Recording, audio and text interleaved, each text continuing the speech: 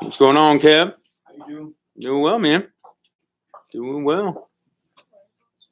Me? Any coffee, Chris? I did not make any coffee. Thought you left in your car. I was looking right here. I'm pretty sure Dylan picked them up. I'm thinking they were his.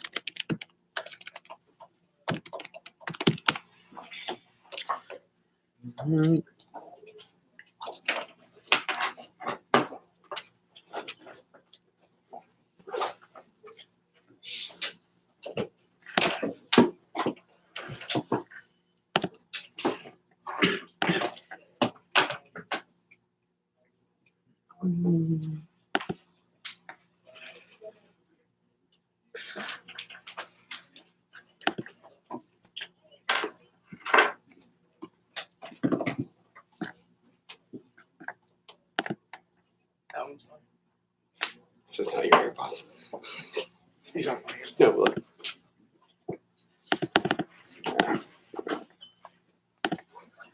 So it's not your AirPods. All right, guys. Well, we're going to go ahead and get started. As a reminder, we want to make sure that when you're joining remotely, we need to have video cameras up. Rafi, Kev, let's get you guys over here, perhaps. It's going to be awkward trying to watch from the chair that's sitting like that. And Dylan, we got you right here, I believe. Jacob's there. Anthony coming in here as well. So perfect. Yeah, we want cameras up so that way we can see you, be able to interact. We're going to be digging in to a lot of important stuff today. But before we get started, I want to talk about why what we're doing is so important. And why what we're doing right now is so critical. And the biggest reason for it is it's really about self-leadership, okay? Because here's what I have found in working with, thousands of representatives over the last, 19 years of being in the business, both as a representative, an assistant manager, pilot sales manager, district manager, DVM, watching relative growth of individuals, watching relative decay of individuals. I've had, individuals in my life that have passed away because of poor decisions. I've had individuals in my life that are heads of industries because of the right decisions. And I know it's a sacrifice to be here, right? I understand it's Saturday, right in the middle of a semester, right in the middle of football season, right in the middle of insert whatever else is important in life. And the reason why we're doing right now is necessary and critical, I think, is because it's all about growing you as leaders. I had a conversation with, one of our TLA members just yesterday about this very thing, and how what we're doing now is creating opportunities for everybody in the future. It's not just about learning how to run a Cutco office. It's not just about learning, how to schedule PRs or how to interview people or how to do this. It's about giving yourself really access to individuals that think differently, giving yourself access to information that, quite honestly, people pay a lot of money for. Chances are your parents growing up are like, oh, you have to go do blank, right? It usually involves school. It usually involves something in the field of education, but you have to pay for it in most cases. In some cases, you worked hard, or you had tutors, or you paid for other forms of, lessons plans that enabled you to get scholarships or to get access to organizations or to people that have enabled you to now be able to go for free to college. But in any regard, in any way, shape, or form, you put yourself in a position to get access to information, and so that you can have opportunities that other people don't have later in life. And I'm excited to talk about the topic of self-leadership here because, I will tell you this. If you want to be a leader of other people, you have to be a great leader of yourself first. And that's really what this entire process is designed to do, is to help you become a better leader of yourself. And so as you're taking notes, the first thing I would write down is that if you don't lead yourself well, you can't be a leader worth following. So if you don't lead yourself well, you can't be a leader worth following. You know, you might be a leader, right? You know, you may be put in charge of things at various points of your life. Yeah. And we're going to use the Wheel of Life. And just as a reminder, that Wheel of Life topic, we're building off of last Leadership Academy we had, where the critical 6 components that we're going to talk really a lot about together is going to be energy management, relationship management, financial management, business management, meaning being a leader in your industry, right? You know, we're going to talk about, you know, being a leader in, you know, the social community, right? And in spiritual, you know, management, right?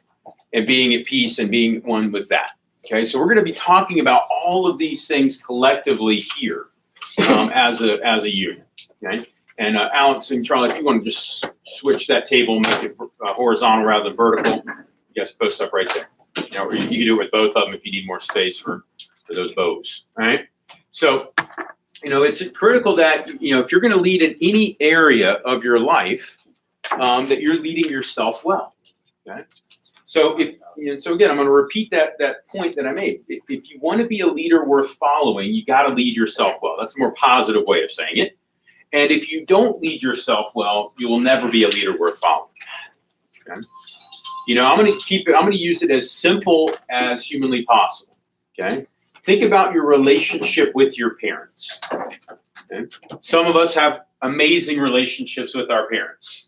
Some of us have fractured relationships with our parents. Some of us don't have a relationship with our parents, or one of them, right? You know, and what I will almost always say is that the willingness or the want for a child to follow in their parents' footsteps has way less to do with the way that they manage you and way more to do with the way they manage themselves. Okay? And I want you to think about that for a second. And think about if you don't have a great relationship with a prominent figurehead in your life, right?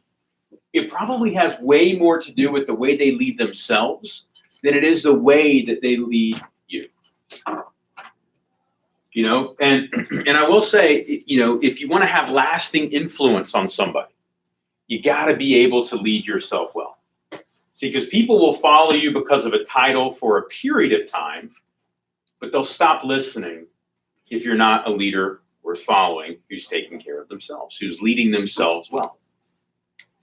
And so that's why we spend so much time talking about taking care of yourself in, you know, all of the capacities, being a great leader when it comes to managing relationships, being a great leader when it comes to managing your finances, being a great leader when it comes to managing your energy.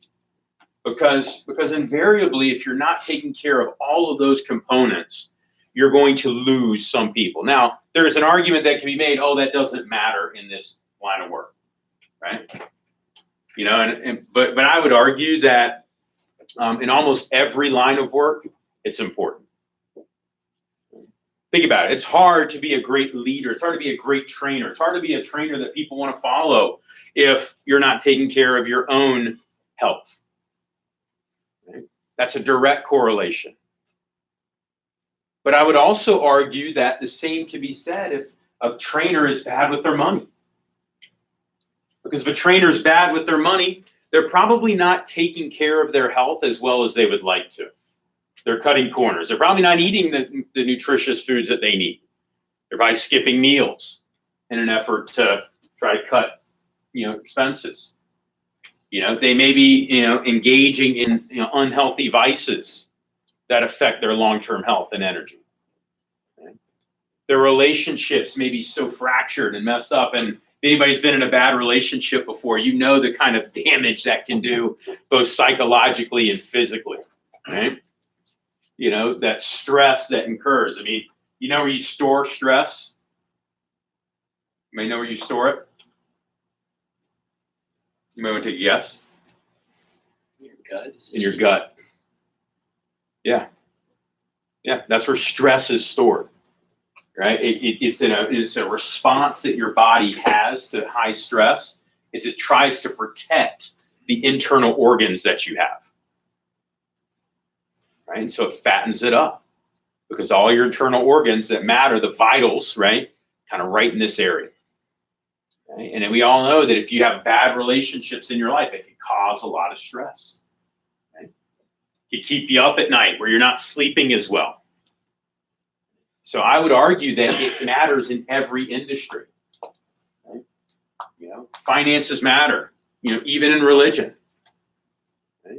You know, I grew up in the Catholic Church where, you know, anybody here Catholic at all? A couple of you? Okay. Cool. You know, I grew up in the Catholic Church, and I know that one of the things that, you know, I was brought up was just, you know, don't worry about money is not a big deal. Don't worry about money. Don't focus on money. Don't focus on money. Give, but don't focus on your own money. Here's the challenge. You know, when somebody is tight financially, when somebody is broke, that usually causes them to make decisions that aren't the best version of themselves. So when people are more likely to steal, more likely to lie, more likely to cheat, more likely to do things that, quite honestly, doesn't make them the best version of them. Okay? Pulls them further from their relationship with God more so than close to it. So I'd argue it matters there. I'd argue that it matters in a family. Right? You know what the number one thing that marriages dissolve over? Money. Number two is lack of communication. Right? Relationship management matters. Number three, and this one's kind of jacked up, but it actually is infidelity. You know, because the significant other is not taking care of themselves. Health, energy, right? It doesn't mean they're fat, doesn't mean they're skinny, but they're just not taking care of themselves, right? Maybe they've developed bad addictions. Maybe they've, you know, let themselves go in a way where, you know, they're staying up all night or sleeping in all day, and they just don't have that energy. So guys, in any relationship, it matters. And so if all of us want to become more successful in other areas of our life, it's important that we focus on growing ourselves first. You know, on it's the airplane. You know, if you ever pay attention to those airplane announcements, I know I tend to drown them out a lot now, but if you ever pay attention to those airplane announcements, one of the first things they say in a case of emergency, boom, safety, you know, employment, you know, oxygen masks will be deployed. What's the first thing they tell you to do? Do your own first before you try to help people. And some people are always like, no, I'm taking care of my kids and my wife first, because that's more important. I would die for them. And I would die for Caitlin in a heartbeat. You give me an option of her living or me living, she gets to live. End of story. Okay? But I can't help somebody else if I'm not taking care of myself. Does that make sense? You know, in an effort to spend more time with Caitlin, the argument can be made, work less. I could spend 24 hours a day, 7 days a week with Caitlin, and I would be able to spend every minute of my life if I wanted to. We'd be homeless. We'd be living under a bridge. We wouldn't have the ability to feed ourselves properly. We wouldn't have the ability to, you know, travel like we love to travel. We wouldn't have the ability to raise children properly. Okay, all the critical values that we value wouldn't be able to happen if we only focused on just seeing each other all the time. Does that make sense? So guys, in this wheel of life, everything matters, but it does start by leading yourself well. And so, you know, I also want to start our meeting today by saying this. I have been 100% present for every single one of my mess ups. Meaning, I was there. I was either an accomplice, an instigator, you know, victim, right? Whatever you want to call it, but I was there. You know, every single regret that somebody ever has, they're there and they were part of that regret. They started that regret. Think about that for a second, right? Think about your biggest mistakes and biggest mess ups. Think about your most like epic failures you've ever had. Right? And I've had some epic failures in my time, but I was there for it. I was present. In fact, I'm thinking about it. I was the only one who 100% of the time was there for every single one of my mess ups. There were other people that kind of came and went, right? Some people were there for a lot more than others, right? But I was there for every single one of them. And so it's important that we hold ourselves accountable, because here's what's awesome. When you become great, when you become successful, you will be the only one that will be 100% there for every single one of your successes. You will be the only one that will be 100% there for every single one of your, signature moments in your life. Think about your most signature moments and jot those down, I think. What are, if you had to say, hey, these, up until this point in my life, these have been my signature moments. Take a minute. Let's jot down 4 or 5 of them, right? Most epic moments where you're like, man, that was it, right?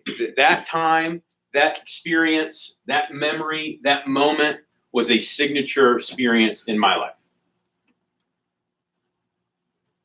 Think about those. What were they?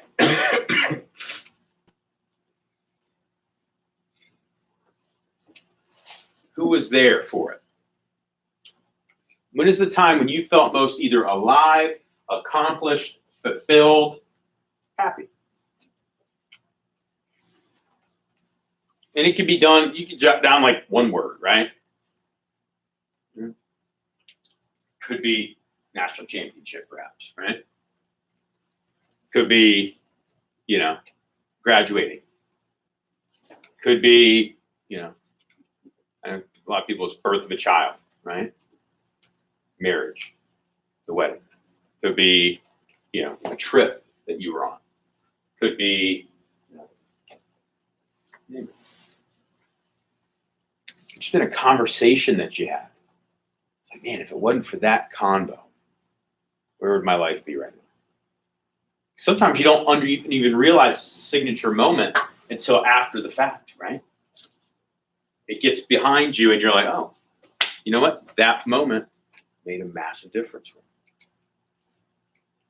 And chances are, when you think about all those signature experiences, signature moments, you were the one that was there for every single one of them, but there may not have been 100% attendance by somebody else.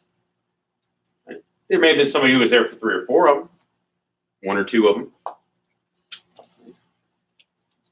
And then if you think about your most epic failures, the same is true. So guys, ultimately, we are the architect of our destiny. We are the architect of our reality.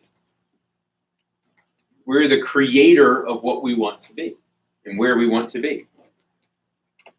And so I want to give you guys, 3 keys to how do you lead well.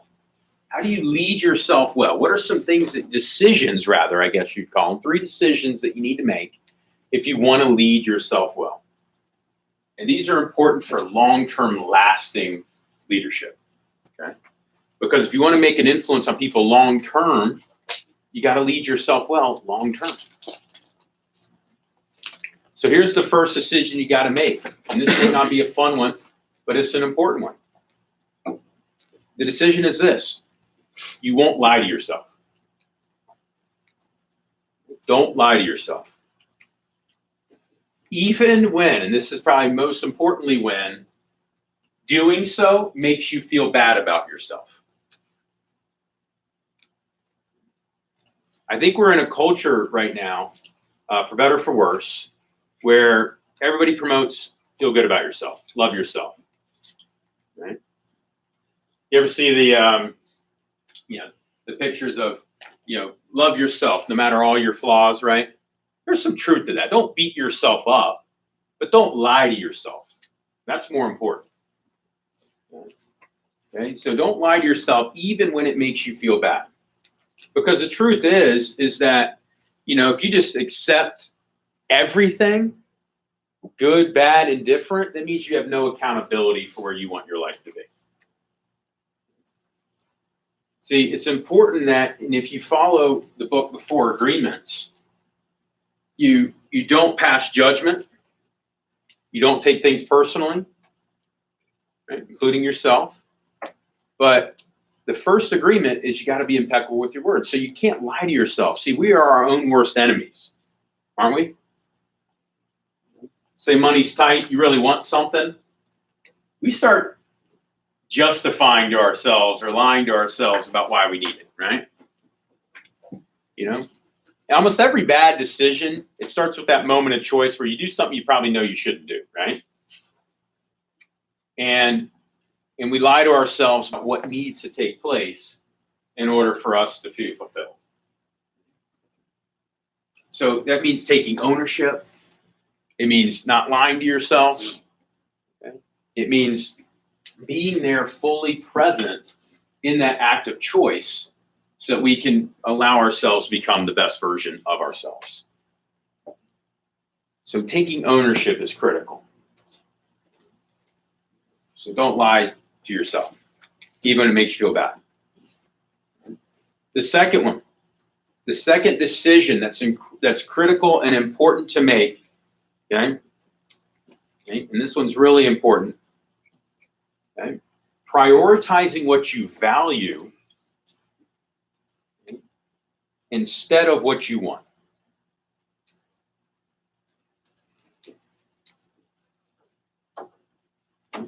So prioritizing what you value instead of what you want. It's important. So, so in order to do that, you got to understand what are your values? What do you really truly value? Because then that makes the decision easy. You know, in the age of social media and technology, it's easy to have a lot of wants, right? You know, I mean, it's real easy. You know, if you get sucked into the Instagram vortex, right? You start wanting all sorts of crazy stuff, right? You ever done that before? You ever like seen an advertisement for something that you didn't even know exists, and all of a sudden you're excited about getting it?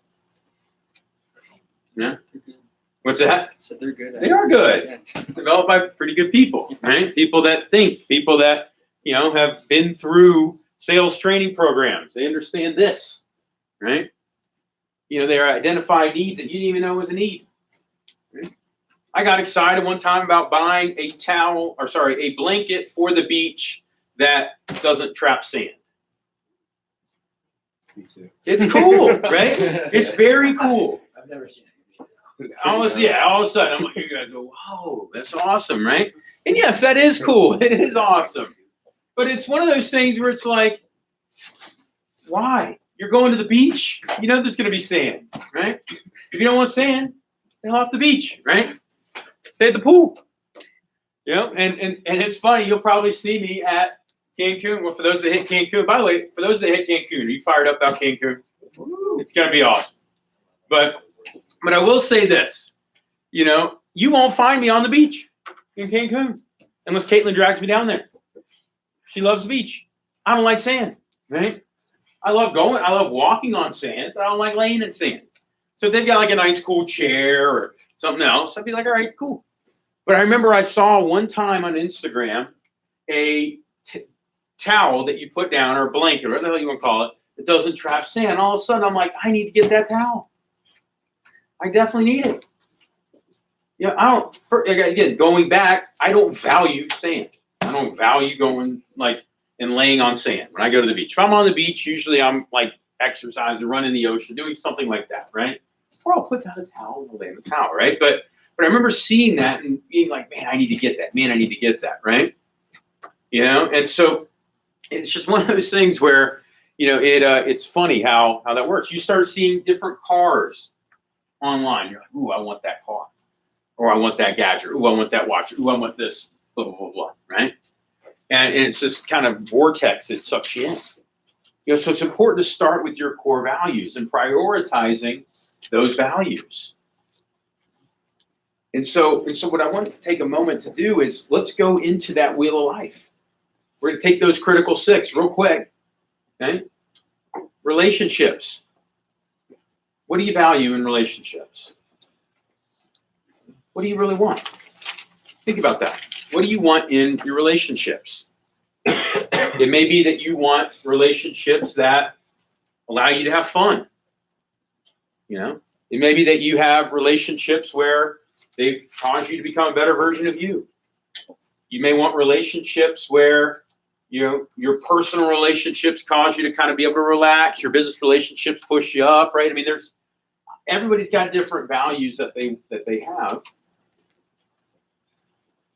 And when we do our core values exercise here in a little bit today, you know, I'm going to argue that you can apply each of those into each of these critical six. What do you value in energy management or health? So for health, what do you care about? What do you not want, but what do you value? Because a lot of times there's a lot of wants. You want to be stronger. You want to be, you know, shredded. You want to be, you know, better looking naked. You want to look like you kill somebody with your shirt off. You want to, you know, like these were, by the way, these were some of mine, you know, back in the day. That's kind of weird, but those were some of them, right? And some of you guys are like, I get it, man. I want to look good naked. That makes sense. You know, I don't want to be like disappointed when I look in the mirror, right? But so it could be very surface level, right? You know, where I've gotten to right now, and it's kind of it's not even really a defined one. I know you're supposed to have it defined, right? And I've got metrics to get it to that level of, okay, I know with my body comp, I can do this and this and this, then I'll get to that optimal state. But basically where I'm at in a very simplistic manner with fitness is I want to be able to take on any physical activity at any time without preparation. I know it's kind of lame, but it's very simple for me. So if somebody's like, hey, let's go for a 5-mile run, I'm like, cool. Somebody's like, hey, let's do this, you know, intense CrossFit workout, I'm like, sweet. You know, if somebody's like, hey, let's go hiking to the top of Stone Mountain, I'm like, okay. I'm not having to worry about that. If somebody's like, hey, you know, let's go do, you know, whatever, right? You know, let's go to this music festival. I can go to a music festival and I have to, you know, utilize any sort of mind enhancing or altering substances to be able to stay up for the whole thing, right? And be okay, you know? So that's kind of where I'm at, you know, is I want to be able to take on any physical activity, no matter how hard, how easy, without any preparation. So I'm just always ready. You know, that's a common theme that you'll see with people when you're working out. Happened to be this morning at the gym. A buddy of mine that has been lifting at the same gym I have been for years. He came up to me, he's like, hey, you're kind of leaning out a little bit. So what are you training for? I'm like, well, I've got a wedding coming up, but you know, as far as what I'm training for, I'm just training for life. You know, and that's kind of the deal. I mean, life comes at you hard, and you know, I know that if I'm not in peak physical condition, then I'm not going to be my best. I'm not going to be able to have healthy conversations with people because I'm going to be hungry or stressed or insert whatever other, you know, emotion that causes us to cloud our judgment and ability to think clearly, you know? So that's kind of where I'm at. But what do you value? You know, you may have a different value system. For nutrition, you may value something else. It's like, you know, I value, you know, my self-image and my self-worth. And I know that if I'm not eating healthy, that you know, takes away from how I feel about myself. That's a good reason to eat healthy. You know, another one may just simply be, you know what? I value not having to spend any more money and be frugal. And if I keep eating the way I'm eating, I'm gonna have to buy all new clothes. It's happened to me before, you know, where I wasn't taking care of myself, wasn't eating right, and all of a sudden I have in my closet a whole fat tray wardrobe. Seriously, it's like, hey, this is my big boy clothes. You call them, right? And and I hope to never go back there. In fact, some of you guys have noticed I've been giving away some of those big boy clothes because I'm like, you know what? I'm out of that stage and I've been there out of it for a while now. But that happened. You know, what do you value in social contribution? Okay. And so, you know, what do you want the community to say about you? And a good way to figure out this question, and I know this is a kind of a, you know, because sometimes some of you guys may be like, I don't know what I don't know how I determine what I value. When you're dead, right? When you're gone, when you can no longer rewrite your autobiography. What do you want people to say about you in regards to that? What do you want people to say about you with regards to you? You know, Andre the Giant, he's dead. You know? Didn't he die? He's been dead for like Yeah. for a while. That's what I thought. I was like, am I missing something? Charlie, you can check it. Sorry to start your morning off on a sour note, dude. But I'm pretty sure that paradigm of health kicked the bucket a long time ago. When did he die? He died in 93. Yeah, I thought so. Yeah. I was like, pretty much all those, pretty much, Charlie, any big wrestler that you loved growing up is dead other than Ric Flair, and he's been dead for a while. He's just, you know, he's just still, he's on borrowed time right now. But Andre the Giant was known predominantly now for drinking over 100 beers in a 5-hour sitting at a bar. Okay? Andre the Giant. So, yeah. Maybe that's why he died. So, but the point is, right, that when you're passed on, what are people going to remember about you? You know, what do you, and here's the better question, what do you want them? What do you truly like, what would make you feel good when you're passed on? If somebody were to say, you know, tell me about Mikey, how was he in the community? What did he do? Can they say, you know what, Mikey empowered, you know, youth all throughout, you know, the Montgomery territory and helped create powers of industries and, you know, did it for their sake, not for his own. He developed a strong social network. He was a pillar in the community with regards to boom, boom, boom, boom, right? You know, I'll tell you, one of the coolest moments I had was when I was out of town and I got a picture randomly from Bo Ford, who's the principal of Brookwood. And it was a picture of a Cutco sign at Sugarloaf Country Club because I donated money to sponsor a hole for the Boys and Girls Club of Georgia. There was zero gain from a personal standpoint of that, other than just feeling good about the fact that I had done it, right? But you know, it was just cool, right? I knew that the money was going to a good cause. It was helping some of the less privileged individuals here in Gwinnett County be able to have after-school programs, sports programs, and a bunch of other things. And I've donated steadily on behalf of the division for that. The Front Row Foundation, every single time I see a Front Row story on the Front Row website, it makes me feel good, you know, because I know that, you know, our organization is contributing towards that. You know, I love the fact that, you know, last night I went to a sporting event, you know, for couple local high schools. Some of our other representatives that don't even work here anymore were coming up talking about how this job is helping them in their classes. It makes me feel good. When I see buddies of mine that, you know, are no longer in the business but are out kicking butt and helping out and giving back in their local communities, that makes me feel good.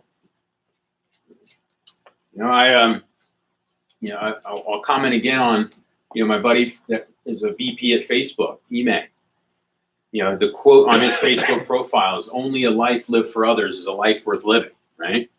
And, you know, and I think about that quote frequently. You know, every time I go to his homepage, I read that quote, and it just really speaks to me. It's not even my quote, you know, but it speaks to me because I know that if I'm doing things for other people, you know, when I'm long gone, the memory will be a lot stronger than whatever money I make or whatever, you know, whatever stuff I've got. So what do you value with regards to your relationships? What do you truly value? Do you value children? I mean, is that something that you want to work towards? This will be important when it comes to choosing a partner. Meaning, because, you know, and here's the thing, you don't need to, right? There's enough people on earth, I think we're all right. Some people may not ever want kids. You know, some people may not ever want to have kids of their own, but they want to help children. There's ways to do that, right? I know our division manager down in Florida, Florida Atlantic, he and his wife adopt. They aren't able to physically have children of their own, but they both value children. They both value family. And so they've adopted, and they've changed the life forever for two young people so far. So it's pretty cool. There's people that have dedicated their lives in ministry, and they help the youth groups, and they help other things. So again, it's important that you think about that, because sometimes what we want tends to get in the way of what we value, is what I'm saying. When it comes to finances, what do you value? What do you truly value? Because that is different, right? Because some people value having a lot of cool stuff. They truly, not just a want, but they really value it. Well, if that's the case, that's okay. But you also got to make sure you don't get stressed when you're tight financially. Because no matter how much money you make, you can spend it all if you wanted to. I know that there's arguments, like if Warren Buffett, he has a hard time spending all the money he's making. He can find a way if he really wanted to. He can start buying, military organizations. He could start, if he wanted to, he could literally buy a lot of private operations, special ops groups, and literally just say, I'm buying it and I'm shutting it down. Right? Probably killed. Maybe, but he could. Depends on what he values, right? If Bill Gates really wanted no guns to be accessible for purchase in the state of New York, for example, he could literally show up and buy every single gun if he wanted to and have it destroyed. And there would still be other weapons, right? There'd be people that would have some and find it, but he could literally say, look, he's got enough money where he could literally make a massive difference. And in both Bill Gates and Warren Buffett have created this organization. I don't know if you've heard of it, where they've committed to giving 99% or whatever it is of their wealth away. Jeff Bezos too. Yeah, is Jeff Bezos in that? I think so. I can't remember what He it's gave called. 50% already away. So, he valued something else in his personal relationship there, right? But think about that though. At some point, Jeff had to say to himself, you know what? It's worth it, right? I'm not saying it's right. I'm not saying I value that. I'm just saying at some point he had to make that decision where it's like 100, 50 billion, fine, whatever. It's worth it. He had to say that. In the argument, well, you already got 50 billion. He probably never intended to be a 100 billionaire or whatever anyway. So he's probably like, more than one. But there's other ways to spend it. That's what I'm saying. But just going back to that topic, Bill Gates could literally employ somebody to work at every single gun store in New York State. And every time a new gun came in, say, buy it, here's my card, buy it, here's my card, buy it, buy it. And eventually he would run out of money. But if that was something he valued, he could do that. He and his wife tried to cure AIDS. And there's a lot of progress happening there. So it's one of those things where, what do you truly value? I guess that's what's important. So prioritizing that. And then here's the third decision, if you want to lead yourself well. And this kind of goes back to that quote I said a little bit earlier, but if you want to lead yourself, you can't do it by yourself and for yourself. If you want to lead yourself well, you won't try to do it by yourself or for yourself. And this is the hard one, right?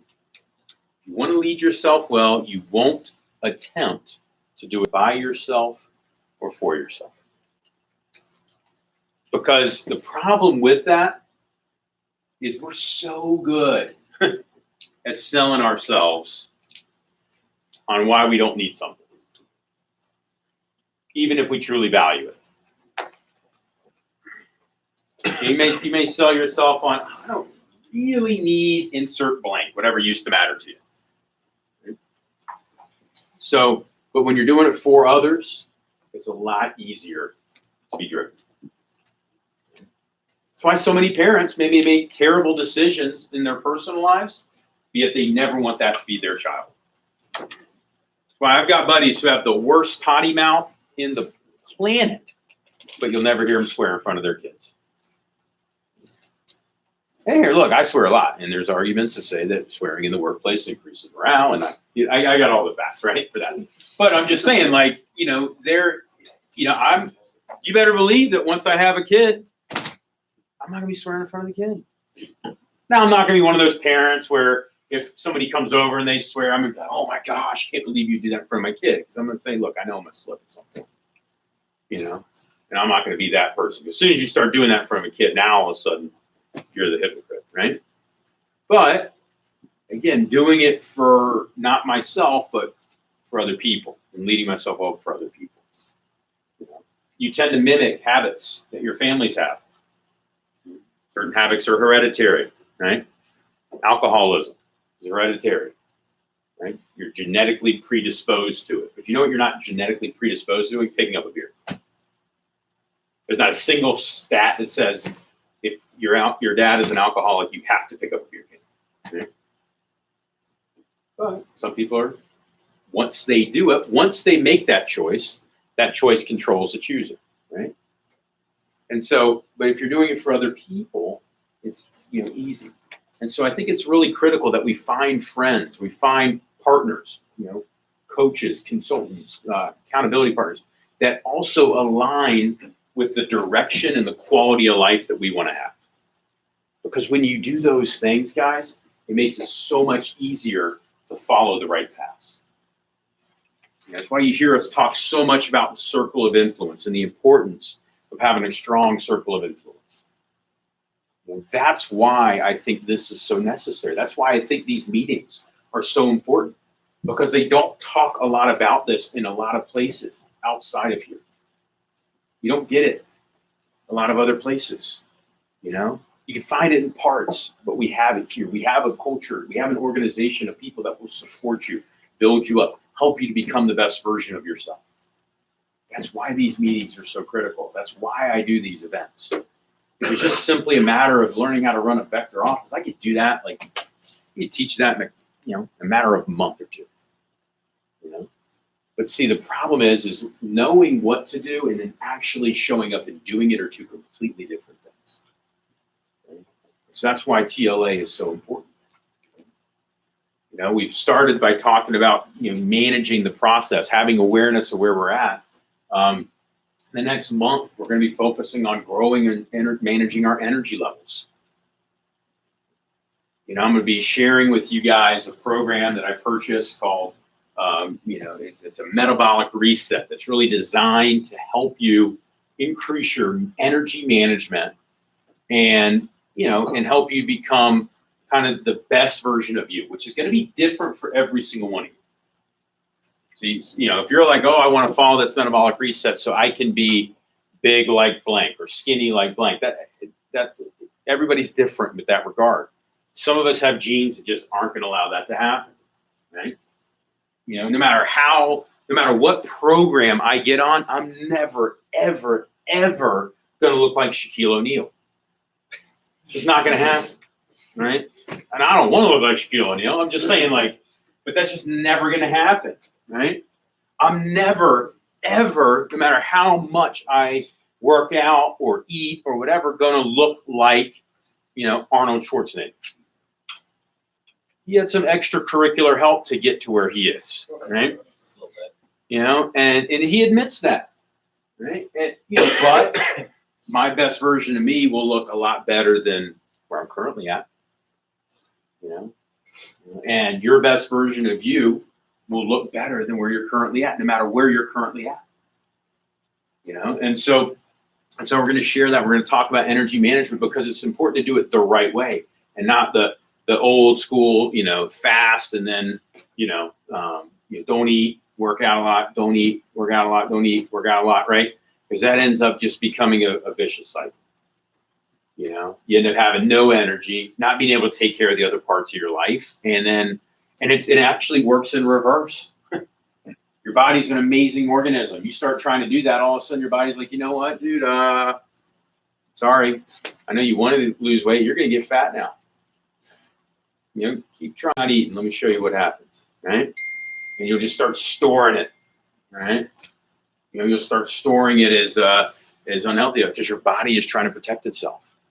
And it's going to respond. You're going to be cranky, and your energy level is going to be so shot that your body's going to be like, you need sleep. So we're going to focus on this, and I'm going to be sharing this with you. And the goal, guys, is to carry yourself physically, emotionally, and mentally. You're able to fire on all cylinders. We're going to keep doing a deep dive into that emotional management, relationship management, by talking about how to lead people that have different personality types. By talking about our core values index, right? And what style we tend to use and operate under. We are going to dig into the business management. We're going to talk about how to scale with an amazing culture, and how to surround your organization with great circles of influence. And it's one of my favorite parts of the business, is getting to choose who we work with.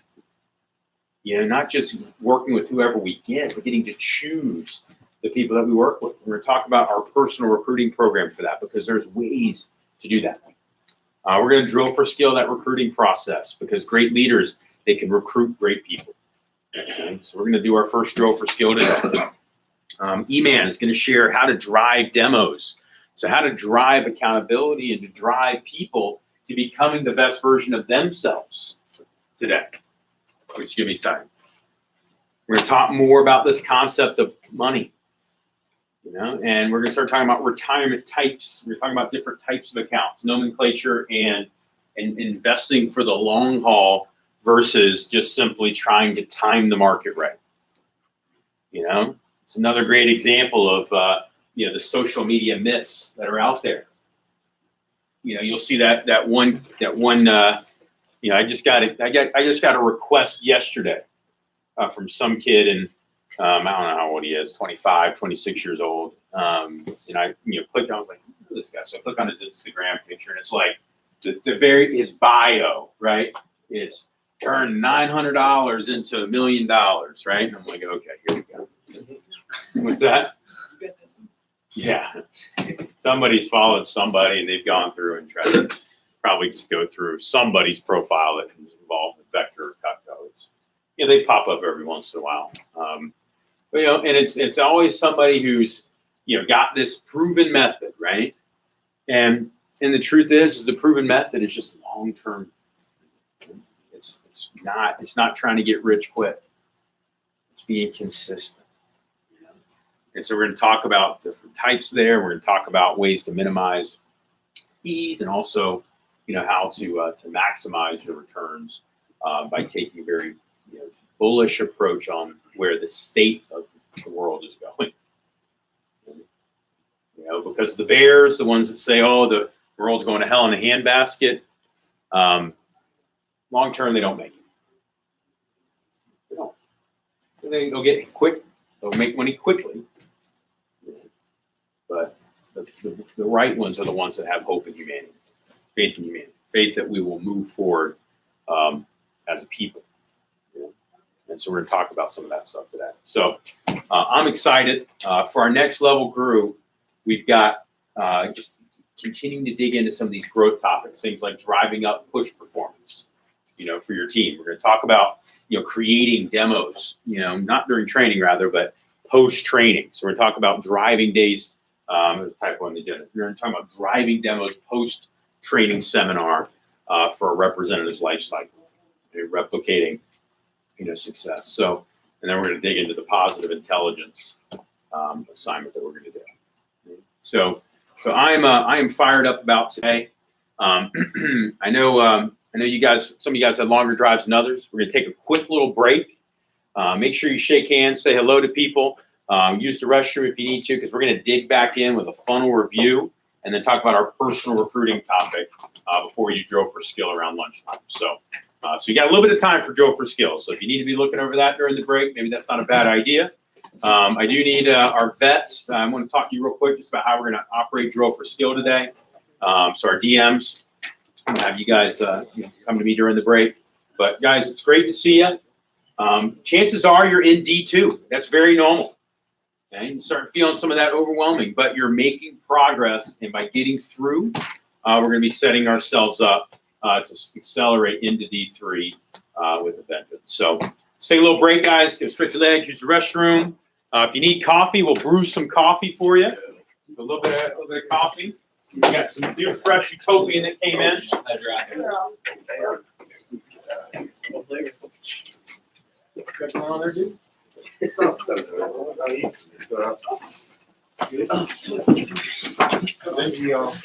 Little quick trip, huh?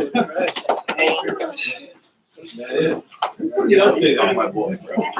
It's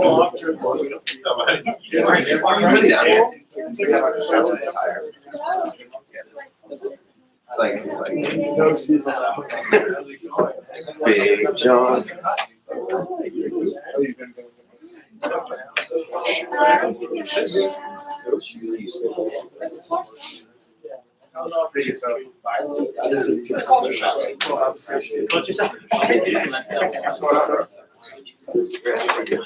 Now everybody, seems like everybody these days got books. All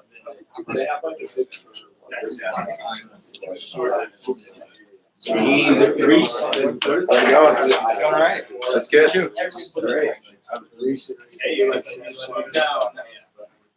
I just think No, but doesn't mean that they're not a badass. I mean, it's just.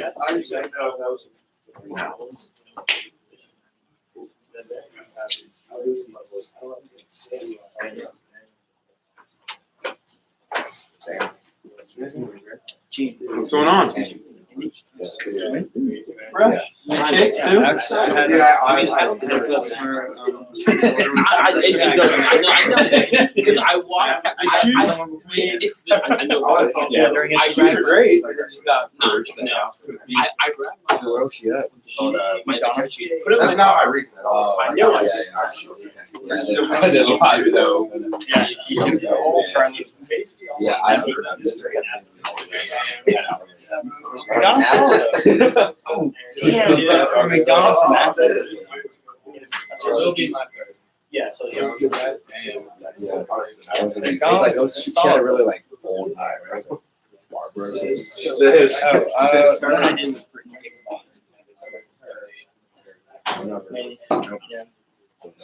Could be deep in the breakfast. I'm not sure.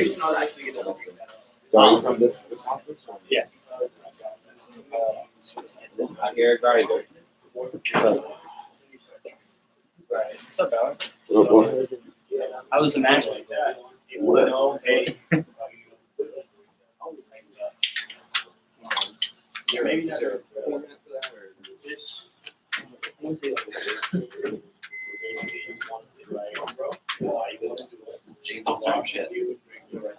Let's start that shit.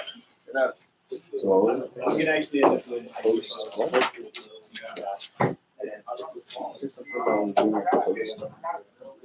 is that it? Yeah, that three of the coats. Three of the coats. He went here. Yeah. I can go.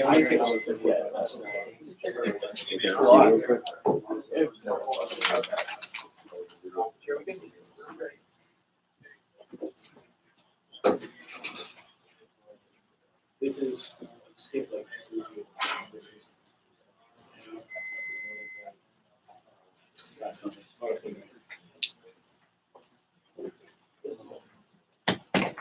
Guys, we got about 5-10 minutes left for break. So look over your notes.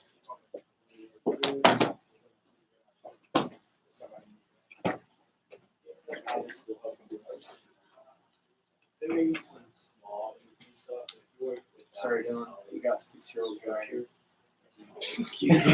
Yeah, I know. Comes with dyslexia.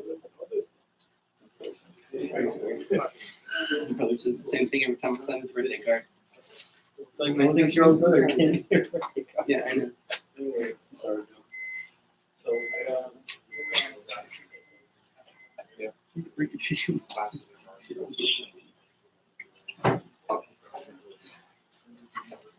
Sorry, I you I think I didn't know. I don't know. Could have been refresher for you. It could have been 6th time today. Maybe I should. 7th time today. Maybe I should correct my handwriting. Yeah.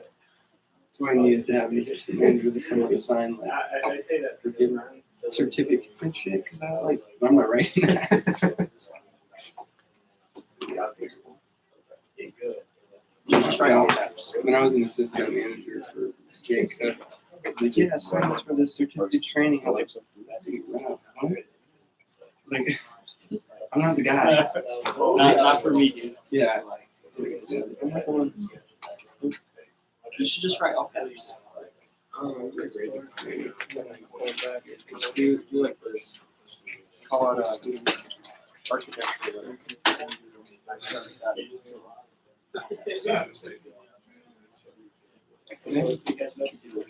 I feel like I alternating between the lift and more traffic.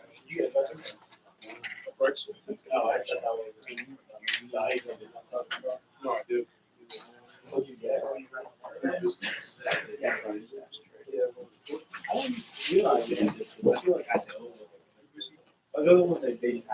right. So I have a price station in front of me. Well, can you spell it for me?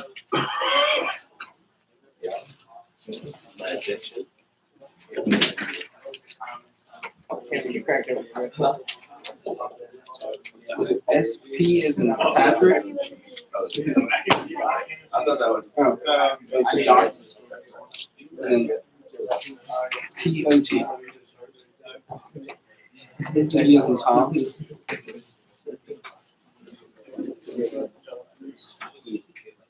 Okay, gotcha.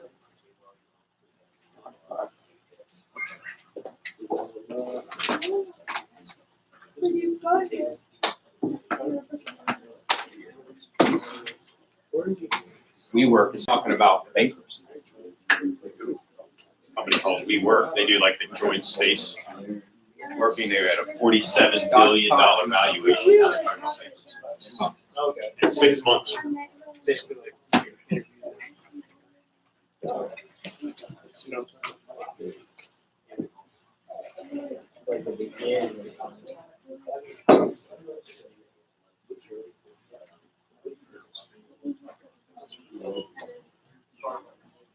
Okay, so.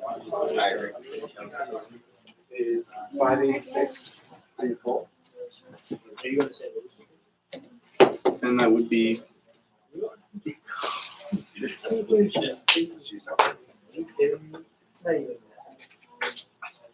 117 today. It was so ridiculous. Like I still have like that one. All right, guys, if you want to kind of take a look at, kind of where we're going to be, looking at just real briefly with this initiative for energy management, I'm putting the folder for the metabolic reset that we're going to be using in Google Drive, and it's going to be in the folder designated September 28th prep. So if you want to, you've got your laptop with you, I would pull that out, take a look at it. Just adding it in as we speak. So, and what I would recommend you do for this, if you're going to contribute, you don't have to contribute this to be eligible for the contest that we're going to be doing, but it is something that I think for those of you that have kind of an interest in, fitness in general, energy management, maybe perhaps you're wanting to lose some weight or gain some muscle, or perhaps you just, are kind of like me where you just like working out and you like health in general and you're looking to kind of flip it up a little bit and mix it up. I'm going to put that in there. So Where are you putting it again? okay, it's going to be in the, let's see here. We go in the September 28th prep. So adding it right now.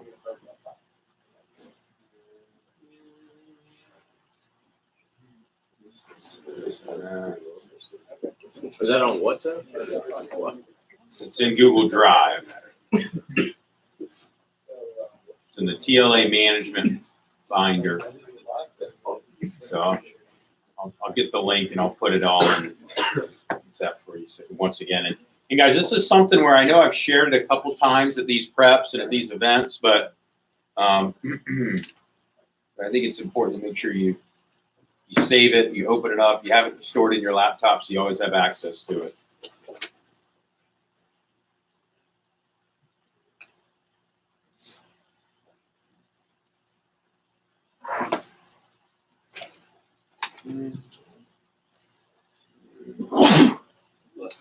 Bless you.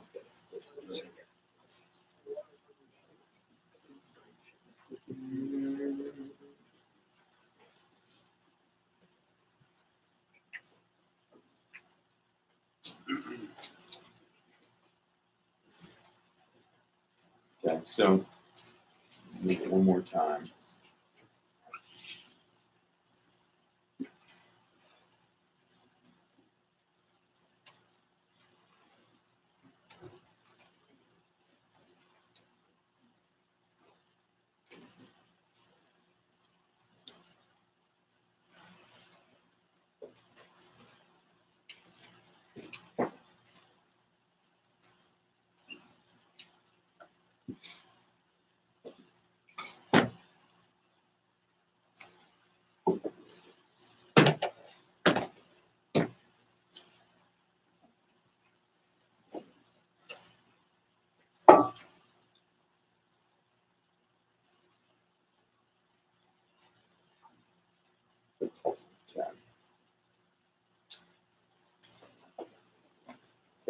All right, now it's moved into there. For whatever reason, it wasn't pulling up on my laptop. You know what to do. So I'm going to just kind of share with you what this program is. You can grab coffee if you want, bro.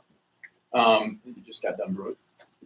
So what this is a kind of a total encompassing program designed to really help you guys with, quite honestly,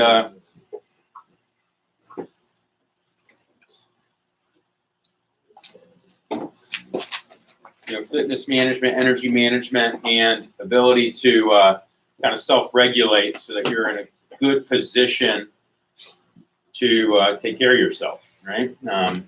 So once again, in the WhatsApp group, I've just uploaded the Google Drive folder. So once you have this link, you have access to it. So you always have access to all of our Leadership Academy things. I would star this message so that way you have it. But if you go specifically into the metabolic reset folder, and if you don't know what you're looking for, just type in 30 plus day and it'll show up. This is a 4-week program with everything from why it works, the 7 keys to the foundation, right? Meaning it's something that's easy to follow. It's customizable based on interval training and designed to kind of spike your metabolism, to keep your metabolism operating at a high level. That's one of the problems with a lot of the other nutrition and wellness programs is it doesn't really help you to keep your metabolism high, right? It's got a proven 7-day protocol to improve your gut health, digestive tract, and kind of regulate your hormone levels, which in most cases, reduces belly fat and increases energy. There is a supplemental regimen with supplements. I don't recommend at your age you guys need to take these supplements. The only time you would need to take anything, the only thing you really need to take at this point would probably be a multivitamin, and if you're falling low on your protein levels, maybe you're either eating, like drinking a protein shake if you just can't stomach the amount of protein that you're supposed to eat on a consistent basis, right? And the truth is, guys, is that you need protein. That's probably the biggest nutritional component of it. In fact, the first thing I did when I worked with a nutritionist on doing a kind of a metabolic shred before this program even existed, that's the first thing he had me do. He said, for the next 2 weeks, I don't want you to, don't worry about what you're eating for fat. Don't worry about what you're eating for carbs. Just eat as much protein, and I want you to hit your target weight in protein consistently. That's all I want you to worry about. Grams of protein, hit your target weight. So for me, I was focusing on 215, just bam, bam, bam, bam. And that was all I worried about, Now, if your goal is 185, maybe 285, if it's 200, 200, right? Whatever the case is, right? So that was what he had me start with. So I don't think you really need all the fat burning stuff that he's promoting in there. I do work out with BCAAs. I do believe in branched chain amino acids just because I tend to work out pretty heavy. And so, my muscles tear a lot from that. So I do like using BCAAs, but those are cheap. You can buy a whole gallon bucket of branched chain amino acids for like $30, and it'll last you for 2 months. You can probably get it for even cheaper if you're not trying to get the high quality stuff. But so that's a very easy supplement to take. That's just while you're working out or after you're working out. You take that. Then the program is designed for convenience, so you can do these workouts from home with minimal exercise, or if you got access to some sort of gym. Pretty much any gym will have access to these things. So you don't need to be a member of like a CrossFit gym or a jiu-jitsu gym in order to do a lot of these exercises. And then it's got 30 days with daily plans and videos that you'll have access to. So what I like about it is it really breaks it down based on your particular skills, right? Meaning the reason this plan works is it helps with gut fat and gut health, right? There's a lot of studies right now that shows that gut health is really one of the things that is the most important towards long-term peak state energy levels. Okay? And it's not just about having belly fat; it's about just having the appropriate bacteria in your gut to kind of process and foods so that you're actually using the foods for fuel and not just simply for pleasure, right? To eat. It's also got cool, easy to follow cycling plans if you're really trying to shred and boost, and it's got a bunch of intense programs for lifting. So the templates are here. I know Dylan's been kind of following this program recently. I've been doing it for a couple weeks now. I did it before when I found myself getting kind of just not having a lot of energy. I was finding myself having a hard time waking up in the mornings, and I was not feeling, just didn't have a lot of passion towards tackling the day. And I said, you know what? If I take care of myself, I'll then have other things come forth. And so I did this, a couple years ago for the first time, and it really helped. Lost good weight, spiked energy levels, and we had one of our best growth campaigns we've ever had as an organization. Spiked into the summer and actually grew our business in new business, which is our student business. We grew it by 90% from one summer to the next. So it's one of those things where you take care of yourself, allows you to be able to take care of others, right? Now, I will say it's got a recommended shopping list on there of what foods to eat. You can go really expensive with this, or you can go really inexpensive, right? And what I'd recommend is going really inexpensive, since you guys are students. There's a lot of cheap, inexpensive options under every single one of these menu choices. Okay, so like you could go sea bass, which is like $25 a pound, or you could go cans of tuna, which are like $1 a can.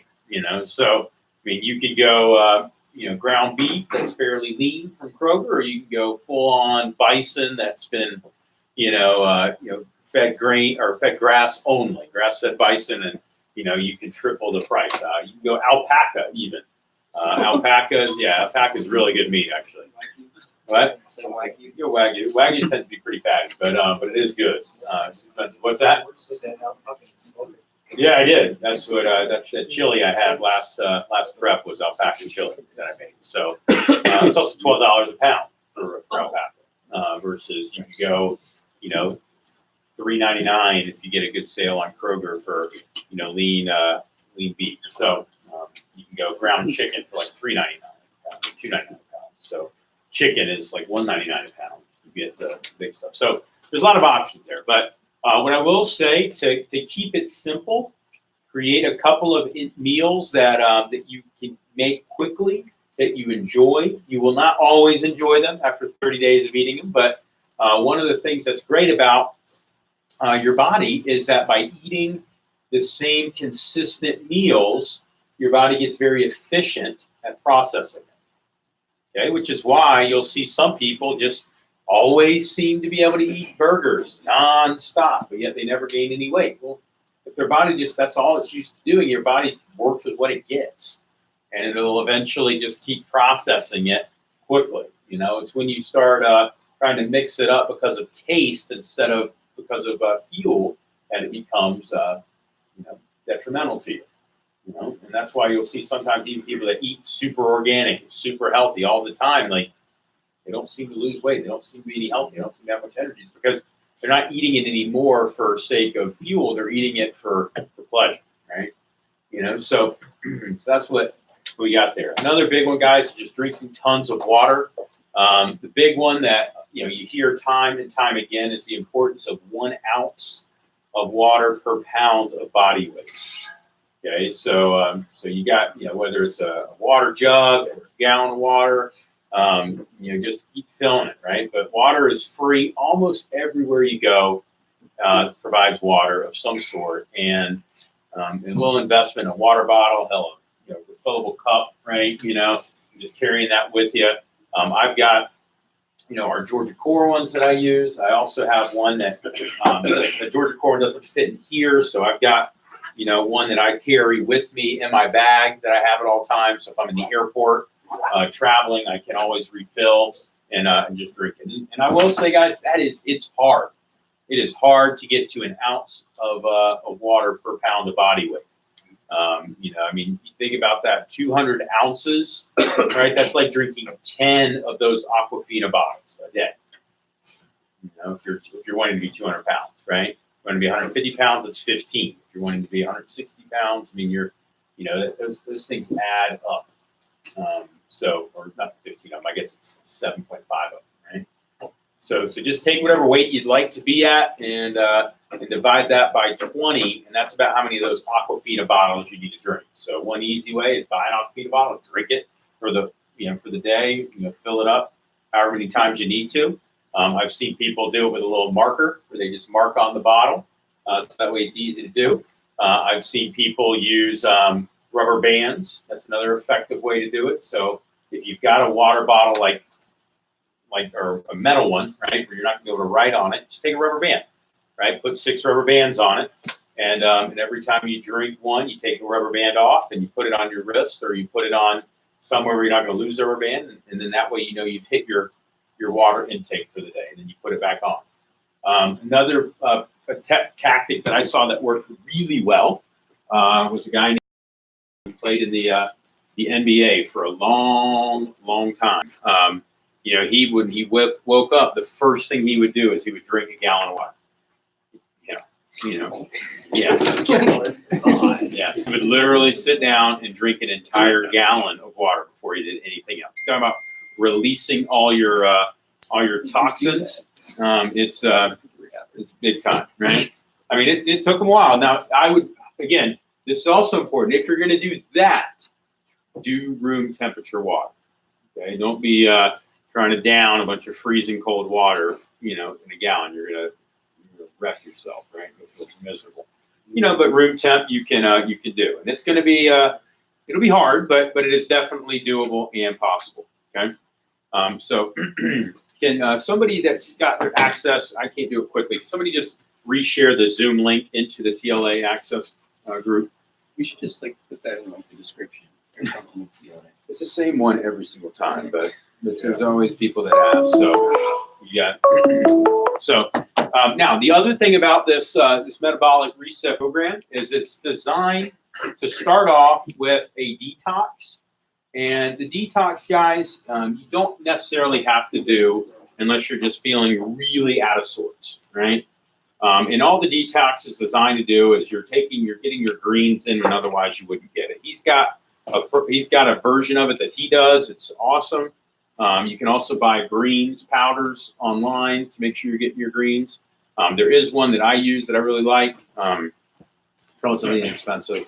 Talk to me one-on-one about it later if you want to get that. But if you're not getting enough vegetables, it's probably a good idea to have some sort of greens. If you don't like eating vegetables and fruits, then it's also probably a good idea. There's also 8 different groups that you can fall into under this. So you see this is a pretty extensive program. to really be able to drive it if you want. But what it is it's got broken up males and females because they're going to have different components that they need, and it also has based on your body type. Okay, so I want to talk a little bit about that because that is something that people don't realize. There's not a specific paint by numbers approach that you need. It's like, oh, if you follow this program, you'll be fine. Well, if you do follow this program, you will be fine, but you got to understand your style or who you are, right? So there's based on body weight, but then also based on your body type, okay? So I want to talk about the 3 types of body shapes that are out there. There's ectomorph, there's mesomorph, and then there's endomorph, okay? And the easy way to figure out what you are is just think about when you don't work out and you don't take care of yourself, what do you naturally revert to? Okay, so ectomorph, they have a thin build, okay? So some of you guys have a very thin build naturally, right? Meaning if you don't take care of yourself, you don't eat, you just get very, very thin, right? You struggle to gain weight. It's a constant struggle, okay? Some of you guys are like, man, that'd be nice. No. That is, a great example of kind of an outside example of that is my buddy Chris Ream. He's like, a beanstalk, right? Like think about, right? Think about grain, right? He just can't, no matter how hard he tries, he can't gain weight. He wasn't able to start gaining even belly fat. I mean, he ate like crap for years, but he wouldn't even have started gaining that until he almost hit 30. And some of you guys may know people like that, right? And I will say, guys, if you don't take care of yourself, no matter what your body type is, you're not going to be pleased with your long-term outcome, right? So ectomorph is those that have thin build. Mesomorphs, okay? Those are less common, but they are out there, and those are people that just naturally have an athletic build, right? They're the ones that, they don't work out, they're still shredded, or they don't work out and they never seem to gain weight, right? They put on muscle very easily and they burn fat very quickly, okay? Those are the ones that, a great example of that, you guys don't really know Anthony Mercer that well, but Anthony is like that. Anthony Mercer he's a mesomorph, right? Where meaning like literally he hits the gym if he were to hit the gym for 2 weeks, he would lose any belly fat he's got, and he would start, getting big muscles very quickly. Okay. Caitlin seems to think that's how I am. I'm not. Okay. I work out pretty steadily, and even if I go more than like a day or two, it really messes with me, right? So I am the third one, which is called an endomorph. Okay, and those are people that they just naturally are thick, right? They're naturally bigger. Meaning if they stop working out, they don't, they may not lose a lot of their muscle, but they're going to lose a lot of definition, and they'll get big quickly. They'll get a belly quickly. So based on your natural type, okay, there's a program that you can follow. I will say this, for people that are endomorphs, they really shouldn't ever be trying to quote unquote bulk, because what happens is as you get older, that bulk doesn't come away, right? It just doesn't, so Always in a bulk. constant state of bulk, so yes, you already bulk, right? That's just your natural go-to. People that are ectomorphs should never try to shred, right? They should never try to cut, because that's going to mess. Again, it's just their natural kind of go-to. Because people that try to endomorphs that try to bulk, they're going to end up getting doughy and just hulking, right? Ectomorphs that try to shred, they're just going to lose all definition. They're going to lose muscle, right? So those terms are really kind of designed by mesomorphs as a way to pitch to people in the general public, right? You'll see a lot of mesomorphs are the ones that are like the celebrity trainers or the Instagram models, where it's like, man, how do they do that, right? Now there are proven programs that do work, and this program is an example of one of them, and there's several others too. where if you follow it, you'll see substantial gains in a relatively short period of time. Will you ever look like the cover of Men's Health or Women's Health? Unsure. Yeah, keep in mind those covers are also refinished. They're retouched. They're, those individuals, those models, they have cellulite. They have flaws. They have issues that get photoshopped before they go on. There was a very very prominent photo that came out. I think it was of Scarlett Johansson or somebody else, where it was untouched, unrefinished, and it got accidentally posted on the cover of a magazine, and people were going like, "Oh, what's wrong with it? What's wrong with it? What's wrong with it?" And it was just literally just normal, and there's nothing wrong with it, right? And since then, there's been kind of a trend towards, hey, you know what, just be, and embrace who you are, right? And that's kind of where I was talking about earlier at the beginning, right? Don't lie to yourself, but be proud of who you're becoming, but just don't lie to yourself. Okay, so there's weekly schedules built in for what to eat, literally every single day. What days you should eat what, and so on, based on your body type and your long-term goals, right? So it's got there. I mean, this document is like 70-something pages. So if you go beyond that, it also has past the supplement stack. It's got 30 days worth of workouts and exercises that you can follow. So literally you can start it and just follow it for 30 days. And I will tell you, you will start to notice a massive difference about a week or two in, depending on your shape and form and relative fitness. If you've been working out a lot already, it's probably gonna take you 2 weeks to really notice it. If you're not somebody that normally works out, after about a week, you're gonna start to notice some gains in the right direction. But just don't expect it to happen the first couple of days, right? In fact, I would say don't even expect to see anything your first week because you're gonna be disappointed. So if you're like hopping on a scale to weigh yourself every day, just know you're not gonna see anything at first until about a week to 2 weeks in. But then all of a sudden you'll wake up and you'll be like, holy shit, it's working. And that positive feedback loop will kick in and you'll be excited about continuing the trend, okay? Now, this brings me to the next topic, which is a little contest. You guys like contests? Rafi does. He loves contests because he actually won this contest last year. So what I'm going to do is a very simplified version of this of fitness and energy management. So what it's going to be is simply this. You'll need to download MyFitnessPal. Who already owns MyFitnessPal? It's free, by the way. You don't have to pay for it. I guess owning is good. So some of you guys already have it. So what we're going to do is a contest. And if for 30 days you track this, okay, not the workouts, just what you eat. Good, bad, ugly. Right? Just literally, if you track what you eat for 30 days straight, you're going to go into a draw. Okay? And somebody's going to get a little shopping spree of fitness apparel on me. Okay? Yeah. So yeah. So a little something. I know Rafi got a full outfit, right?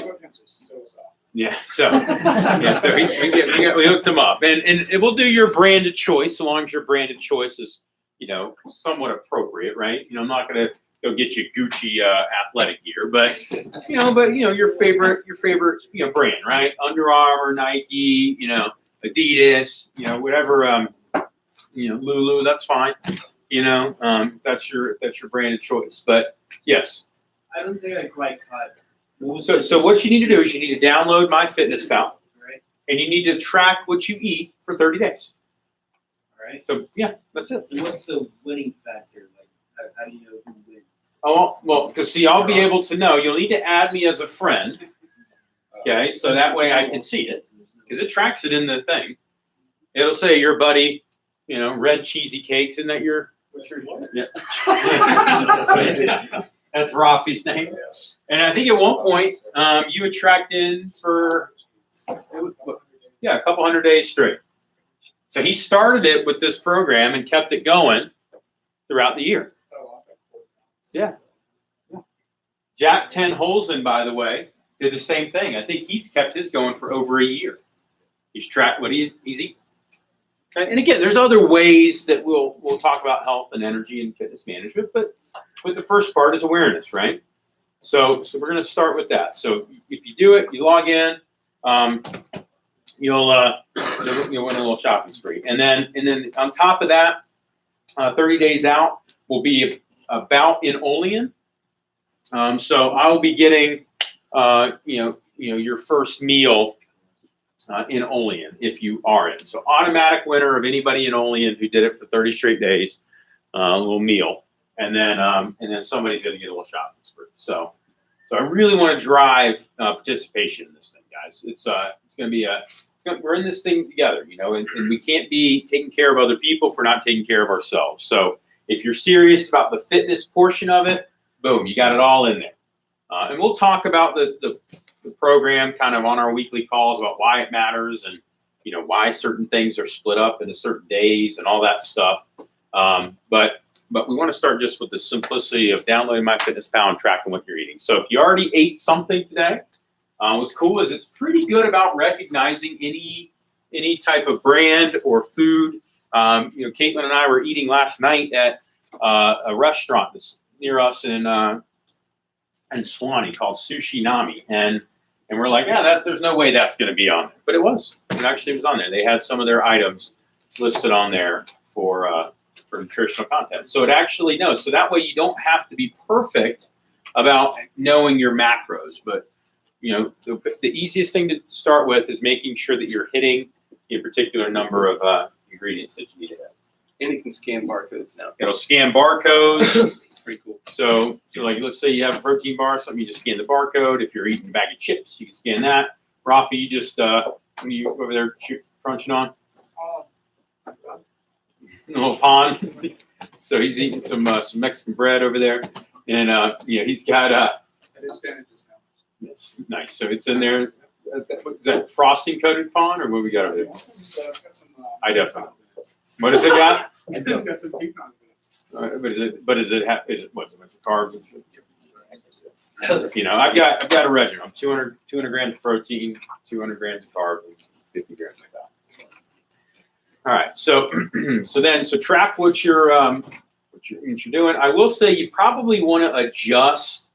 So if you got MyFitnessPal, I recommend adjusting the macros. They have a suggested macros in there. If you work out a lot, I would say you probably want to adjust your goals there. So if you go to, once you're logged in, you can adjust your macros a little bit. If you go in under settings,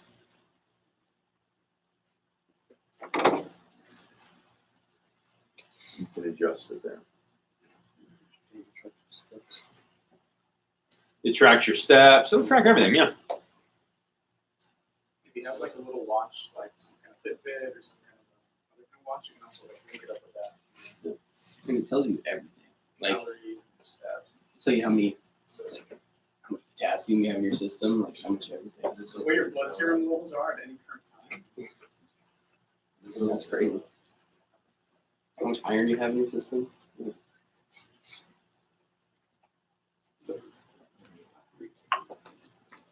So what I kind of like to recommend for most people is 40% of your intake coming from protein, so that it links up to about what body weight you're trying to achieve, and it'll do it in there. Like when you first set it up, it'll say, hey, what body weight are you looking to achieve? And some of you guys don't want to necessarily change your body weight at all, and that's totally fine. You're happy with your weight? Cool.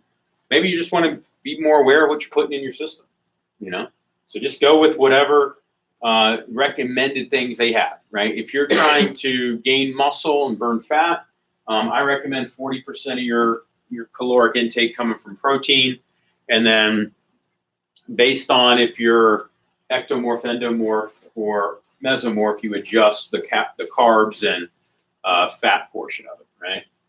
So if you're trying to lean out, I'd say that you probably want to have mix of 40% protein with either 35% 35% carbs and 25% fat. If you're just trying to more maintain or gain muscle, I would say higher fat, lower carbs, you know. So there's ways that you can do it. So another easy one is you can do 40, 30, and 30. 30, that's kind of a balanced approach to it. If you're kind of happy with the weight you're at, 40% carbs, 30%, 40% protein, 30% carbs, 30% fat. And you can adjust that under your personal details in your profile and settings. So, yep. Yeah. So, excellent. Well, guys, we're going to jump into the recruiting funnel review.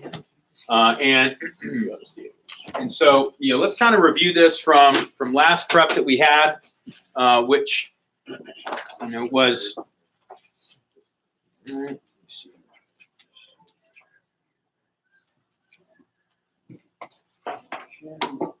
right. So if you remember from last time, we talked about the recruiting funnel, and we talked up here, what was the top portion of the recruiting funnel? Touches, right? And so touch generation, right? And once those touches come in, we have a schedule percentage of the touches that we come in with, a show percentage to interview, a kept percentage for the interview, acceptance percentage or signed. So this is interview. So all of this right here is interview. Then we have training right here, which is going to be show and then launch. And then this will be advanced training / team. So, so your schedule percentage, it depends on the type of source that we have. So the first source that we're going to talk about is going to be our personal recruiting sources. And what I usually say for that is, depending on the type of personal recruit that we have, it's going to have a different schedule percentage. So for pretty much all Google Forms, so anybody that we send to the Google form for personal recruiting missions, meaning that could be somebody that you talk on campus to and you send them to a website. It could be, somebody in your training class puts up a link on, or in your team puts up a link on their Snapchat or Insta story, and somebody goes online and applies onto your Google form. Okay, that percentage should be about 90%. Okay. Google Forms are at 90%. Your alley-oops, right? Those should be about 90%. An alley-oop, for what we're referring to here, is where somebody's in, a team meeting and a rep hands you the phone and says, "Hey, my buddy's looking for a job. Can you talk to him?" Right? That's what we're talking about. That should be 90%. Somebody gives you their phone number from a Facebook or Insta message. That should be about 90%.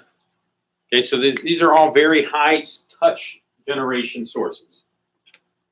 Then somebody gives you a name on day 3 or day 2 of training. So we're going to talk about training names. In that case, it should be about 50%. So that's what we're banking on there, right? So what that means is that, you guys remember at the end of training, you submitted a bunch of names, right? We want to schedule about half of the ones we talk to. Now, the challenge is we don't talk to everybody, right? We don't get through everybody, and that's totally fine. Alec was recommended by his buddy Mike Biondo a year ago before we were able to, actually get a hold of Alec. And the way we got a hold of Alec was a text, I believe, right? It's my dad. Even funny, right? So it was a text that Mike had put down his buddy, right? I guess put the wrong phone number for him, but put down his buddy, and we texted. He said, "Yeah, I'm actually, interested to hear what you got to say," right? And then we scheduled. So sometimes it takes years, right, or a year before you actually get a hold of somebody, and that's okay. So ideally, you minimize that length, right? Because Alec could have already branched by now had he started last summer, right? But we're still okay with that. So 50% is where we're looking at for people that are submitted in training. Now, show to interview. What percentage should that be? If you're talking to them? 50%, yeah. Say 50%.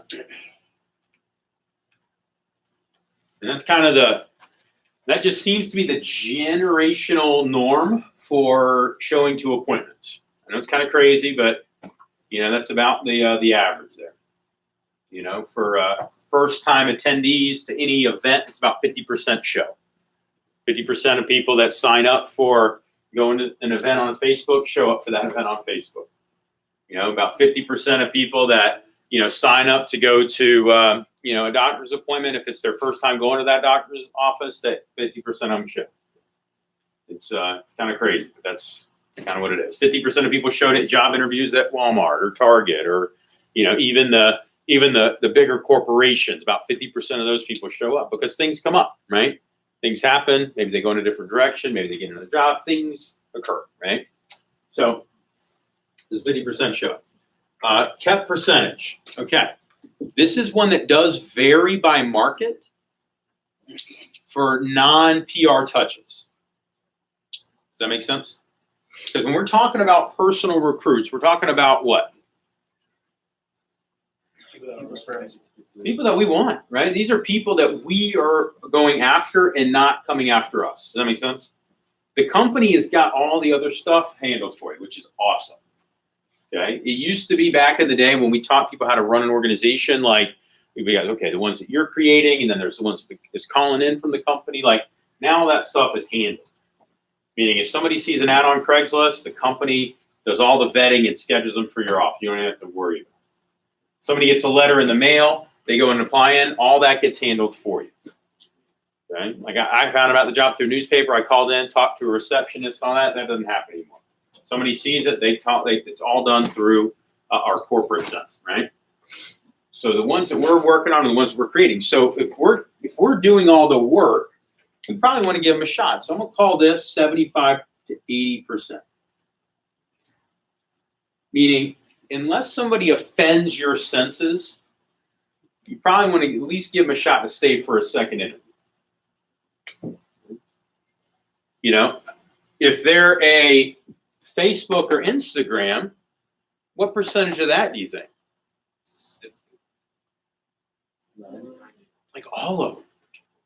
Because you're the one messaging them. So why would you not want to have them stay for a second interview? Right? We have a targeting program that we're going to talk about how to quality control and how to scale, right? You're going to be like college recruiters for football. You're going in and you're researching and you're going to add a quality list. And I'll tell you, it gets you fired up about building your organization. Because you're just seeing all these badasses, people that remind you, and you're just like, hell yeah, this is going to be awesome. Some of you guys heard about the job through a Facebook or Instagram message, and it's awesome. I'm giving a talk on this very thing next week on Wednesday to the whole company about social media recruiting. I got a wife out of it, right? Well, soon to be wife, which is kind of crazy. I didn't message her, but one of our assistant managers messaged Caitlin. She got a message, had another job at the time, came in, and then the rest is history, right? But had that assistant manager not messaged her, that's $500,000 in CPO, badass branch office, right? And I'd still be single, right? So it's one of those things where there's a lot that changed because of a single message, right? And so for those, you're going to probably keep all of them. For people that apply on Google Forms from my campus work, that might be lower. right? That might be 50%, 60%, right? Right? You know, but on average, it's probably about 75 to 80%. Because you're probably keeping all the ones that you're personally going after.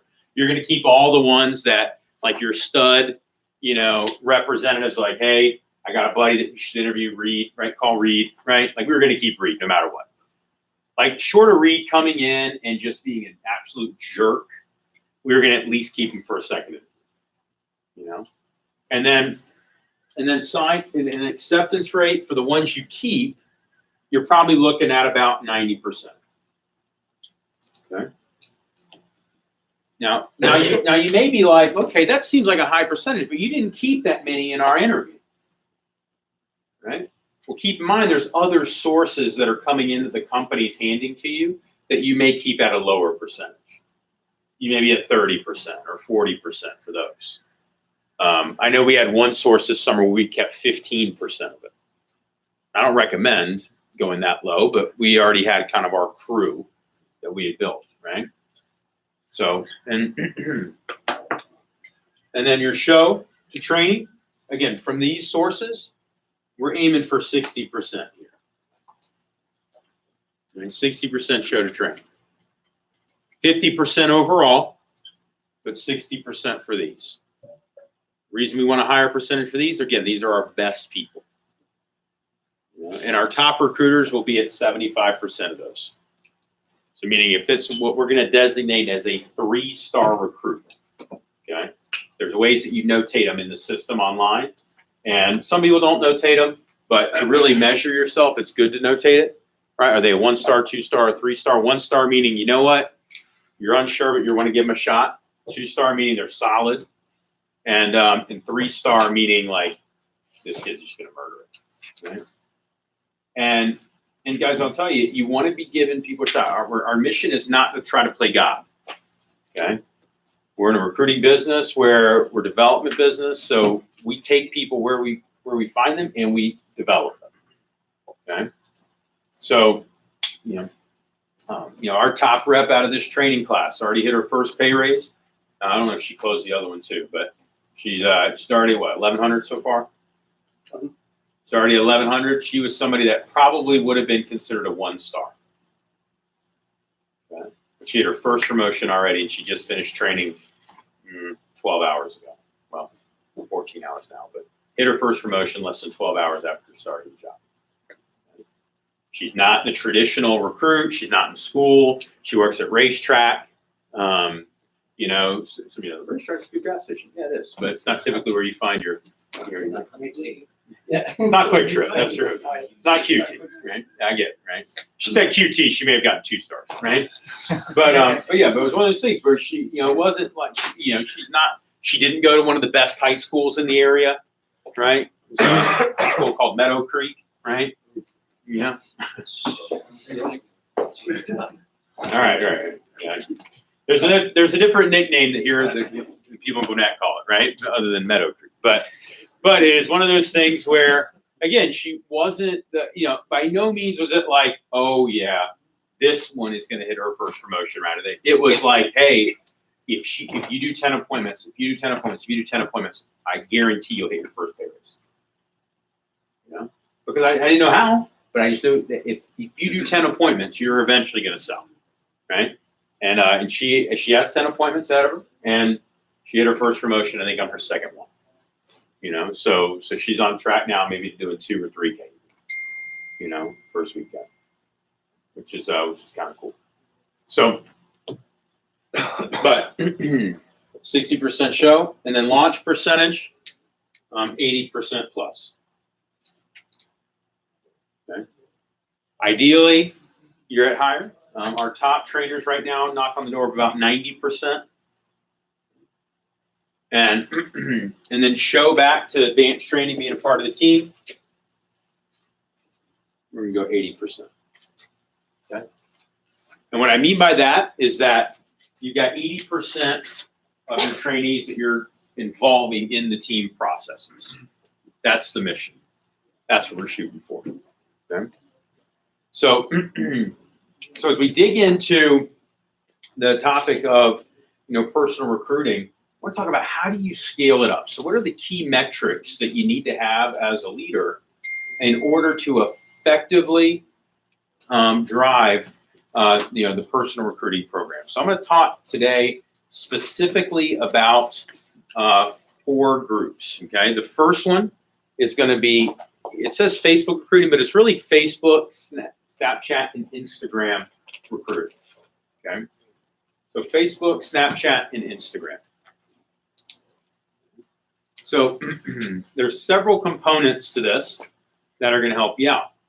The 5 components that I guess we'll talk about the 5 components from PRs we're going to talk about. We're talking about compounding touches. We're going to talk about the messaging program. We're going to talk about AM/team builder, social media recruiting assistance, and then top school targeting. Okay.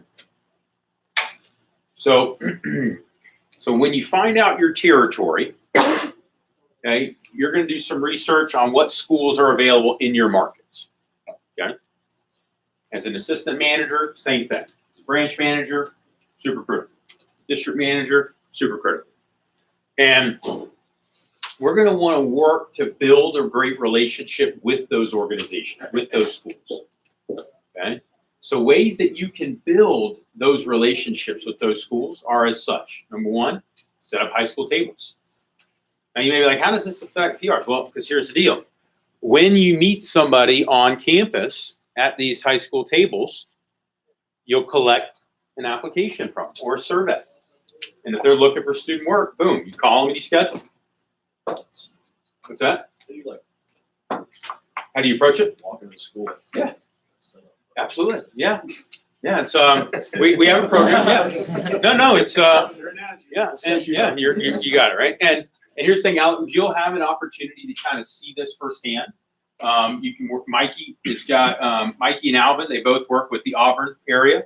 So we'll go in. Grant did it last year. So Grant, you'll be able to see him probably. He can go in, and so you can watch him do it. Basically, you walk in, and it's like, hey, we've had a lot of success in the past with students from your school, namely, boom, and you'll have a name drop list, right? Of, hey, these are people that have kicked ass with us in the past. You don't say kicked ass to the teachers, but you just say, hey, we've had a lot of success in the past with students, namely, boom, boom, boom, boom.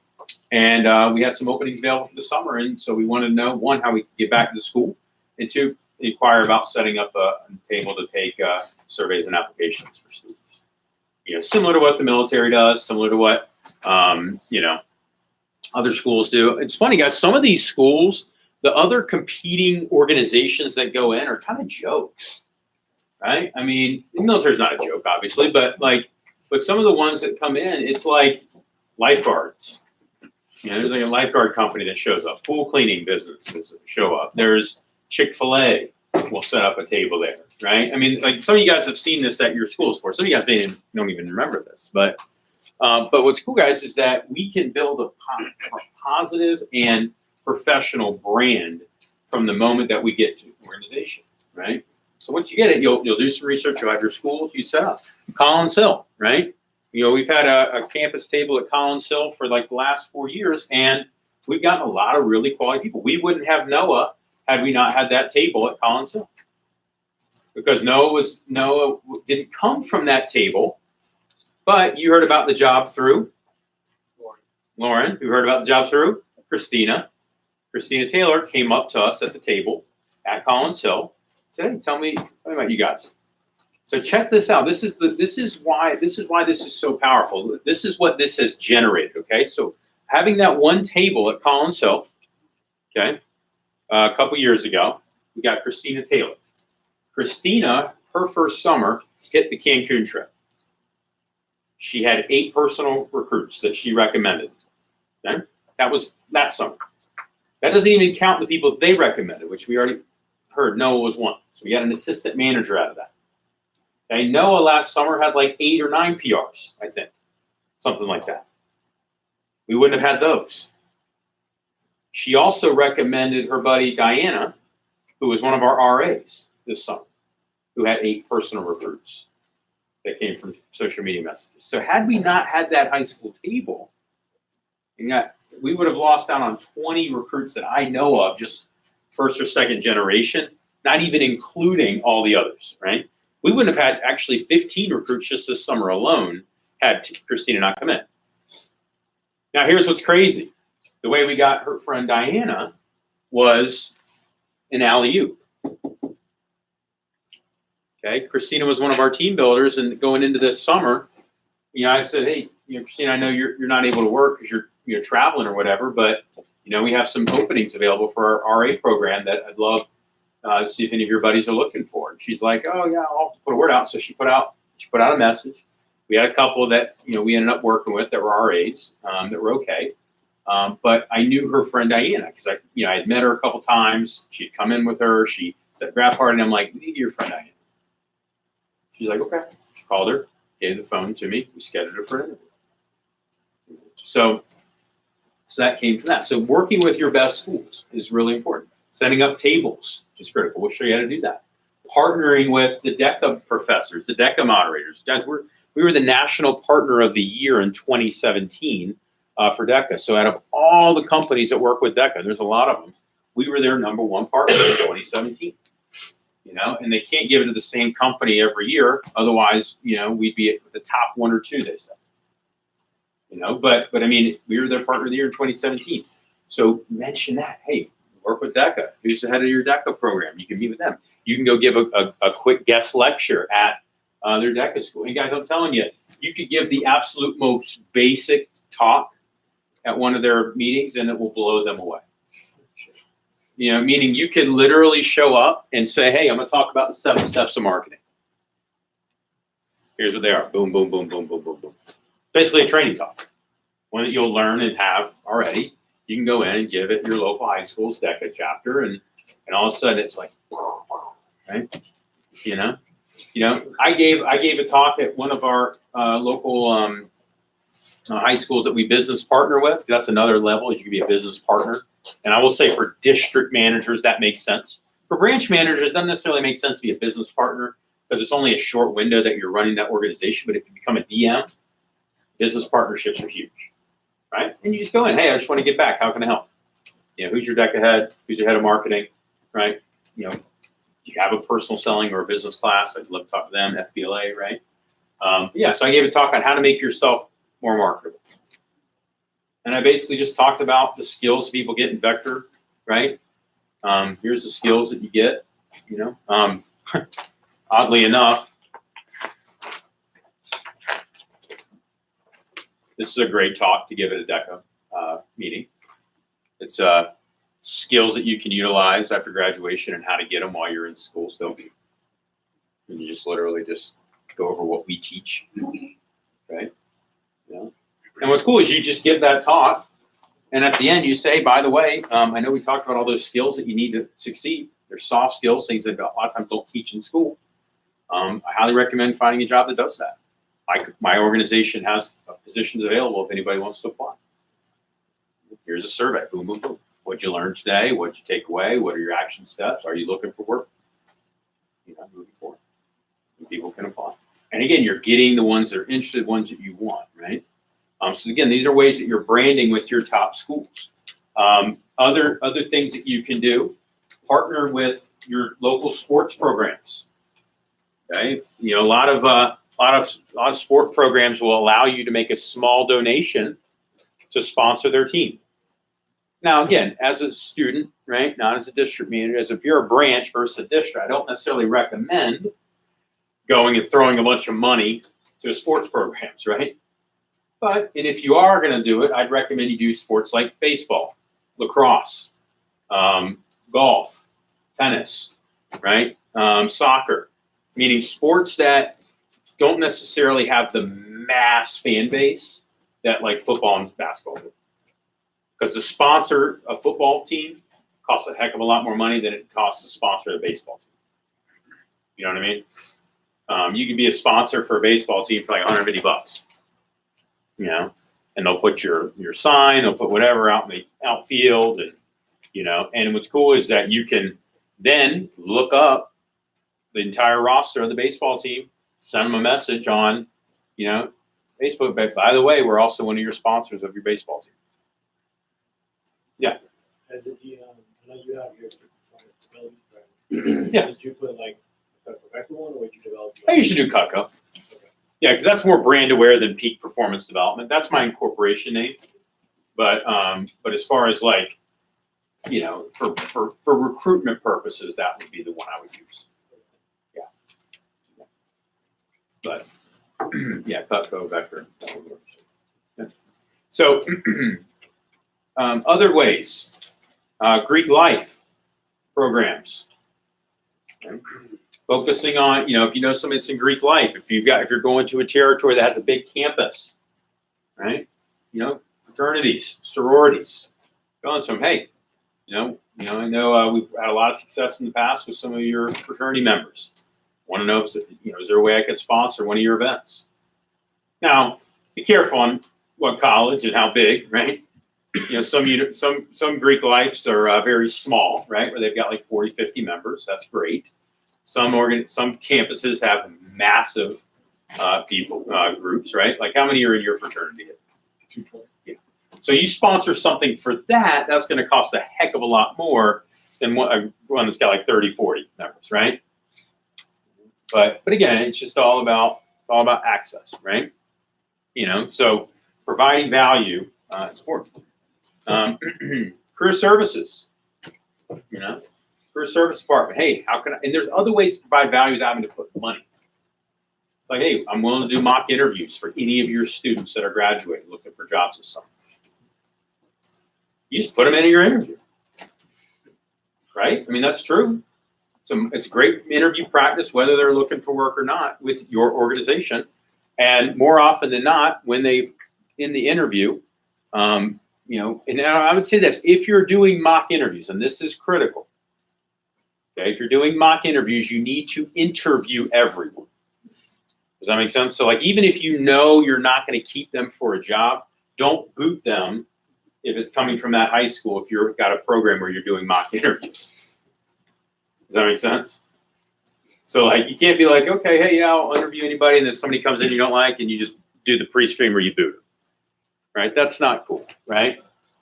You don't, and some people do that just because they don't want to actually have them sit through. But if you're going to run the interview anyway, there's absolutely nothing wrong with having them sit in and then at the end excusing them and saying, hey, after being through the full interview process, I don't have a position to offer you today. I do want to give you some tips though for future interviews. Right? But again, that would be if you're doing a mock interview with that school. Right? If you're not doing mock interviews with that school and somebody just comes in from that school and you don't want to keep them, you don't have to keep them. Does that make sense? But I wouldn't set up typically a mock interview program with a high school unless I know I wanted students from that school. Okay? Other big parts of top school targeting is focusing on, you know, people that are involved in the following categories. Right? Greek life, athletics, people in drama, people in student government, people in band. Okay? Think about all of those, you know, groups that I just mentioned. What is a common, you know, experience for all of those people? What is a trait for anybody who excels in any of those areas? Yeah. Being able to work in a team environment, or not necessarily commitment. Yeah. Right? Handling adversity, overcoming obstacles, right? Think about all of those. Student government. You know, there's a lot of crap you got to deal with a lot of times in student government, right? Being in band, right? Being good enough to play a musical instrument takes hours. And how many hours do you think you've put over the years? A lot. Thousands? Yeah. Yeah, thousands, right? You know, athletes put hours and years of dedication and time and sacrifice into perfecting their sport. How many hours do you think you've spent in the pool? So, you know, I mean, it's one of those things. People in Greek life, right? There's a level of commitment that goes into that, right? Well, I remember you Russian last, or pledging last year at this time. I remember looking at you. You look a little bit better now, right? You used to have. I don't think I saw you at a single prep without heavy bags under your eyes, right? But you made it through, right? People in theater, right? Hours of dedication to practice, right? So those are the people that you want to do, right?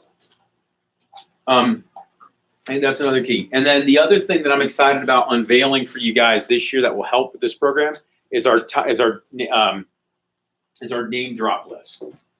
Okay, and what we're doing is I've been compiling information for students from all across our division, people that have had success from different high schools. This was a thrust of ours on a task force about 5-6 years ago. We're like, hey, we need people to put down their high school when they start working with us, because in that way we can start figuring out what schools we want people from, what schools we might want to avoid, and how to be smart business owners, right? And so we've got a list, and once a branch manager opens up, or not even before they open up, before they get to their territory, before they even officially open, it's gonna be like, hey, here's your territory that you got. Here's a list of people that have kicked ass with us, and here's the schools we want to focus on. Now, in certain cases, you may be going to a brand new market, which in that case, we'll need to do some research there. I will say it's almost always a good bet to focus on prep schools, right? There's just been a lot of scientific studies that show that those individuals they excel at a higher level. You pay a premium for that, right? That's not a guarantee, right? There's no guarantee that you're not going to have a shithead come in from a private school, right? We all have buddies that in private school are shitheads, right? But just in general, right? It's a good idea. College students, right? College students in your territory, they tend to have kind of pre-selected themselves to separate, right? And in your public schools, and in every market, there's a list, right? So those are some keys to targeting. Now we talk about layered approaches. Okay, so here's the compounding approaches portion of social media recruiting and personal improvement. Okay, there's 3 different types of touches or interactions that we're going to focus on together. The first one is going to be posts. Okay, so these are permanent permanent reminders of the opportunity, right? So posts, right? And posts are going to be a status update. Posts are going to be a picture of your team. Posts are going to be a video that you put on your storyboard, right, or whatever you want to call it, or on your timeline. A post could be an actual, like it's called in Instagram, post, right? Something that's permanent, something that stays up. Okay. Now, for that to be effective, you got to make sure your profile is professional. Okay, and there's some links for it. One website that will help you with it, guys, is called Facebook. I think it's FB Jumpstart, isn't it? It's just simply fbjumpstart.com. Maybe that's not it. What's that? Is that what it is?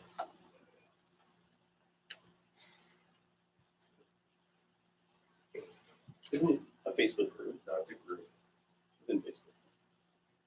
I've done this. Is that? Yes, it's FB. Yeah, that's it.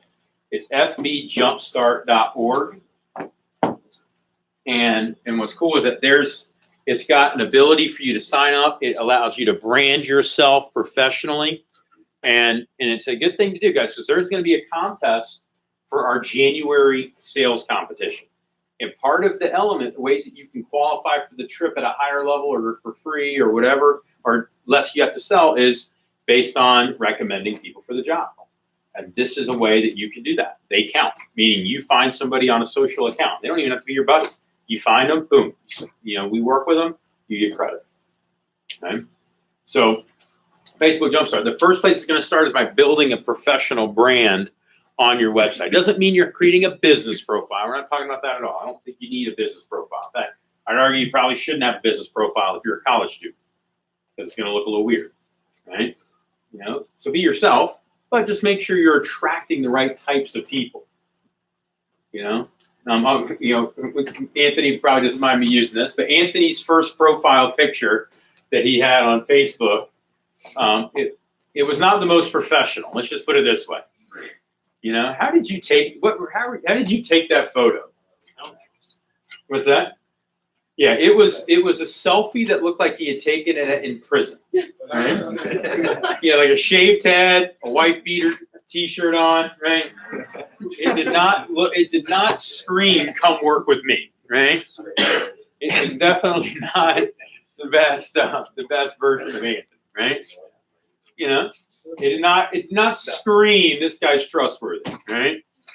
You know, so, but here's the thing, guys. I've seen some of your profiles and what you guys put out there. Okay, companies look at this. So now, most of you in this room right here are totally fine, right? But I've seen some stuff, right, that you might be like, probably shouldn't post that, right? Now, it doesn't mean you're not having fun. Doesn't mean you're not living your life, right? This is not one of those, oh, you need to be a grown up, but you do need to be a level above. That's what we're talking about, right?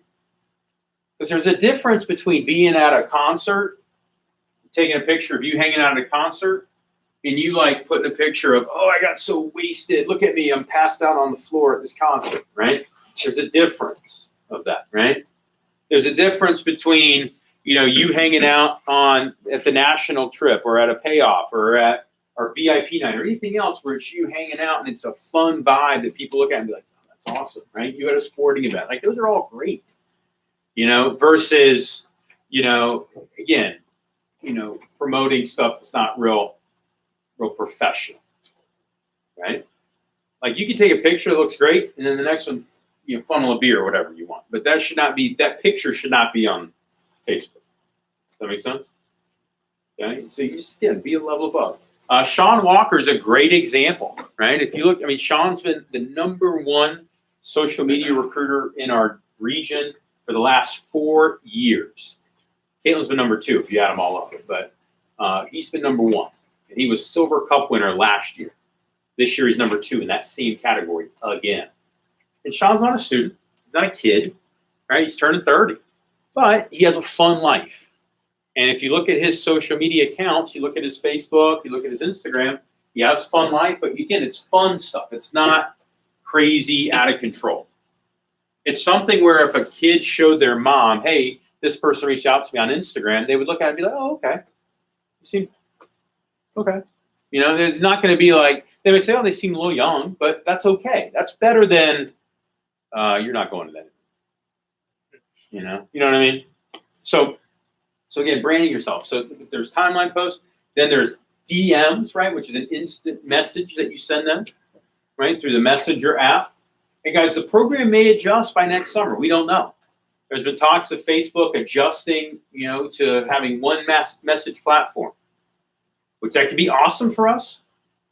Meaning it's like, hey, you find somebody on any form of platform and they're your friend, you can message them. So you add them as a friend, they add you back, boom, now you can message them through all forms, and they get it on all forms of communication through one general pipeline, which is great. Because Facebook is now bought Insta, they bought WhatsApp, they bought a bunch of other, you know, little companies that all feed into a very powerful messaging platform, which will be great for us. Okay, but it does mean that you got to be right there because you can't be a D-bag on one profile and a, you know, professional on the other, and it work. You know, there's story posts. That's another one, and you guys know story posts are what? Temporary. Yeah, it goes up, comes down, right? And so those are types of compounded touches that you have. Okay, and so we're going to utilize all of those. But in a typical shift, you start with a story post, right?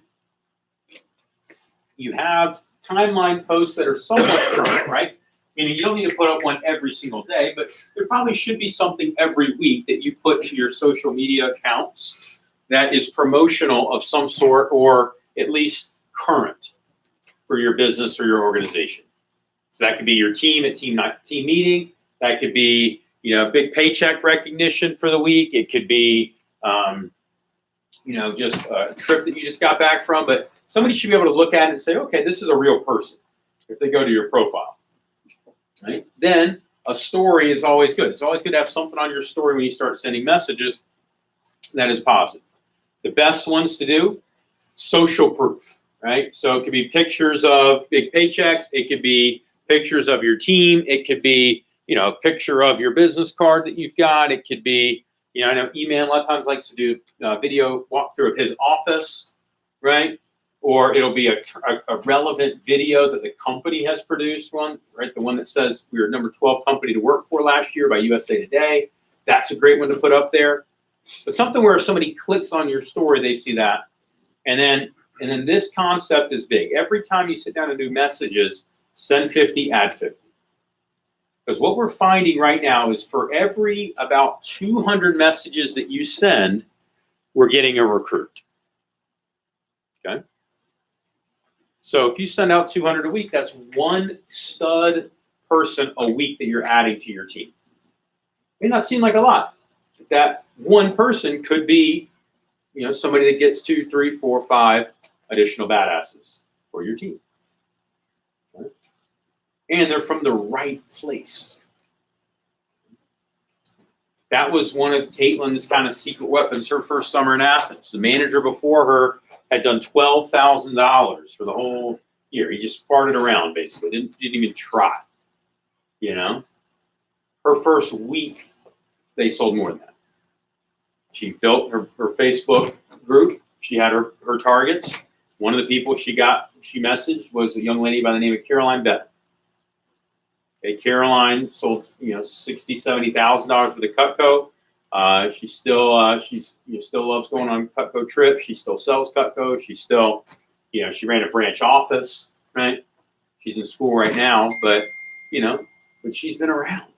Okay, it's it's pretty impressive, and that came from a message. So that's big. Then. So send 50, add 50, send 50, add 50, send 50, add 50. Ideally, you're doing it on both accounts, both Facebook and Instagram. Okay. At a minimum, guys, you'll want to make sure you're sending at least 150 a week, but we recommend 200. The best days to send these messages, Saturday, Sunday, Monday, and Tuesday. Why that? We typically run training on Thursday and Friday. And people tend to be a little more active on their social accounts, on the weekend and into the beginning of the week than they are as they get to like Wednesday, Thursday, Friday, right? Thursday night, sure. Friday night, sure, right? But a lot of times Thursday, Friday, they're trying to wrap up the week, trying to get all their assignments in, they're trying to get everything else done. And it's better to send on Thursday than not send at all. But if you're trying to, capitalize on, the efficiency of the funnel, our efficiency is based on getting people to a Thursday seminar. So the sooner, so if you send them Saturday, Sunday, Monday, Tuesday, you can get them into interviews early to get them in that same week. If they go into a next week or the week following, it's much less efficient. Okay? So, so the layered touches are big, seeing that social proof. Now, the thing with messaging programming, okay? As a branch manager, you're going to want to have staffing and group management with it. Okay? So when you're brand new as an office, you won't have a lot of help. You may have one assistant. But what we've learned this past summer is that you can scale it big time with, our RA program. And so for the RAs, what we're going to do before we get into the summer is we're going to come up with a TAC list, right, or a target list. And so we're going to be aggressive about building with our best organizations. They're going to crush this. Our top branch organizations this summer, by the way, had this, right? They had people building that they were partnered with to get into their markets that they were hoping to get into. Our organization here had this. E-Man had this. So if you get these RAs into your program, it can help you out. It gets you, it builds culture too. You know, so you could say, hey, what are my best schools? Can I get somebody from each of these schools? As a branch, you'll want at least 2. You know, so it'll be you kind of plus 2. As a district, we say ideally you've got you plus 5. So you plus your assistants plus a couple RAs. In the pilot this past summer, we had 17 between our assistants and our RAs. And they were all following the same program, meaning they were sending messages and they were reaching out, and then we were getting them scheduled, people scheduled for interviews. Okay? So this is the singular most important part of the recruiting operation, is going after the ones we want versus collecting the ones we get. Okay? And so our RA program, you know, the goal would be to have at least 200, you know, targets that we'll message before we get rolling into your summer, with the hopes of having, you know, 5 or so that you're building with, and then that you can interview and train, and then you'll pick your best 2 out of those 5. So we'll know, hey, we got a 2-week trial period, and we'll see how you do, and at the end of that, you know, we'll be keeping, you know, the top people on board. And the question comes up, what if they're all awesome? Well, if they're all awesome, you're gonna have a hell of a lot of money because they're doing the right thing, and then you're gonna be fine with having more. Like I said, the pilot, we had 10 assistants and 7 recruiting assistants this summer that we were building with. So it allowed us to scale big time, right? And so the ones you want for RAs are people that have got 1,000 to 2,000 plus followers on Instagram, you know, at least, right? Ideally 2,000, but they need to be authentic followers, right? So what does that mean? That means you're not looking for somebody who has 8,000 followers because they're just putting their ass on online. That's not what we're looking for. Okay, because what you'll find with those people is a lot of those people, they don't even know. Does that make sense? So you want again, same groups of people that we talked about: athletes, people in student government, people in fraternity sororities, people that are you know, leaders of the, you know, they're like the head of the marching band, people that are your grinders, right? People that are your influencers, right? Authentic influencers, not, oh, I'm an influencer because I take a bunch of pictures of bathing suits, right? because what will happen is they'll fall off, right? So you start seeing somebody like 10,000, 20,000, 30,000 followers. They're now trying to create that as a brand where they're trying to get paid to promote a bunch of stuff. What we're looking for is receptionists that can also be able to build our team, you know? And a lot of those people with, like, again, the 15, 20,000 followers, they're not really trying to actually work. They're trying to use that as a way to make it, just being online. Bless you. Okay. So and we'll tie them in to our team builder program that we have for the summer. And we'll launch that out right before the summer starts. So we may adjust that a little bit. Anybody have any questions on, you know, the staffing first? Because we're talking about doing this bigger than we've ever done before. You know, we uncovered some things this summer that we know is going to help us take this thing to a whole new level. Question? Anybody that's branched already? Any questions? Anybody? Any commentary you guys have? Yeah. So as far as commentary, I was looking at our branch and Dylan's branches. They were top 2 in our division. Caden and Kaylee, they both hit Yankee. They walked into it with me. So later on, we'll be talking about how to bring on someone with your branch, but that's something I wish I would have done. And sometimes it's like, oh, it just kind of it happens to work well because you're in a relationship with them. But Kaylee wasn't planning on working. Like, she wasn't planning on working at all going into the summer. You know, and we started talking to her about being, you know, an RA, and now she's in Leadership Academy with us. You know, so that's one of those things where, you know, it can build, right? And that's what's cool about this position, the RA position in particular, is sometimes people will transition. They'll start one way and then they'll move into another. So like Kaylee started as an RA, sold 10 grand, you know, for SC2. So it ended up becoming a representative that way. Savannah, you were another example, weren't you? Yeah, look at that, right? So so again, it's one of those things where, you know, it can start one way and end up becoming another. Savannah was like, man, I'm looking at all these paychecks. I want that. You know, I don't want screw the $10 an hour. I want that. You know. So and so it's one of those things where you can get them otherwise, but this is a bigger one. Some people didn't have it. For those that did not have an RA program, you know, did that hold you back at all? And I'm seeing a lot of nods there. I had an RA program, but it wasn't that. Yeah. He's not an RA. He was an assistant manager. He was 30 grand of your sales report or something. So it's a big deal. Yeah. You know, and assistants are also big, right?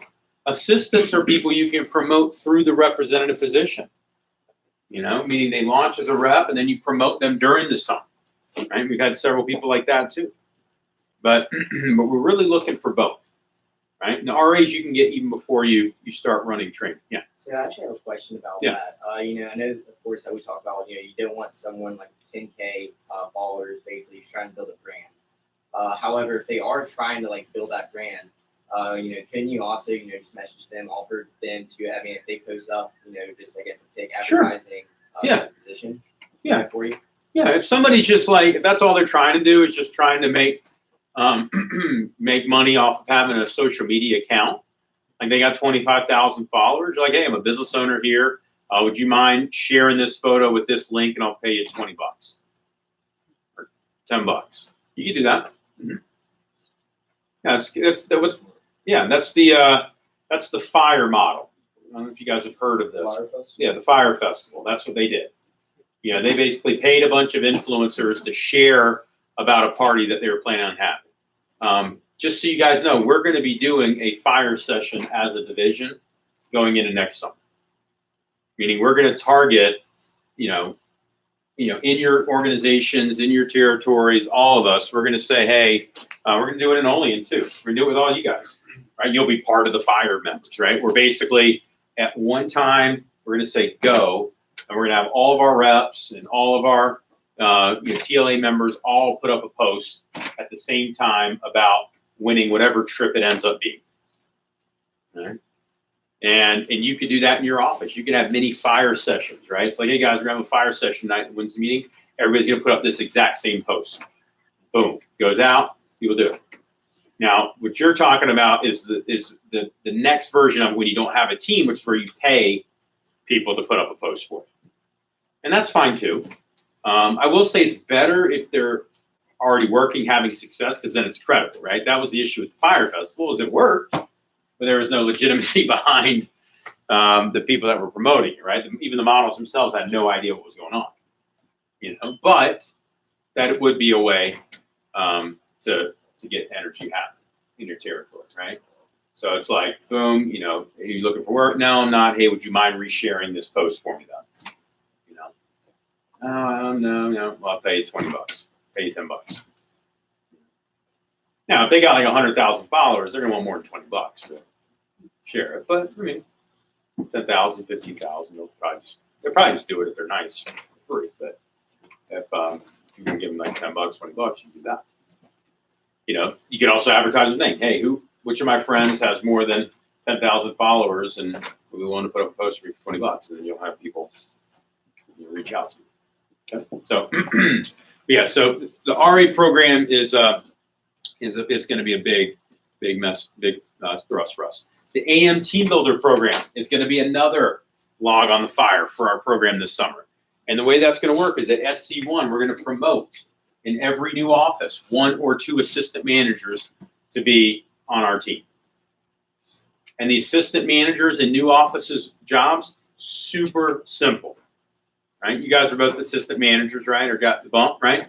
What was your weekly job? Make calls. And sell, right? Yeah. So it's basically do your job and then schedule a couple PRs, right? So do the job you're already doing, plus help us by scheduling a few PRs. That's the simple version of getting promoted as an assistant manager, right? You know, because assistants roles create CPO, create recruits. If somebody's not trained through TLA, they don't know how to run interviews professionally, so there's no way for them to go in and step in and run an interview. But they can call some of these PRs that we get from some of these messages, people that get recommended to us. They can take people field training. They can do demos, right? Those are other ways they can help out. But that would be the mission, is to promote 1 to 2 at that. And in every training class you launch, try to identify 1 or 2 team builders. And we'll talk about the team builder program, but basically there's a system where as they launch, they do there's several steps they can do to be a part of building the team. And these are people that you're going to try to get to win whatever the summer payoff trip is. Okay? So like for us, the summer payoff trip this summer was Cancun, right? But the goal is, in advanced training or in team training, you're going to identify who is fired up about winning that trip. And then you're just partnering with them. And what's cool, guys, is that it is a partnership, meaning you are going to work as hard for them to hit the trip as they're going to work to hit the trip, if not harder. Right? Because you'll be putting reminders in front of them. You'll be saying, "Hey, do this with me. Hey, anybody you send my way. You might have to run late interviews, early interviews in order to pull it off to help them out. But it's that important to you that they're hitting the trip. And I will say, guys, by under the banner of helping other people, and by doing so, you'll end up helping yourself. Okay? So, and getting really good at promoting people to the team builder program. Okay? So, if you put all this together, what does this mean? It means big staffing and getting a lot of PR set as an organization. And by doing that, you're really setting yourself up to maximize your funnel, because you're going to have more touches up here, which with the funnel being streamlined means more quality recruits on your team. Our goal as an organization, your goal as an organization should be to have as many of the right types of people as humanly possible. And every organization looks for that very thing. Right? You're the Redcoats. You guys want as many of the right types of musicians as possible. Fraternities want as many of the right types of brothers as humanly possible. Football programs, basketball programs want as many of the right types of players as humanly possible. It's a good problem to have, right? And what's funny, if you become a great program, like we'll use Carolina basketball as a great example of this. Well, have you seen what they're doing with recruiting, by the way? No, they're not. It's blowing up. Now that the violation thing is behind them, right? They're starting to get tons of 5-star recruits. They had one of the best recruiting classes in the nation last year. They're on track to have the best one. They just signed a 7-footer from Woodward Academy. He just committed. There's another guy who was predicted to go to Duke, who just signed with Carolina to play. So they're starting to grow. And here's what ends up happening. You start getting as many of the right types of people as possible, you're naturally going to attract other people to your team. So there's been 2 instances, third one if you count Luke May, where somebody who was qualified and good enough to go play basketball somewhere else said, "You know what, I'll come play and not get a scholarship in order to play with you guys." And so they, J.J. Watt was another example of somebody who went somewhere without a scholarship to prove his worth to then earn one. It turned out all right for him. But that's kind of what happens, guys. And that's what's cool. You start getting as many of the right types of people as possible, you're going to have people start calling you. It's no longer going to be it's the nice thing, that's weird and shady. It's going to be like, that's the nice thing. That's how you make a lot of money. I'll tell you, one of the happiest moments I had of all summer was Kayla Ortega was sitting in training. Kayla sold about $3-4 grand. She wasn't a stud sales representative. She sold well, but she just was cool. She enjoyed being a part of the team. She didn't want to work very much. Wanted to do 2 demos a week, 3 demos a week max. But she was sitting in training, and somebody was talking, and we were name dropping. She was talking about all these people she didn't work with us, and her exact words were, "Yeah, it's just honestly at my school, it's just kind of the thing you do if you want to make money, get experience." She goes to school at GAC, right behind us, one of our best prep schools in our territory. The same way with Marist. Marist High School, another great school. It's kind of known. If you need experience on your resume, go sell knives. You got a speeding ticket, you need to pay back your parents, you should probably go call Cutco. It's kind of the thing that happens, and you'll start to get that when you have the great culture and you're surrounding yourself with the right people. I have that happen pretty consistently now, and some of you guys have started to experience that when you've been in a market for a while. You know, it changes from being the weird thing to now the thing. And everything that is now the thing at one point in time was the weird thing.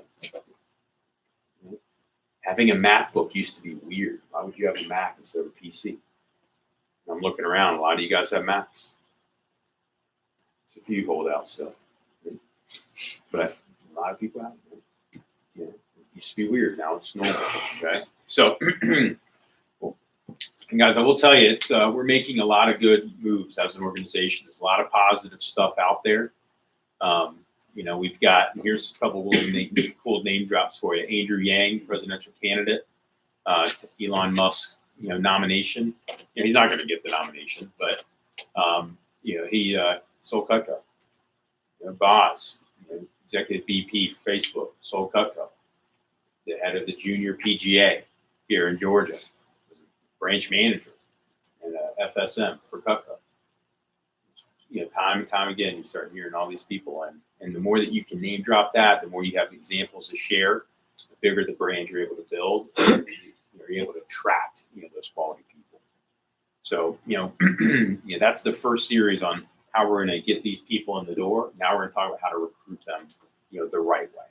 Okay, so, you know, let's take a little break, and then we're going to do a little drill for skill on the pre and post interview before we turn things over to email.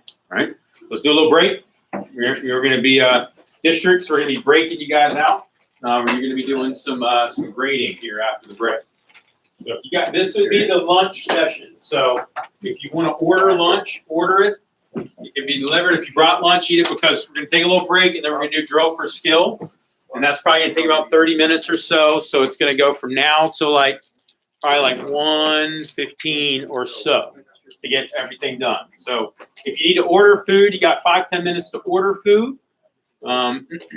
You know, if you brought food, you know, just getting organized, look over pre and post, and we're gonna do great. Yeah.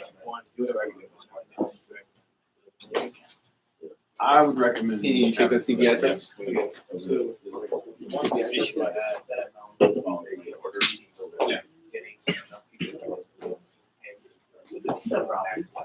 So the key is having you post. Thank you. And then get them on. So that way, if anybody's interested, you're still yeah. Tell them, hey, tell them on the call. Yeah. You say, hey, tell them on the call. Yeah. I mean, I just haven't seen it.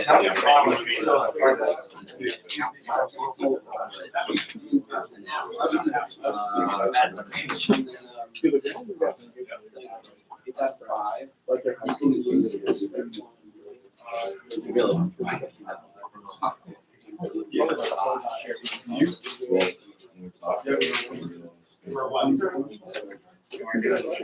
Yeah, that's we have baseball, and like baseball became number 2, and basically like we were running around.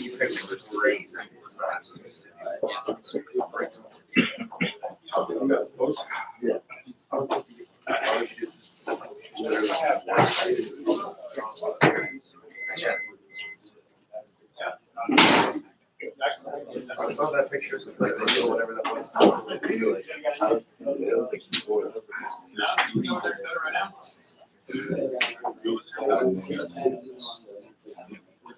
know how to hit it? Make sure you hit it right. Yes, just want to hit on the crack. Yeah.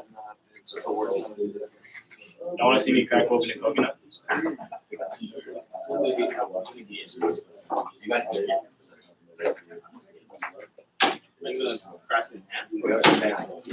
Yeah. You never done it, Mike? You never done it? You gotta go to the maker. I was doing it last year.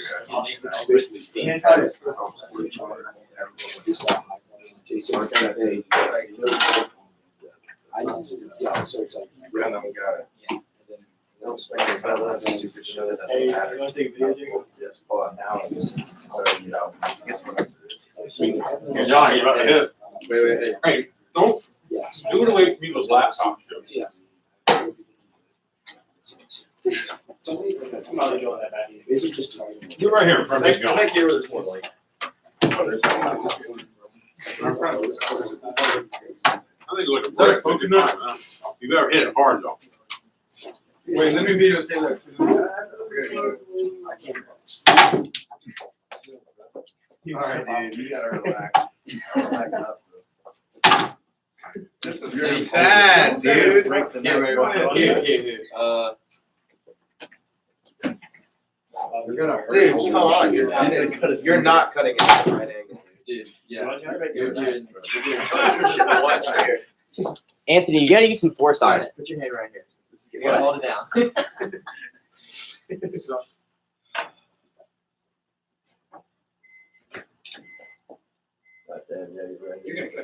Yeah, it's like. No. Trey's like, oh. Trey's like, what do we do? You need to like put something to stabilize it so it doesn't move around. Maybe 2 blocks. Why don't you think like a pen? You guys ever chopped a coconut before? That was my stress reliever in all this summer. What? Yeah, I ever had like a lot of anger, and then I always had coconuts on just like. Just, Who just has random? You may. That's good. That's what I want to. This office. There we go. There you go. 2 minutes that time. Me. The Hulk. Alright, so you guys wanna work this? I mean, that makes sense. Hey, Dylan. That makes sense that you're able to get it because Jacob, I know after Michigan's lost today, you really had a lot of anger that you let out. That was the funniest thing I've heard all day. I know. Thank you. Just like, if it's like Maybe if you shut up on time. Go see the video. Hey, I had stuff I had to do this morning. What about the last prep? Why were you late then? Last prep was just my fault. Jacob, you were late too. Ooh. Yeah, right. It's the difference 1 minute versus 2 hours. That's I the mean, video. you're Oh, for sure. But it's-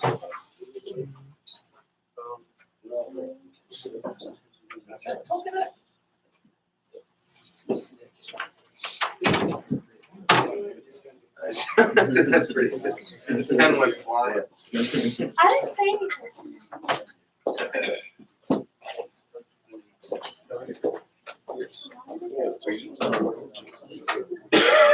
I'm gonna order it now, guys. Yeah, if you're gonna order it, Next. Let's try to get.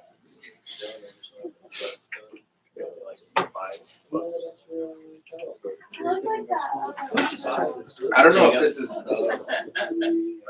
Yeah, I'll see them. One thing that I did do is I would make these type coconuts. They was like I was really like upset or something like that. Yeah, so you really stressed. I'll just I'll coconut. What's going Did you rinse it off? What you need to do is you need to grate that several spaces. I know, right? Make that like 30 minutes, little fillings. Or you just Makes it like legitimate look like coconut place. The thing with the coconut milk, what I found is it's super sticky. Coconut milk, oh no, that's, Yeah. that's, I hate coconut milk at that. You know, it's Honestly, that's one thing I don't like about coconut, actually. But toasted coconuts is legit. Never had that. Like almond or like almonds or almonds or whatever. Yeah, those ones can't say. Accents. I mean, obviously. What's up, G? How you doing, man? What have you been up to since last grad? Working? Okay, same. China You don't say. has architecture school pretty well. Oh yeah, I bet that's rough. It's tough. It's a juggling. My daddy's a civil engineer, and then like so he's told me like a lot about that. Then for me, I'm just like not math, you know, like I just can't do math, and then so it's just never something No, I I'm not good at math either. Math is through all I do have a very bad. for nursing they want to make. So I'm gonna order a $5 meal. No, but I'll do Simplest it tool will obviously equal for it. I need no conversion. That's all I need. It's true. You've been getting a lot of bucks. My sister's a nurse. My sister's a nurse. Exactly. They want to take like statistics. I don't need that. All right. Mikey, where do you want to be for grading? Use my office? Okay, cool. We'll go E-Man in the pre-post room. I'll be in. Yeah, you'll be in the pre-post. Yeah. I will be in the interview room. This one in there, and then Rafi. Where's Rafi? Oh, there you go. All right. Sorry, I don't know how I used to blend it in. Yes. All right. So, well, you'll be in here. Okay. So we'll want to go right in here. So we're gonna break down 1, 2, 3, 4. Okay. So we'll wait till everybody gets back in, and then we'll number off 1, 2, 3, 4, and you'll be getting graded. Grading will be on a scale of 1 to 5. So, so I would look over your notes. Be ready to rip that. We're going to have you do the pre and the post. So you'll get 2 grades, one on the pre, one on the post, and for your matrix score, it'll be the average of the 2. Okay, so managers, 1 to 5. And you can use 0.5s, but not like 0.25s. Don't do like 3.75 or 4.25. That's just me. All right. Close, but it's Sorry. Just it's only. Someone else is now down. 4.9. Yeah. It seems like you just had a perfect. I just don't like your personality. I just don't like you. So, Yeah, I was looking at my DMs and I got one like 2 or 3 years ago. Are you getting it? Oh yeah. Yeah, I did. Yeah. So you got one from him? Really? Yeah, like a while ago. You heard about the job through who, I Connor? don't know why it's in negotiation. Yes. I don't know. yeah, Gene. The first time I heard about the job, it was through Facebook, and then like I basically didn't take it. And David, my old manager, he messaged me the second year in a row, and I was like, I might as well go check it out. yeah. You know? And G Genisar is the one who reached out to me too via Facebook. She tried like 3 times. She's like, I got a "This is letter the last first. time we'll reach out to you." I was like, you know what? I'm not enjoying my job. Let me try this out. I got a letter after high school, and I got a message day 2 from an old friend. Takes multiple touches. I think Connor had sold like a signature set in the first Yep. few weeks. But you just tell him about the paycheck. I was like, okay. What school do you go to? Kennesaw. Okay, nice. He was a buddy of mine. She went to Union Grove down in Montgomery. Yeah. Is that what area you're I from? think like between all the Sorry, So, do you live on campus, or do you just live at home? I do. Yeah, right. Okay. How far is Kennesaw, like from here? From here, half hours, no traffic. Over the summer, Wednesday after team meetings, it would take me an hour plus. Damn. Well, at least you don't have 2.5 hours.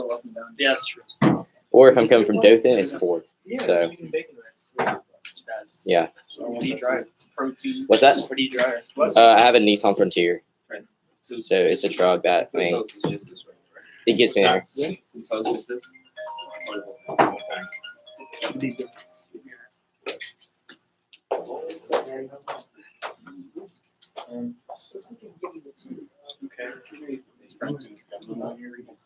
What's that?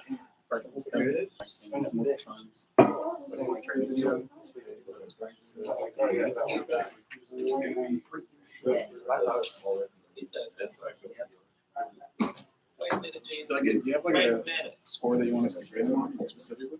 Just kind of Well, what I would do is Right.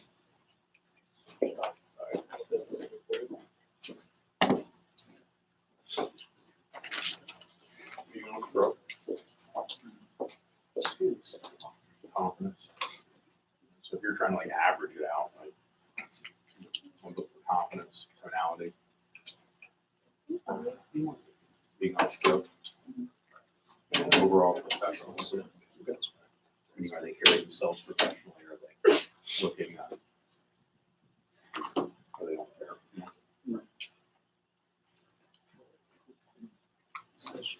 Are they like slouching over? He's like, so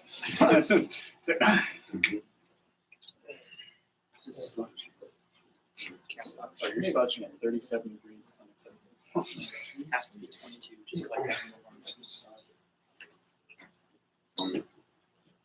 So I'm not grading this year. Getting great. That's the most important part. Yep. Never knew when. Am I right, Mikey?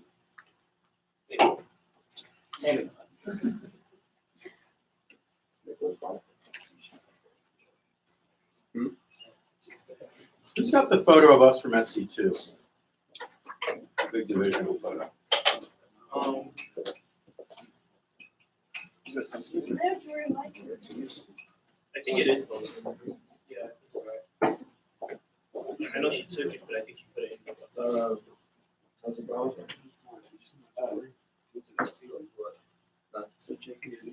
What is going on? I think Jordan did take it, so. Yeah, would you conflict with the name of this side? Yeah, like The post? so we're say we don't know about it. Yeah. We're gonna have like a. Yeah, but he lose. He obviously lose points. Oh, yeah. But it's better than Trevor. Yeah, right out. That picture of Michael's. I know. Pretty good. Pretty good. Posts. That's one thing I was thinking Yeah, about when he was talking three more about like people, other obviously, too. recruiters I go to school with and then they don't sound like Michael stuff. Yeah, I would spend time on that. It's like, what did you grade? It's A shape. That's all I need. Yeah. One sheet. The roof One is- sheet. is something that I would Yeah, know all you do is where everything is, so you don't have to constantly sit there and look up and down.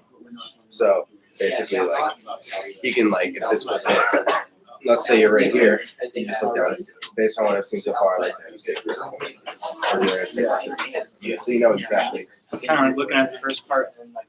you know what, yeah. It just keeps you on track. Kind of like the Yeah, same That's thing, pretty much all I use it for. yeah. Staying in order on track.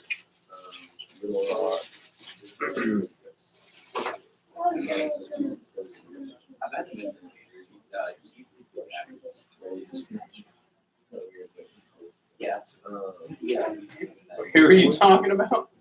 Talking about Bullard, Mark? Yeah, Mars. I know Mark. He's funny.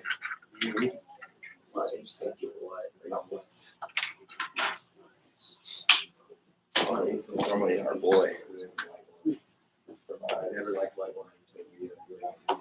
Yeah, he sends the one time it's great food.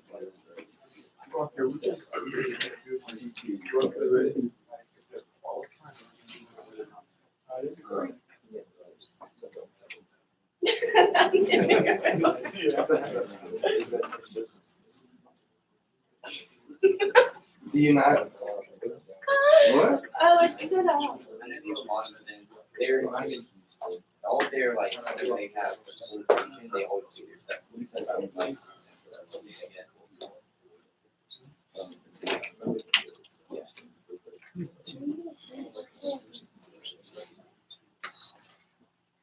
Yeah. This kind of feels like the record. I think I've been off it like they asked me. You know, like after this, I have a tissue.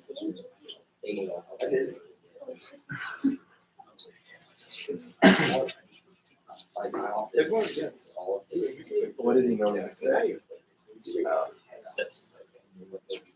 What? Just type sets that makes sense for you. No. Yeah, there's some. That is what he said. He's replying. What are you saying? You're just talking with Andrew. He's texting Andrew on my phone. Did he call you?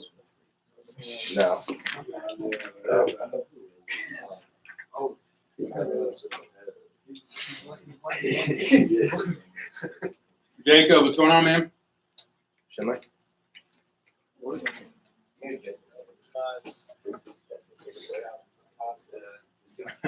Gotcha. How was practice? Are you not? Schindler.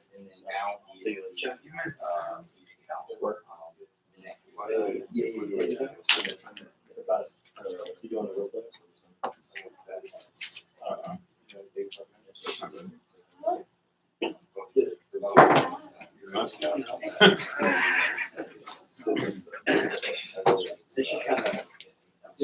Go ahead and go. Every 5 years. See you. So,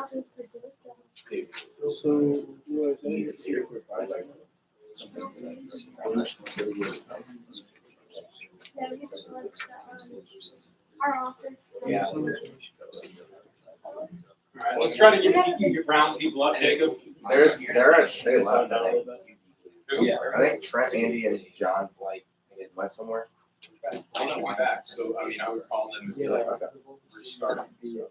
I told them to order stuff. Yeah, I know.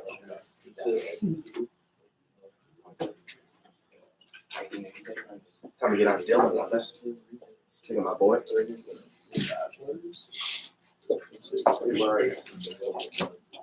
Well, those are so good, Troy.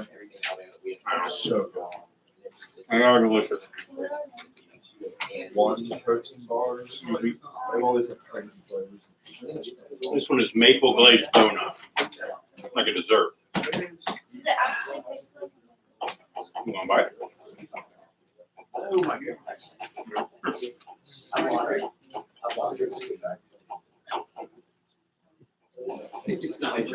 About what time is it? Wait, is that bread or is that pound? I mean, all right, Not bad. three. Three. We'll probably be getting done around 3:30 or 4. Oh, really? Wait, so for like, what time should we schedule the? I want now. Well, because now we're doing drill for skill, so anytime I can get here now would be ideal. Okay. Or if you do yours first, then you can go and pick something up. Okay. The firehouse subs to go. So just Yeah, there's probably a fucking line. It says Firehouse Subs. taking my boy. All right. Here's what I need to make sure that we're getting done early. That was the plan all along, by the way. they were together. To get done early so we can go grab a bite to eat together if you want. Watch a little bit of football. And for those that need to head, they can head, but we need to get moving now. So we're gonna number off, so let's see here. To make it easy, anybody who has already branched, you're gonna be with me. Just to make it easy. Okay? Then we're gonna number off. So we're gonna go 1. So it's gonna be, so can you remember this for your guys? So we got 1, 2, it'll be 3. That's John. Dylan, okay, so he's with me. 4 will be Big John. Then Anthony is with me. Then we got 1, 2, 3, 4. We got 1, 2, 3. Who's right there? Nobody? Okay. And then who's right there? Is that you? So Kevin will be, so you're already in a number. And then we got 1, 2. What about the people on Zoom? And then people on Zoom, we're going to be having you guys go with, you'll probably go with, let's see here. So who do we already have? I'm trying to think who doesn't have very many people. Okay, probably group 4. Okay, so group 4, that's you, Rafi, right? You're taking the 4th group? Like we said, I've got 3. 1 was going to be Mikey back there. 2 was going to be E-Man back there. I've got 3 back here, and then you're 4. So E-Man, you're going to be, or Rafi, you're going to be here or in here or wherever, but you're also going to have our Zoom crew. Okay. And then when the Jacksonville crew hops back on, which is going to be Sydney, John, and Landon, we're going to have you go for him. Okay. Or with them. So you're going to have a good group. Oh, and then Alvin. Actually, this might make it even easier. Alvin, because you're already on Zoom, why don't you just do everybody who's on Zoom? Does that work? Does that work? That's even better then. I love that. So then that way we're able to have everybody kind of get through this in a timely fashion. And so remember, we're going to do pre and we're going to do post. We're going to get grades 1 to 5 on each. Okay. So, so go to your proper battle stations. 1 is going to be back there with Mikey. Are you meeting here? Okay, so 1's going to be right in here with Mikey. 2 is going to be with E-Man. So if you're number 2, 3 is going to be with me back in the pre-post. And then Rafi, you're going to be back in there. So 4, back there with Rafi. So Eman's not in the pre-post room anymore? Eman is in the pre-post. We're in the, Oh, you mean Drew? yes. Okay. Okay, so go through. Once you have gone through, you can set up your WhatsApp or set up your MyFitnessPal account. You can look through the next comment. You can look through the group interview script. I'm working on that. So, Alvin, did you get the crew back in from Jack's? You start working with them. I'm going to mute here so you can talk and hear everybody there, okay? All right, brother man. Make sure DMs. Send me your scores when everybody's done in WhatsApp. Okay? Like no, it's not even like rad. It's just like a little. It's like a little. Okay, where you say you're at. You know what I mean? Yes, I mean, you're old enough. It's like you're old enough to catch up with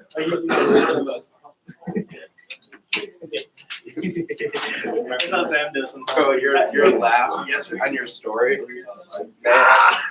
you're like, what the I know. Oh.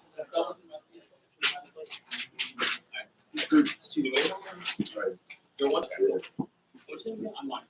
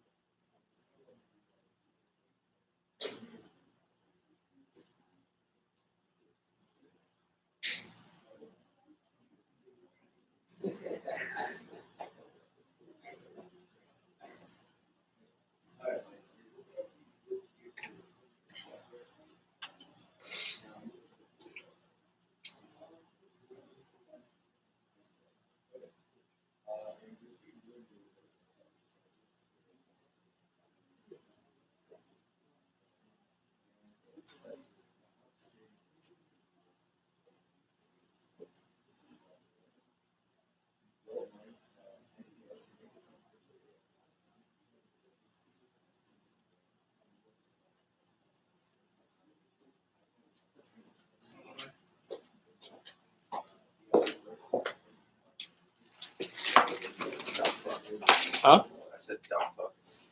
Dylan literally said we could go. Dylan said that? Yes. Because Trey said feedback. We're starting at 1:15.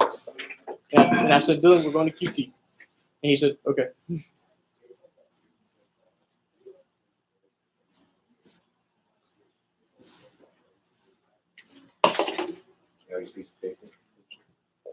It was right here. Unless somebody took it. Yes, somebody must have picked it up.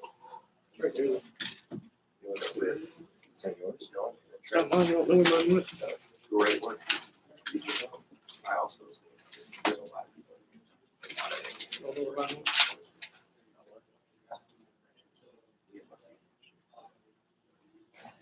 There's like 50. So you're saying that, so you do it on your shit and it gets on me. Because there's 8 spots. You can go to 8 or 9. So that's like half of your So you don't want to keep on grabbing that shit. Alright. So that's right now. Go ahead, grab a seat. Did you have to say As you know, my name is Andrew Wade. Assistant Management Internship. You need to get serious.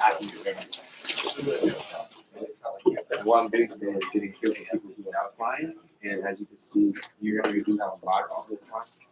So what I'll do is ask you a few questions to give me some information about the company, give you some information, and there's only see what we can do. There's only 8 or 9. So like, it looks like you have lived here for 10 days. So we got one extra. All right. Are you looking for a full-time or part-time? Okay. And So they threw would you be willing to work the flexible schedule, like an occasional night or weekend? I'm just saying, like. And if accepted, when as a student, you can get started. All right. Well, Trent, as you know, the name of the company is called Filter, Factory Marketing, and we've been in business since 1981. We work with a product called Cut, which is a high quality line of kitchen cutlery and few iPhone products. We also work on an appointment style basis, which means that no canvassing or cold calling is available. All of our appointments are made with customers that have been personally recommended to us. And what I'm doing today is getting a feel for people who are applying on, like I said before. That's what I'm saying. Wait, so here we go for both all of them. Oh, so this is like just off So judgment. going like, through what you did, so you should be able to identify This that. is, So you're clear of that. Like before the second interview, like Okay, when they first take you so out. it's kind of like a pre-screening. It's just a pre-interview.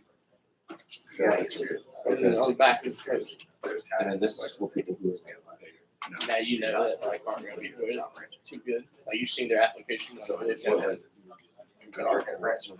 well, based on what I've seen so far, I would like to have you stay for a second interview. If it was like. What I'll do there is take about 30, 45 minutes to go over full details of positions available and also give you an idea of what I look for a representative.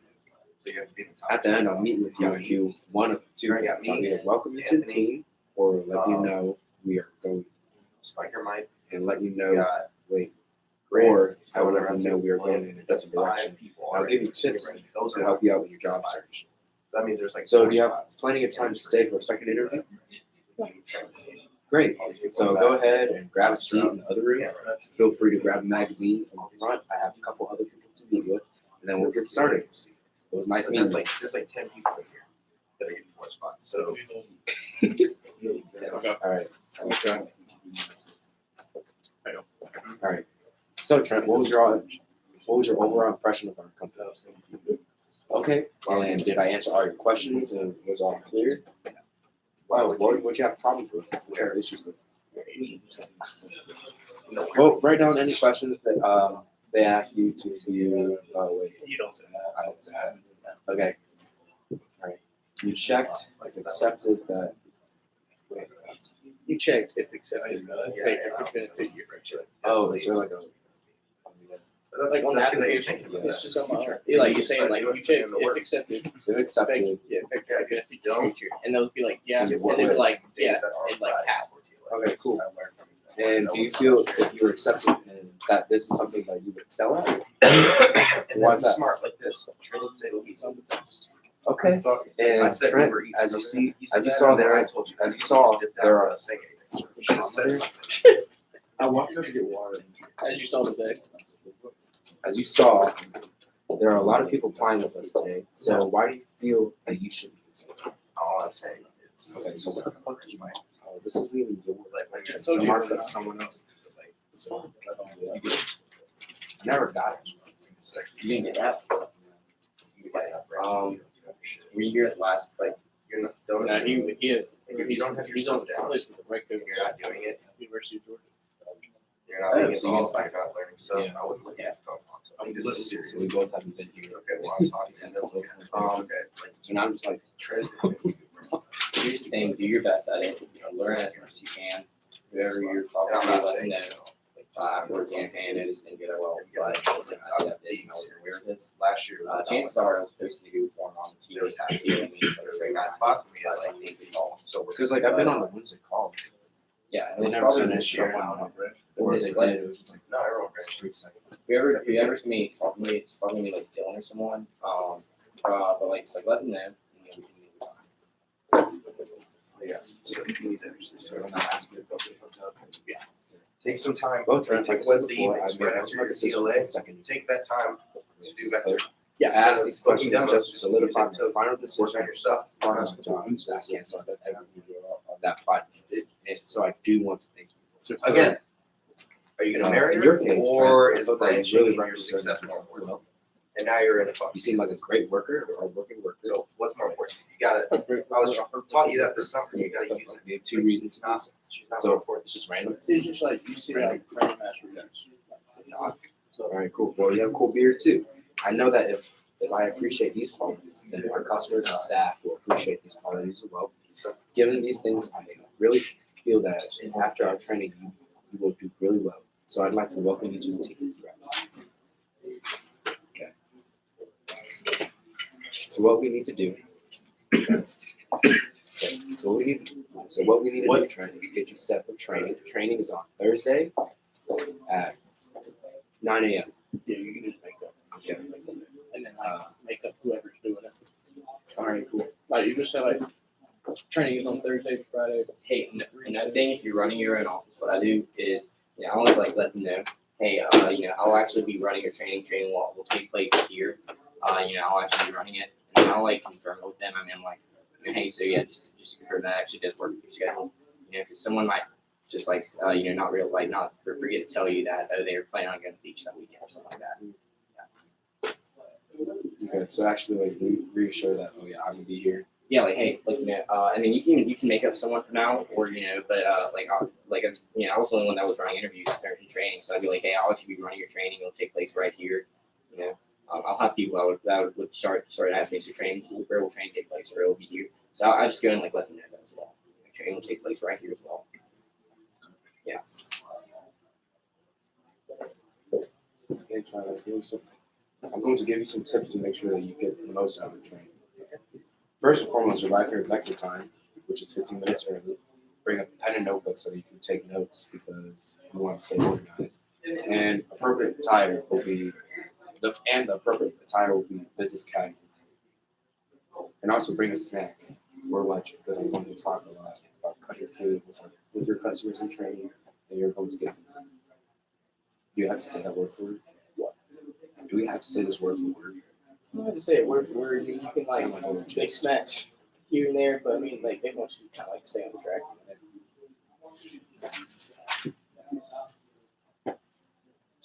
I talked to you guys. I talked to him for like 45 minutes last night. Like trying to like take me out for this. Yeah. Hey, well, What? What's up? What? Oh, my bad. Was that your shoe or this? hey, well, Trent, if I were you, sounds like you're taking it very seriously, which is good.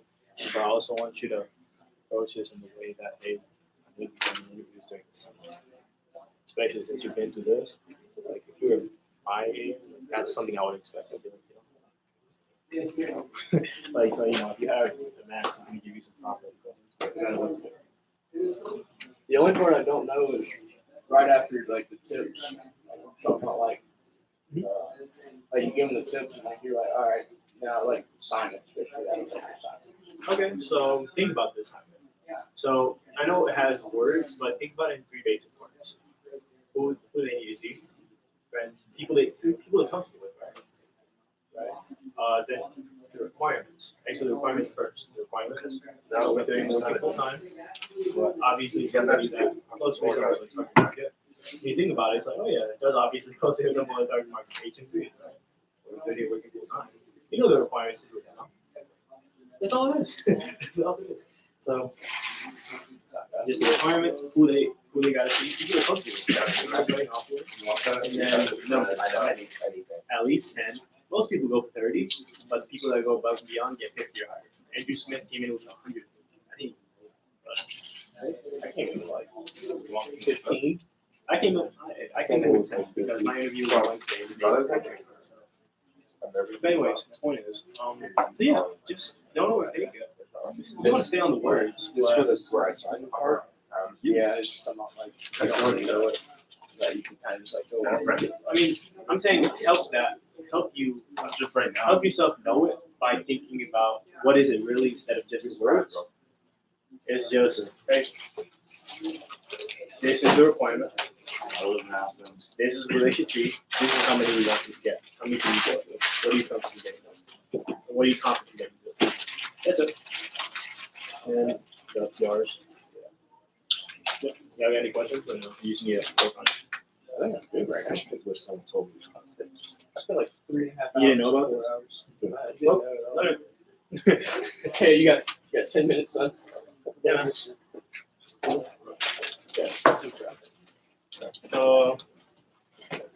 Hey, go ahead and grab a seat. You got any trouble on this? No. Okay. Right. As you know, my name is Chuck Smith, and I'm the assistant career manager here for the Northwest area. And so what I'm doing today is just getting a few of the people who are applying. And as you can see, there's a lot of people applying. So what I'll do is just ask you a few questions, give you some information on the company, and then we can see what we can do. All right. Go. So it says here you've lived here for about 15 years now? Yeah. Okay. And you live for part-time? Probably part time. And are you willing to work on maybe like a flexible schedule, so like an occasional night or weekend? Yeah. And if accepted, when's like the soonest How you many can interviews Probably next. How many interviews have you conducted? Wednesday. Well, as you know, the name of our business is Vector. Oh, wait, you We've never been in business since Oh, 1989. And we work with a product called Pico, which is a high-quality line kitchen, high-quality line kitchen cutlery, and a few outdoor products. And we also work on an appointment style basis. That's on your So phone. canvassing full college positions. All right. And so all of our appointments with our customers are made through all of the appointments made with our customers are personally recommended to us. And so what I'm doing today is just getting a feel for people, like I said before. Based on what I've seen so far, I would like to ask you to stay for the second interview. And what I'll do is take about 30 to 45 minutes to go over the full details of the positions available and tell you what I explain what I look for in a representative. All right. And after the meeting, I'll do one of two things. Either I'll ask you to stay, I'll welcome you to the team, or I'll let you know we're going in a different direction, and I'll give you some tips in helping you with your job search. All right. And do you have time to stay for the second interview? Of course. Okay, great. Go ahead and grab a seat in the other room. Feel free to grab a magazine from the front. Yeah, I still have a couple people to meet with, and I'll be with you shortly. Nice meeting you. Thank you. Good shit, Trent. Shut the fuck up, Ben. That's a good shit. I know. That's pretty good. Yeah. Thank you. Kind of stuttered a little bit. That's fine. What is like? Does it say overall assumption or overall Impression. impression? Okay. What's your overall impression? I couldn't think. I always thought it was assumption for some reason. Can I practice it real quick? So what was your overall impression? Community typing. It's really interesting. Some people Did you have any listen, but questions? not watching. That sound pretty clear. Yeah, for the most part. And you checked if accepted, Vector could benefit your future. How was that? I was thinking it could really help out with my resume experience and also get the company stuff. I mean, And if I accepted, wouldn't do you think affect my this is something? grading. if you're using your Oh, notes. of course. Why is that? Because of my people skills. And you know, as you saw today, we have a lot of people applying. So why do you feel Because I have a very can-do attitude and Hey guys, Trent. very competitive And, drive. and I just wanted to give you guys a little tip while I was walking by. I kind of forgot to do it, but just make sure that you have your posture right. Like I see guys like swinging around. It's like cool for now, but like when you're in there, like don't actually look around. Like oh, yeah, like you have to jump on you. It's like what? Gotcha. Like just do like actual.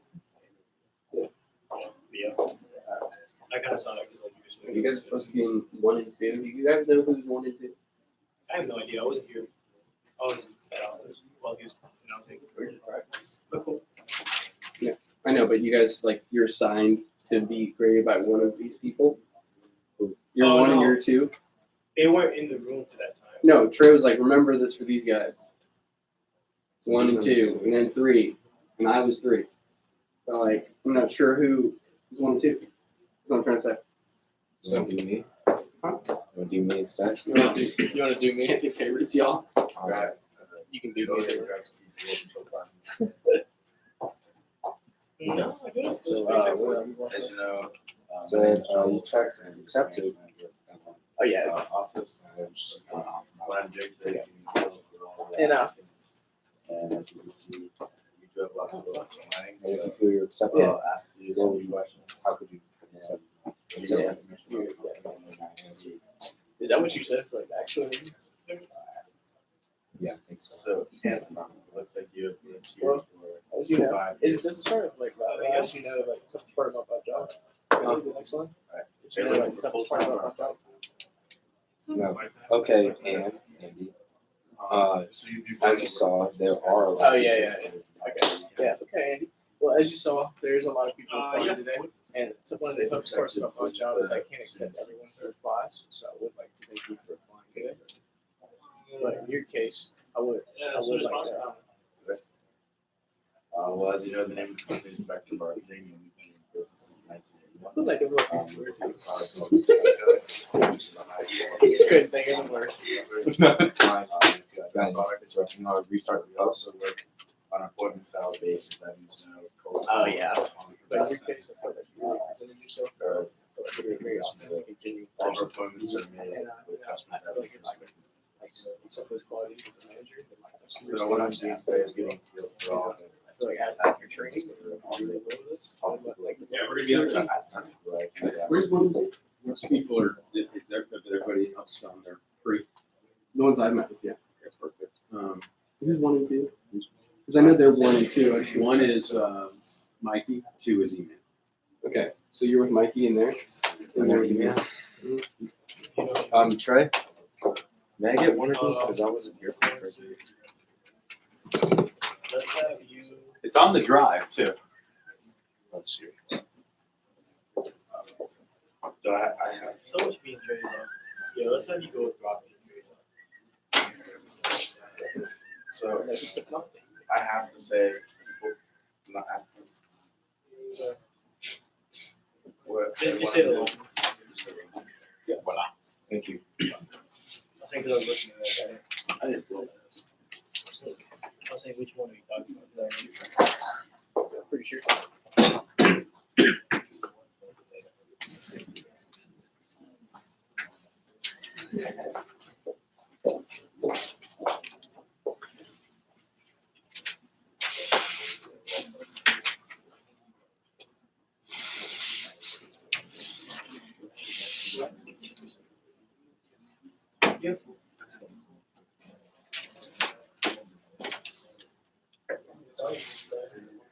Hey, so Andy, you're going with E-Man?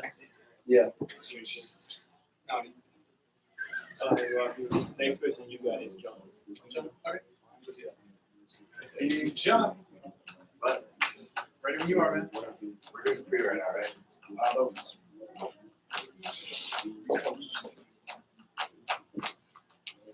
Alright, sure, so you're gonna be in there. Yeah. Alright, cool.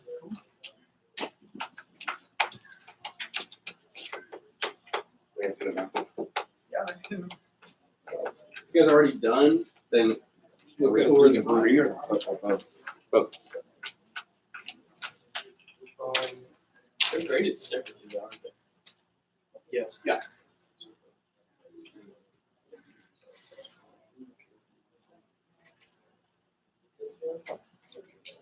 All right.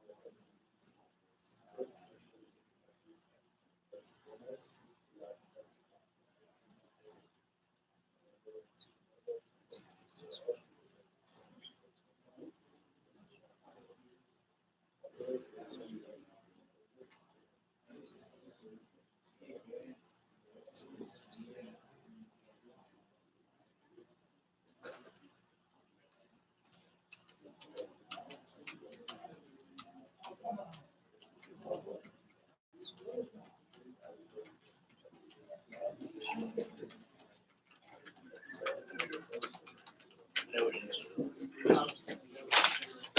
Just try it without it. Try it without it. So. Try it.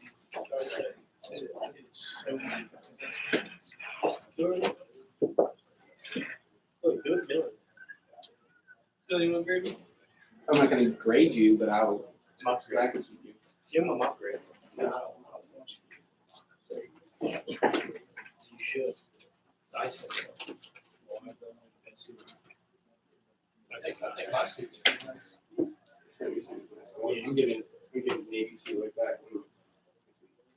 It's 'cause I'm gonna be in a wedding, and he's like, I never even place to play Navy SEAL.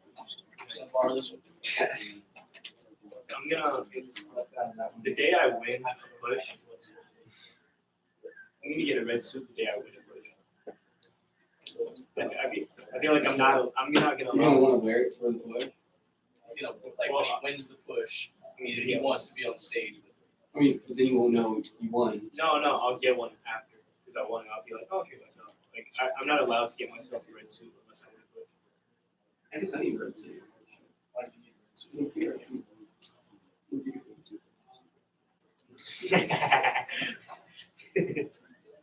Actually, three. Well, in our division. Oh yeah, in our division I won the Bahamas push. I was talking about SC1, but Oh yeah, that's what I was thinking. Like that was one of them I was thinking. It was like I won that one as a I thought you were talking about Oli and no, no, Bahamas and SC1. that's three. That's what. That's what I was thinking SC1 and only. That's what I was thinking. It is the leftover cookie dough. Look how far away. And just make sure you guys think about your posture here.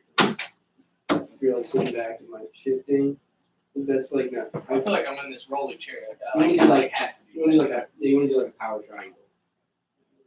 I do like a little card on it, but yeah.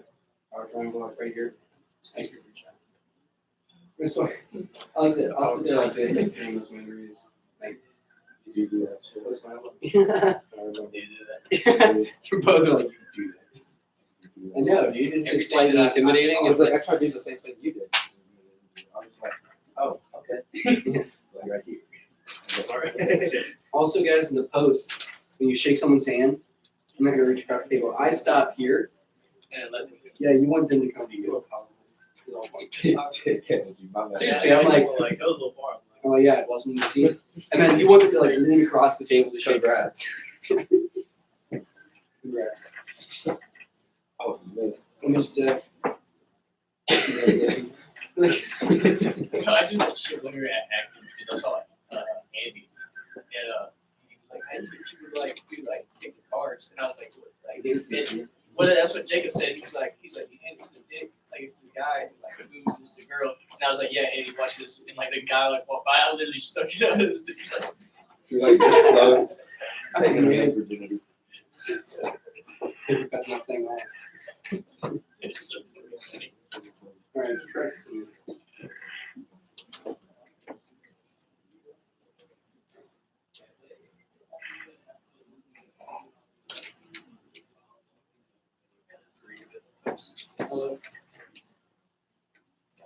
Hey, what's up? Watch my work.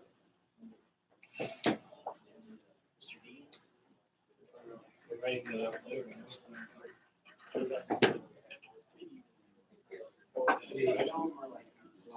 there's no like real structure. It's just write it out by heart. I like to. That's what I told them. I just told them, write about why you want to do it and about the opportunity you've gotten so far and how this is going to help you. And then just think about it. Try.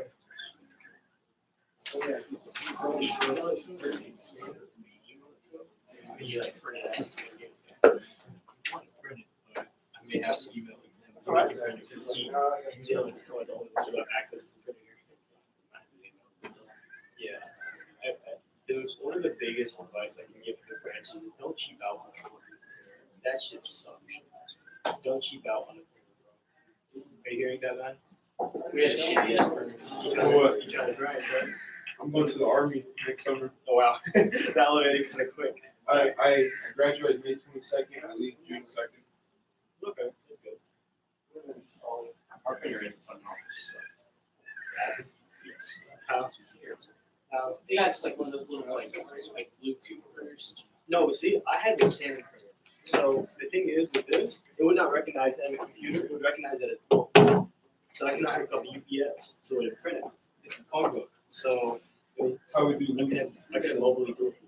Yeah. Yeah, No, there's chocolate. Oh, you're on as well? Yeah. Oh, what I did. So bad. There was another one that got left out here. He just like waited for us to come out. Wow. Oh, for real? Yeah. Oh my How god. was it? Dude, my first was hard. Because I literally. Oh, wow. Yeah, so like, my first one went outside to fly. Once I was like, out of breath, just literally. That's not bad, man.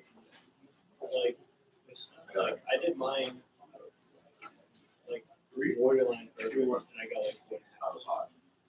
So just to give you an idea of where you're at. You know, I know you want to bench, so like, you're asking me to do it.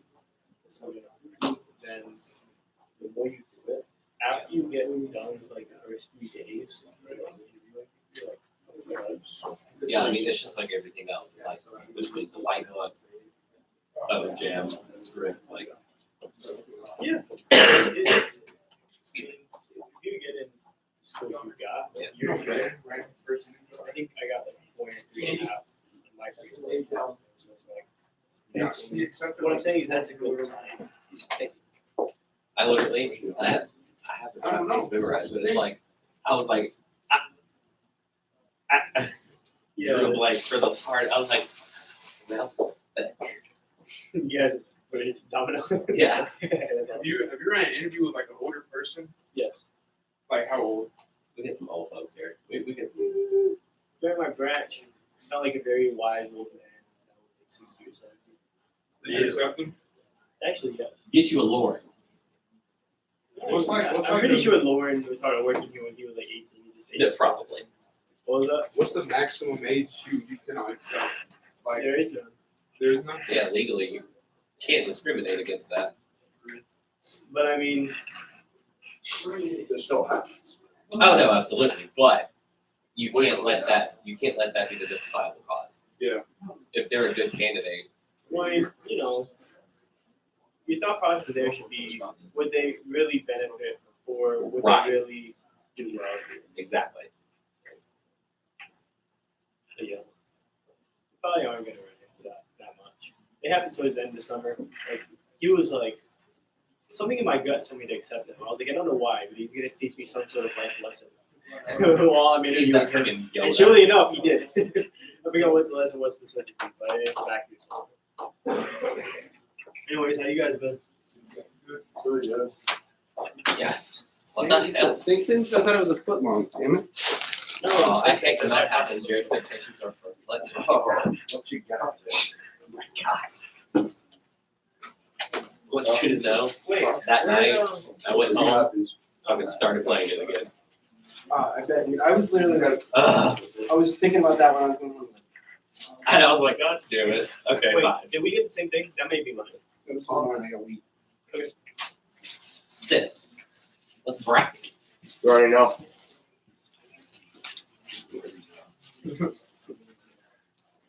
Be grip good.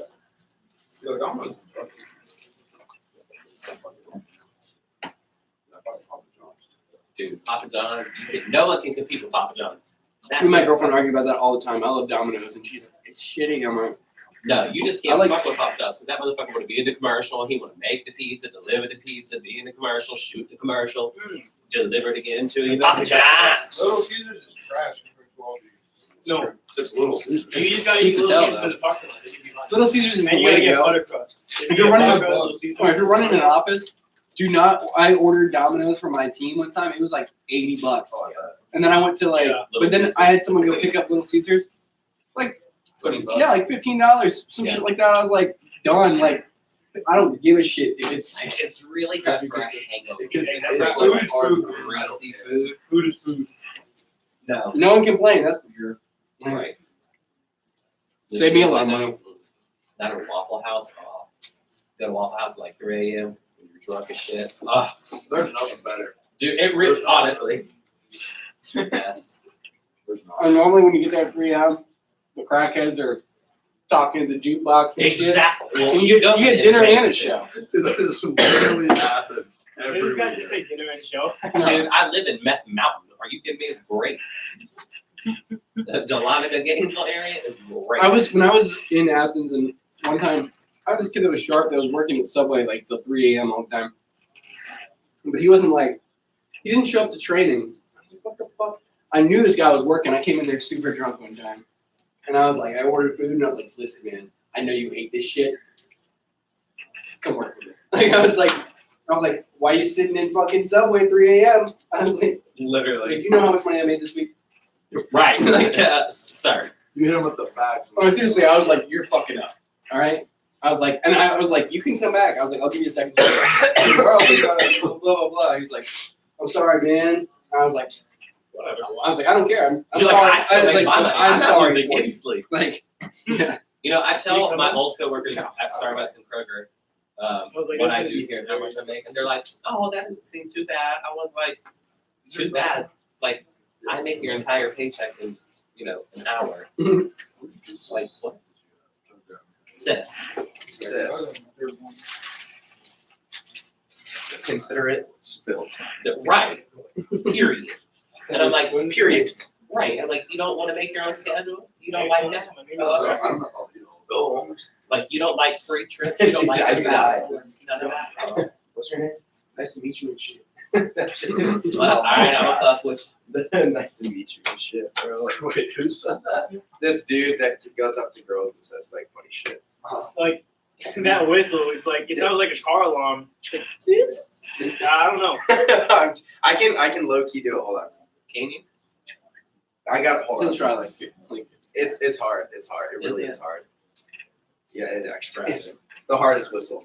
Because it's not like an actual whistle. It's like something like that, yeah. It's a what? It's hard. I don't have to do that shit. It kind of sounds like you're locking your car, like an old car though. Yeah.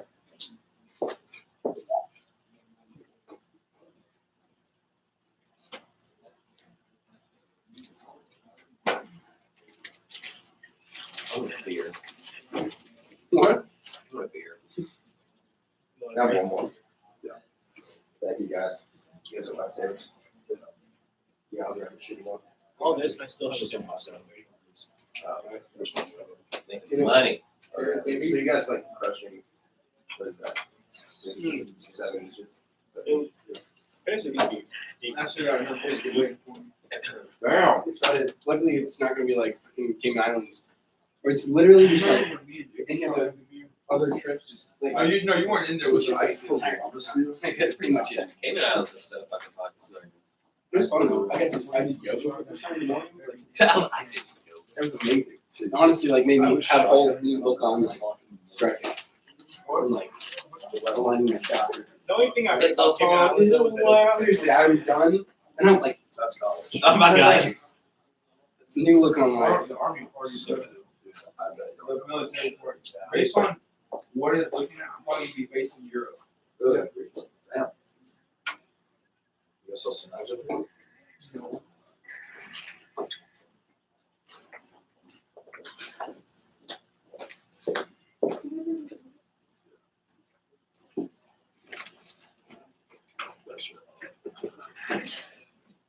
Yeah, mine's pretty bad.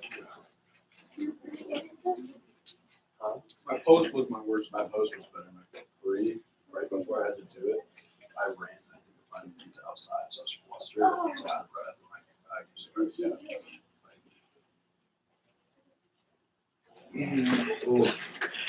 I'm so glad I get. Ooh. When did you get it?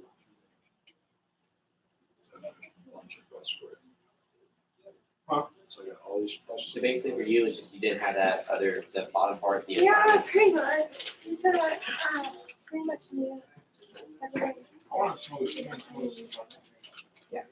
Just And it's, keep resting. that's the thing, it comes with practice. Now you're talking There's about times when you know time when you're going to break y'all, it's Scotch. up to you. Yeah. Scotch, that or an old fashioned. You want to get that thing down, hit you. See, I gotta go buy Because it's the quicker they can get that thing down, the better. No, That way when you you're can start starting like that will mess you up. controlling how It's a you wild say card. it, you know, how fast you're talking, Who's and then, you know, like emphasizing that. Yeah. Blood fire. Like, you know, I don't think I blushed, which I usually when I'm nervous, I usually blush for everything. I was like, yeah, that's the I thing. did it with If you're like if you're consciously aware that you're rushing through and then that's See, speaking I really don't fuck fast, with vodka then the like person no, that I'll you're do that with interviewing tequila. is gonna know that you're. That's So what If you're already done, start reading over the group What interview. was it? We had drink so much. Like Google Drive. Was the party? Mm-hmm. I don't know why. I just told You had a lot of no reason. Yeah. And then you gotta take it to my room. I know, I remember. I was on gas back to you. What'd you get put on yours? For you, I recommend honestly. You're spinach. If right over the group interview, I would just get on the assignment. You were skipping down the goddamn stairs. Oh, no, I wasn't. Although where's Andrew at? I know. I guess him and Alvin. You know? well, I was in the Zoom call. So if I use Oh, yeah, yeah. It was funny because I walked in on me. Oh, I didn't see him. You see David later? What? Yeah, I just saw them last Yeah, night. Yeah. I miss him. They're I'm doing gonna be okay. ready I to mean, go. he was sick all last week. Huh. Let's go this way. Let's try it. I don't know, just it's like this one was like it's trash. You add into everything. I'm the next That day. is- You want over? What's up? Oh. Don't mess with my I'm hair. not gonna go over. Yeah. I was like, wait, I'm not. I just wanted to do that. One knee. Backward. Where's the? How, bro? How, Sway? How do you miss this shit? Oh my God. Oh, man. It's a little different off one leg too. Like, How you like it? Alright. Wow. You look okay. Do we have to memorize it? Then? No, but you want to be familiar with it, though. Well, I know that. I'm saying eventually, are we gonna have to? Yes. You're going to naturally memorize it when you do. That's our first thing. In total. The way you want to get familiar with it now is Is there anything? you want to be able to read the beginning of a line, and then once you get to the end, like, you have that. Oh, okay. So like proceeding. Yeah, like, Do I really have to? basically, once you start saying something, you know how to line that forward. like that part. You've never heard Cardi B going, ew. Nope. What? Get out of here. Nailed it. I know. I was very happy with what I. Oh, I didn't see you, Jacob. I was wondering where that came from. I was like, what? How do you guys, did I blend in with the sky, bro? Man. Bro, I remember me and Andrew and Olean were roasting the fuck out of that thing. We were like, What thing? what What is that? hillbilly? It's a fish pencil case. We're like, what hillbilly redneck has got this shit? I bet you And go Robbie comes work. and sits down, and we're like, that's like the least suspect person That was so I rude. think would have that. Huh? whether it's like, What it do, Who- baby? What it do, baby? Oh, nice rock. That's it. He's so fratty though. That's with him and everybody. He clips with everybody. No. This Oh. thing. Do I click with everyone? yeah, Thank you. you said you're very fatty. Yeah. Frat? Yeah. Fratty. Frat? You're You didn't say fatty. I said fratty. I said fratty. I'm gonna punch you right in your nose. Oh, Do I need to call that. your owner? Oh, Who's talking to you? He ain't talking to me. Jesus. I think you need to come down for an intervention. Should be happening. It's fine. You can You need to pause. rewind. And never say that shit again. Right. Period. Period. Oh my gosh. I'm teaching him all this new lingo. He's just so happy. First ever. He's gonna say it in like. No, listen. First ever team night out. I said that exact same. Pause, rewind, and plus press. Pause, rewind, and press play. Because I don't speak. I use it. Yeah, I get what you're saying. And so, literally, you, Nick Barnes, and who else was it? Kai and Will Fields were like, what? I was like, Can you please repeat that? it was time for Thomas to leave. What do you think? He had seen everything. Where? Alright, dude, you need to fucking knock it off. There we go. What's your last name? Lucas. Lucas. Lucas. Lucas. Hey, look, you'd be so surprised. People spell it Lukas. Lucus. Your seam on edge. I'm like, George Lucas is my uncle. Ritter. I like how like honest that was.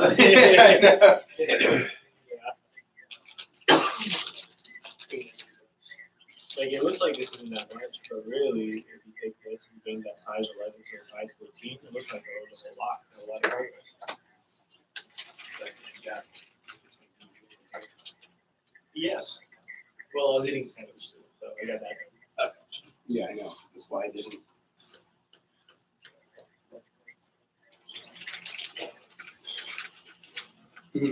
Oh, Andrew said that him and his dad were having some lemons and lemons. Hold on. I mean lemurs. Mm-hmm. No, it's Limers. What? It says No, LIMAS. It does say LEMURS. Are you kidding me? Hey Siri, how do you spell lemur? We're not talking about, we're talking about lime. It's not a lemur. I'm talking about limearitas. Bro, we're not talking about the animal, you man. I was like, No, I was we're like, talking lemur, about you coronas idiots. Like, with I thought he limes. said LEMERS. So a corona with lime. Yeah, that's all I heard. It was- Right. They call them That's the first time Ronas. Hey Siri's ever spoken. Oh, God. So I was like, Usually just say lemons. Yeah, you definitely jumped into that conversation too late. So what did you expect? Hey, Trent, what's your last name again? Smith. The most basic. I feel like one of the most badass names. Last name's gotta be Thank you for doing that. I heard that. John Smith. I made a joke. Colonizer. Oh, why did I laugh so hard at that? Because you're Just like imagine, like a hamstock fits I into do. you know, he said handcuff fits into like any like Get out. Hey, at least my uncle's George Lucas. Introducing Dylan Hancock. Not even lying. John Hamilton. Basically any founding I father. think it's like- No, like Lincoln. Not me, George Jefferson. Lucas. By all the founding fathers. I'm saying any day. You know, there's a device. Right, exactly. Period. Right. There you go. Now there's a device Yeah. for first responders. It's Yeah. called this device. What it is, it performs the perfect compression through CPR. Anthony. It has my last name, and I have yet to ring the die. It's just the way it's just the way you're there. I love your That makes it sound bad. It has my name. Anthony in it. Hancock the third. Does anyone? Alex has. He was Harry Hancock. I'm good. Alex. Anyone want the last piece? This guy? He's got. Did you see it making His one name of is the Harrison Kawhi Leonard Johnson. Dude. No, I'm no, sorry. His name was Harry Johnson. You don't like pepperoni? sis, I will gladly take the pepperoni. Exhibit A, lingo I've been teaching. No, I said sis before you came around. It's just gone up. You know how the Google thing does like A trend. trend? Yep. It's like That's the only thing I it's was like, getting me through this week. July 19th. Yeah. thank you, girl. Number one right there. Anthony, you're good at game team, right? Yeah, I was about to. You kind of just giving it out. You're welcome. I'm seeing everybody. I didn't want Yeah, we get some of those two pieces. Oh, I- Good looks, good looks. No, I didn't hear. He asked like 4 times to work him down and said, yeah, I'll take it. Sorry, you were across the room. Sorry, you did that. Problem. Cool. I got a biscuit in the bag. I just had an idea. Oh, I know.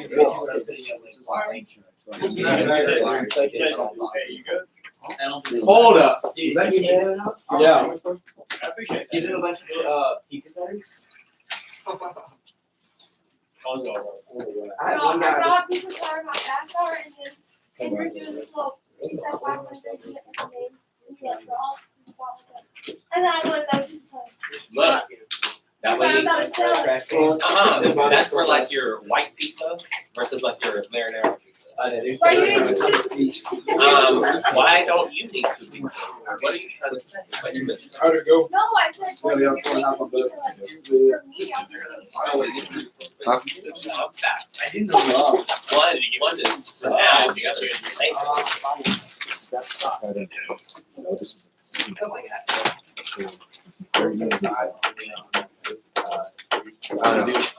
What did you guys get? I didn't ask. You should have spoke to the other What did you get, Chuck? 4.5 of it. Malts, I did a 4 and a 3.5. Like that. Yeah, I like got home to the football game. I was laying in bed, I was just like pulling out like the weekend. And I was like, okay, cool, I'll go study. Yeah, so I never ate dinner, so I was just being serious. I'm trying to learn. Some of the people in their group just worse. This over top. That building's at 3 to 3.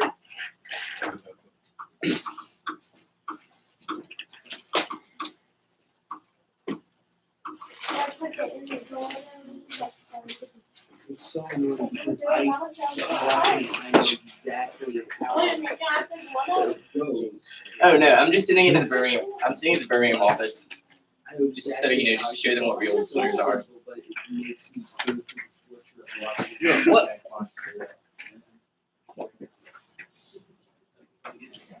You need to print out on those. I got you.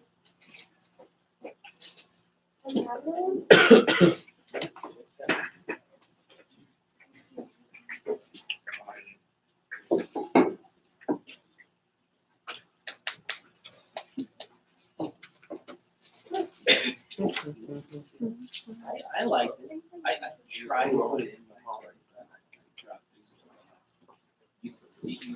I thought it was kind of cool. Just a. No, it's. Oh, I already got one. Thank you.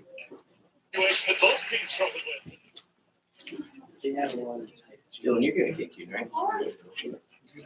How about you? But that's the only thing that's gonna get you first week. This one. Don't flat me. I got 5. Are you flying straight to Cancun or you, or are you flying like to Miami? I'm not sure. The only other. I mean, I can go and break in Miami and then there, but I have no idea if it's like.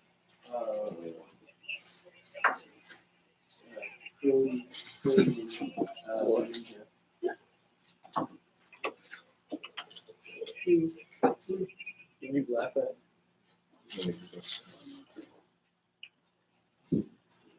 I just have a question. If you want to wait for 25 years, They got some why throwback are you jerseys supposed to on. wear everything? What? In the group, you just write them down, like on a note Except the paper, ground one. or like, I just spread their interview You sheets out. could do that, or we can just keep the applications. Yeah. And flip through them. well, whenever. Like when you get ready to ask the next question. As a branch, you have 25 people interviewing. I had Like 30. Sam. No, I didn't have 30 in But the chances group. are, you're probably I not had gonna 30 have like 25 30. Well, I I know, was but born you down just version, like- honestly. That was I actually feel like that twice as happened to much. him, like, It's like so cold. honestly, he did a good So job. I was like, what if That's a big That's one thing. So on Vector Live, there's like a place like the interviews you can like determine how many people can fit in that interview. Your Yeah, morning so, you routine? know, Are you sure? after, like, once So I you were just believe like- that. That's how it works.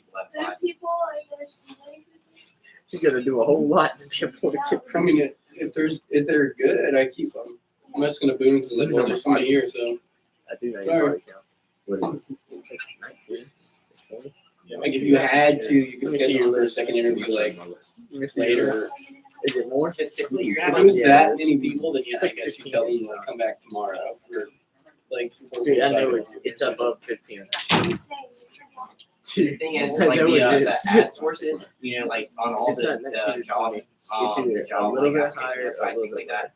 Those people, like the company gets a lot of people scheduled through those. Yeah. Yeah. So those day interviews have like a lot of Let me see people your who list. apply randomly.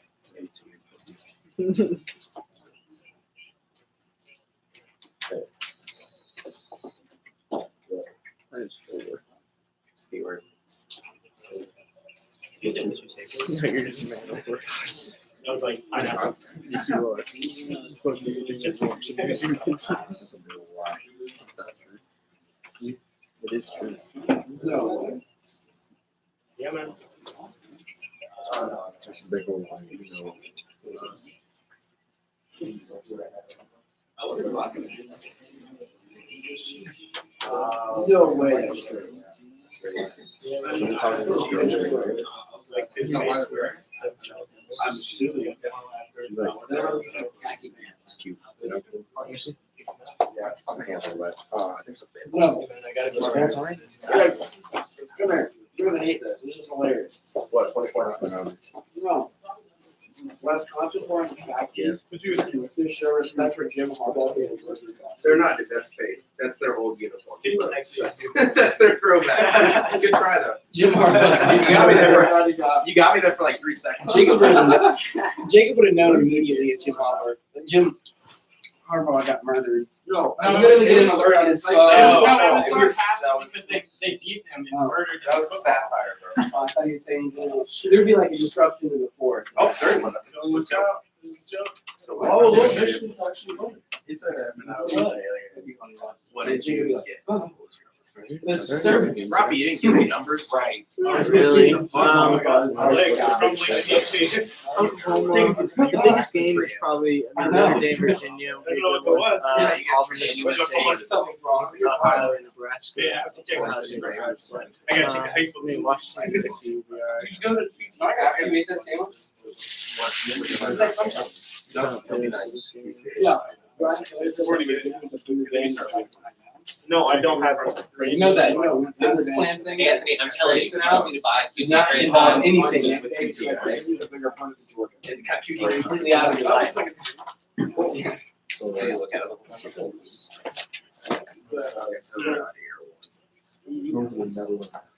Oh, it's good. I do not have it in emergency center. Wait, have you? Some. QT, man, that stuff is so chock full of preservatives. Y'all can take it all out. And I don't know. I'm here for good time. No long time. Okay. Quality of life. What you need to do, buy a bunch of QT French fries. Good. Yeah, actually, it should be decent. They're free to one. Yeah, you don't have to pick like 9 times. You see all the product. Basically. Yeah, it'll be. Go in the store, Do they know you by name? Hey, what was that? I'm gonna be a business partner with QT. I know, I figured. Did everybody go? Yeah. All right. Managers, make sure that you're sending your scores in the DM chat. So that way I've got it. We're gonna do a couple of things here. We're gonna be doing I'm gonna be taking the next level crew, the people that have already branched. We're gonna do a little session back in here on driving demos through the fast start and a little debrief on DM comp models.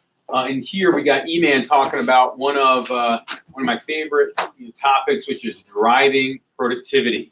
So driving production from your team and weekly conversations to have with representatives, templates to use, things to utilize. But before we get into that, I want to talk about the framework that we're going to use this under, which is the CBI framework. So pass that out to you.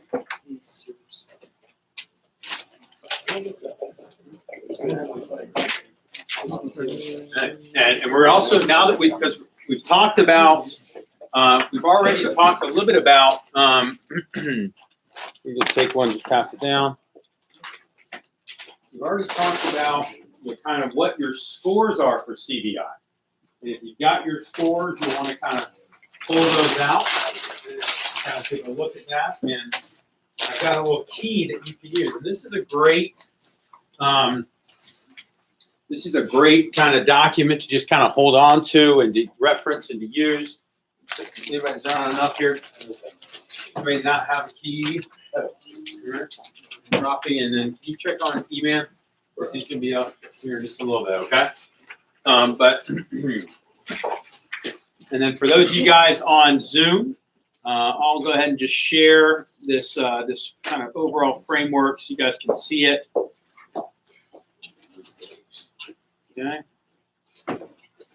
So this document is in the Google Drive too, but I'll share it here so you guys can see it.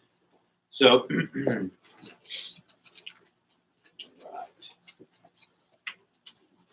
we go. Okay. So who are builders in the group?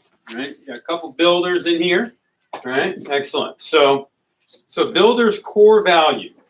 Okay, this is something. So if you have people that you know what their core values are, okay, it's good to know. And a lot of our managers will have their representatives take this once they get out of their fast start, or perhaps once they get into. Do you want Mikey? Okay. Once they get into key staff, or especially on staff, it's good to know this. So builders, their core value is power, right? Supported by faith, right? Having that kind of that belief system. You cannot, and there's a difference between faith and I guess proof, right?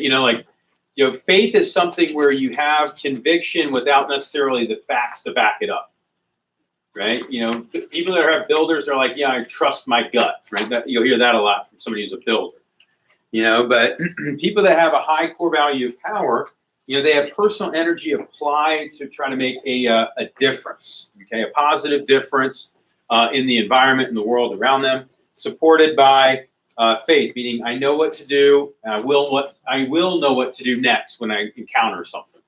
So yeah, I don't have all the answers, but I'll figure it out when I get there, type thing, right? Bless you. Okay, their contributions to the team, okay, is providing action, right? Your builders are usually like, hey, I'll go first, right? They want to be out there in front of the crowd, right? They hate being part of the pack. They like to be out in front of the crowd, and they produce results, meaning like it's all about results for them. It's like, look, I'm getting it done. Okay.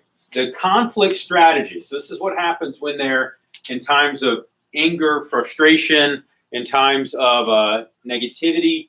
Their conflict strategy is to intimidate. Okay, your builders tend to be your bullies, right? Now there's different levels of bullies, but that is kind of their strategy, right? They tend to intimidate. They tend to try to, they're very comfortable and happy with confrontation. Okay, so the biggest thing though is for people that are builders, their learning style is decide and do. And here's what I'll say: if you're a builder, it's it's one of those things where you should be getting your letter of intent in, right? Because I just know how builders are. As soon as you get your letter of intent in, the commitment that you'll then make goes up 1,000-fold. Okay, so their style is to learn, decide, and do. Okay, merchants. If you look at that, okay, your merchants, their core value is love. Okay, so who are our merchants? Who are our love warriors in the house? Okay, cool. Right? They love nurturing the core values in oneself and in those of others. So they, your merchants are the ones that are always asking about how other people are doing. Okay, your merchants are always the one they're usually the first to wonder where somebody is if they're not there. Merchants are always, hey, where's such and such, right? That's the merchants. They're supported by truth, which is kind of the way things are. Okay, they tend to just kind of accept things as they are, good, bad, ugly, right? They're just positive people by nature usually. Their contributions to the team is relationships. They're the fun police, right? They're the ones that want everybody having a good time. They're also big visionaries. In the vector world, we've got a guy named John Kane, who's probably the highest merchant score. I think he is the absolute highest you can get in merchant score. And I will say that, it's funny. I say John Kane, and you see all these smiles come across the district team. He's probably the most beloved man in all of vector. Okay, everybody loves Johnny Kane, right? I call him Johnny Ballgame, right? And his deal is, hey, he always sends this and text messages to me. He says it others as well. Keep helping people, keep helping people, keep helping people. It's just a great reminder. I think that might even be his tagline, right? Like on his email. He just really loves supporting people. Yeah. Oh, shit. That might be necessary. All right. Where are we at? There we go. Can you guys hear me now? All right, beautiful. Sorry. Okay, so people that have so your super high merchants, these are the ones that they're all about vision and relationships. Their learning style is to talk and listen. Okay, so that's the way they learn. They want to talk about things. They want to hear things out. Their conflict strategy, unfortunately, is to manipulate. Right. So your merchants are your manipulators. They're the ones that they'll tell you what they think you want to hear in order to have it happen. They're also the ones to play the martyr, right? Woe is me. It's just so hard, right? It's very, it's funny working with merchants when they're in conflict strategy. They're not it's completely different styles, right? People that are high merchants, it's like, oh, well, I'm just dealing with this, I'm dealing with this, I'm dealing with this, right? And it's designed to kind of manipulate. Okay, that is their style. You were probably the ones that gave mom and dad, you had them wrapped around your finger, probably, right? Whereas some of you guys are like, no, that was not me, right? Maybe because your mom or dad was also a high merchant, and so they understand it, right? So, they what do they say? Can't con a con man, right? So, if you go down to bankers, okay, your bankers, they're all about knowledge, the how and whys of things, okay? Supported by justice, meaning that knowledge is available to all and used appropriately. Meaning they're the ones that want everybody to have the same level playing ground, or at least everybody to know all the facts, right? Your bankers are the ones that if somebody makes a comment at a team meeting that maybe isn't factually accurate, they're the one person to point out, actually, this is it, right? They just want it's all about knowledge there and justice, having everybody there. Their contributions to the team, this is big too. Information, right? These are your facts gurus, right? Conservation, meaning they tend to be the more conservative type. They're the ones that, hey, before we get too far ahead of ourselves, let's think about this, right? Bankers are great to have in any organization. Their conflict strategy is aloof judgment. Meaning they tend to kind of play dumb. I don't know. When they're in a situation of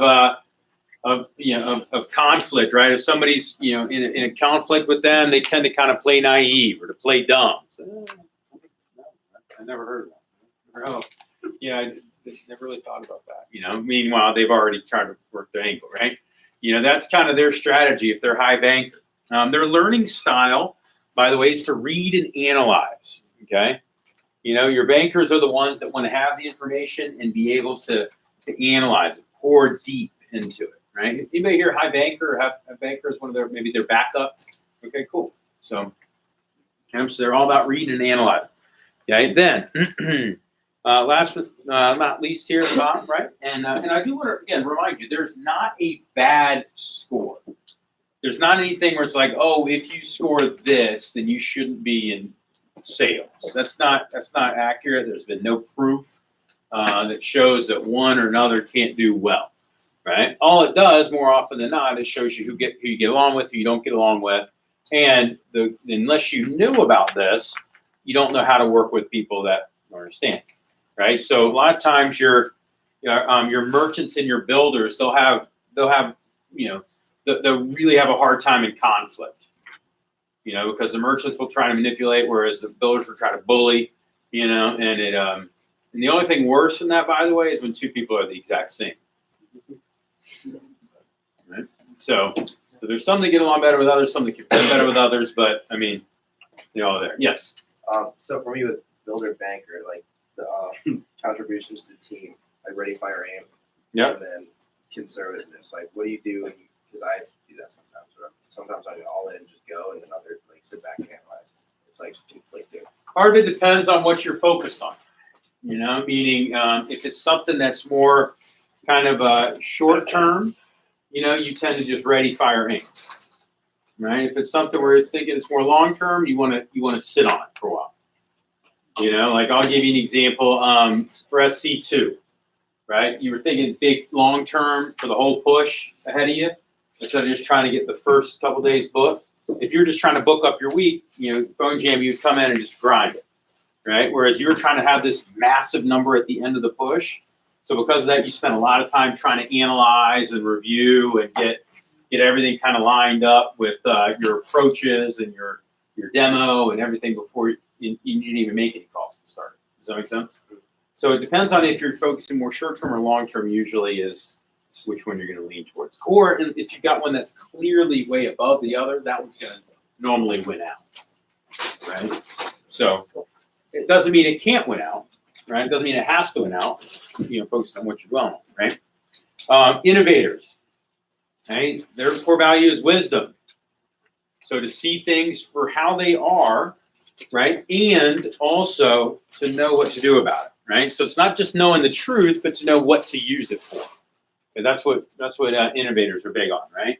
Supported by compassion, right? Which means inquisitive, observant, constant focus on understanding, okay, and seeing.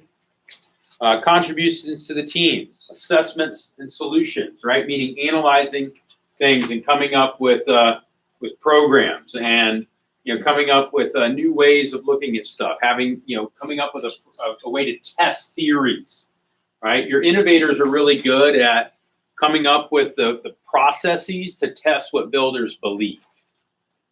Okay? Builders will go out and do it, and the innovators are the ones to figure out how to get that replicatable. All right. Problem with innovators is they tend to interrogate, right? And so somebody's got, their strategy is to interrogate, So, they're the ones that, in a relationship, they're like, well, why did you do boom, boom, boom, boom, boom, boom, boom, right? And they're not bullies, right? Well, if they're a builder innovator or an innovator builder, then they will bully and interrogate. That's a hard person to be in an argument with, right? I'm not a good person to be in an argument with usually because I'll ask you questions that suck having to answer, and I'll ask it to your face, and not in a roundabout way, But I have to be, aware of some of that. My mom actually was like that. Which is interesting because my mom's not really innovative, but she probably has an innovator somewhere at her core, or like as a secondary thing. Because when I would go out with friends, mom was the interrogator. Dad was slicker about it, right? Was still getting the same answers, but I'd say, hey, I'm going to hang out with my friends. Mom would be like, where are you going? With who? Why? Where are you when you coming home?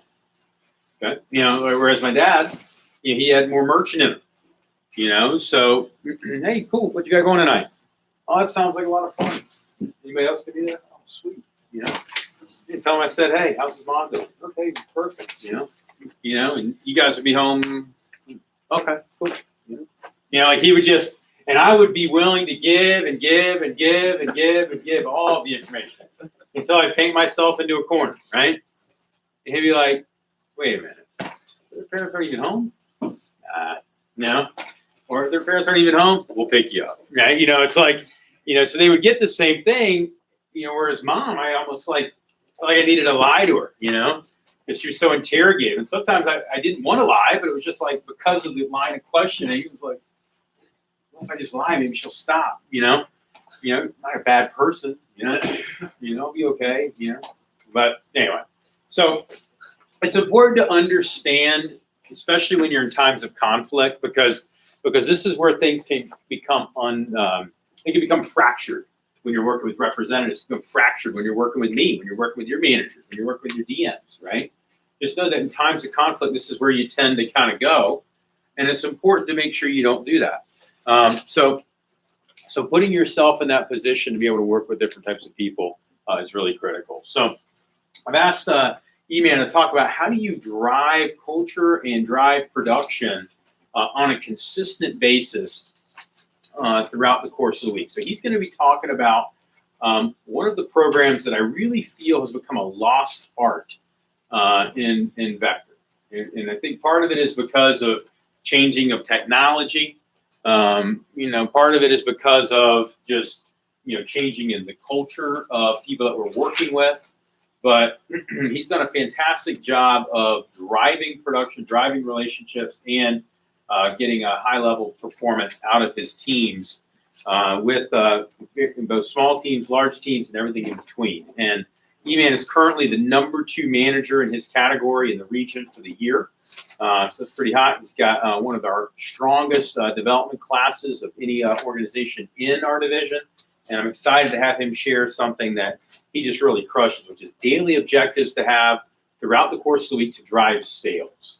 So to drive performance, to drive sales, and how to have powerful coaching calls with your people. So let's go ahead and give him a hand and bring him up, Mr. E-Man Long.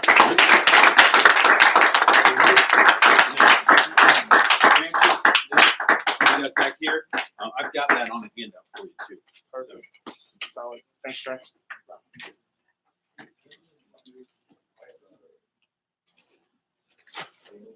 You want to pass it on now, or you want to pass it on? So, if you can take one, my man, and then pass it down. We're going to break this down and dissect it. I feel like this is one of the strongest parts about the business that you can have. And the cool thing about it is that it doesn't take skill. It literally just takes effort. Like one of the things that my previous division manager used to tell me all the time is that the main thing with the business is that you have to show up and you have to care, right? So if you show up and you care about your people, right, it's just about communicating. And so I want to make this conversational as well. So where does communication start? Where do you feel like communication starts in our business with our representatives? Where does the communication start? Huh? Boom, interview, right? So in the interview, you set it up with you set reps up with the right expectations in the interview, right? With the feeling that they leave when they leave the interview. So like one of the assignments that you give with the names list assignment, right? That's important that you follow up with that as soon as they come into training, right? Because you gave them an assignment. If you don't follow up on it, in the rep's head, they're kind of like, all right. If they don't follow up on it, it's like, okay, he's gonna let me slack off. Right, but they come into training. The first thing that you do is, you check their mindset. It's like, hey, how many names did you bring in for your names list assignment? Right, it's automatically putting them in the right mindset that hey, you're going to follow up with them. Right, you're going to communicate with them. So, if you're taking notes, get this down in your notes. But in our business, when you do not have communication, that leads to vector death. Right, it leads to vector death. So, not communication with representatives leads to vector death. Okay, and so it's important that you do PDI, right? That you talk to reps on a daily. You have that daily interaction with representatives. So PDI stands for pretty damn important. No, I'm just kidding. It stands for personal daily interaction, but it is like really, really important. Okay. So if you guys see in the handout, the benefits of PDI. So we'll start there with creating demos. Okay.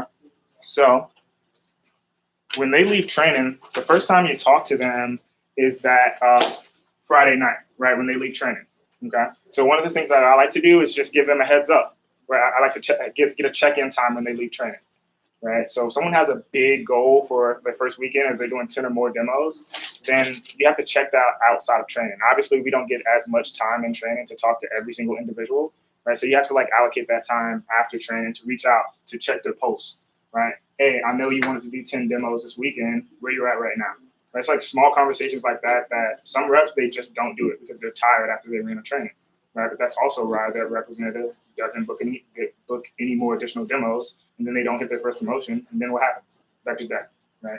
So by not having that extra communication, it all leads to vector death, okay? And that's not what you want, right? So within creating demos, like I've systemized this really through Rep PDI, right? So I would say one of the things that I implement is not Rep PDI, but WhatsApp, right? WhatsApp communication, right? So there's certain things that I do every time I talk to a representative, I get their schedule, right? So what's important with that, with creating more demos is knowing their 3-day window, right? So for the next 3 days, like what's your goal? How many demos do you want to complete within these next 3 days?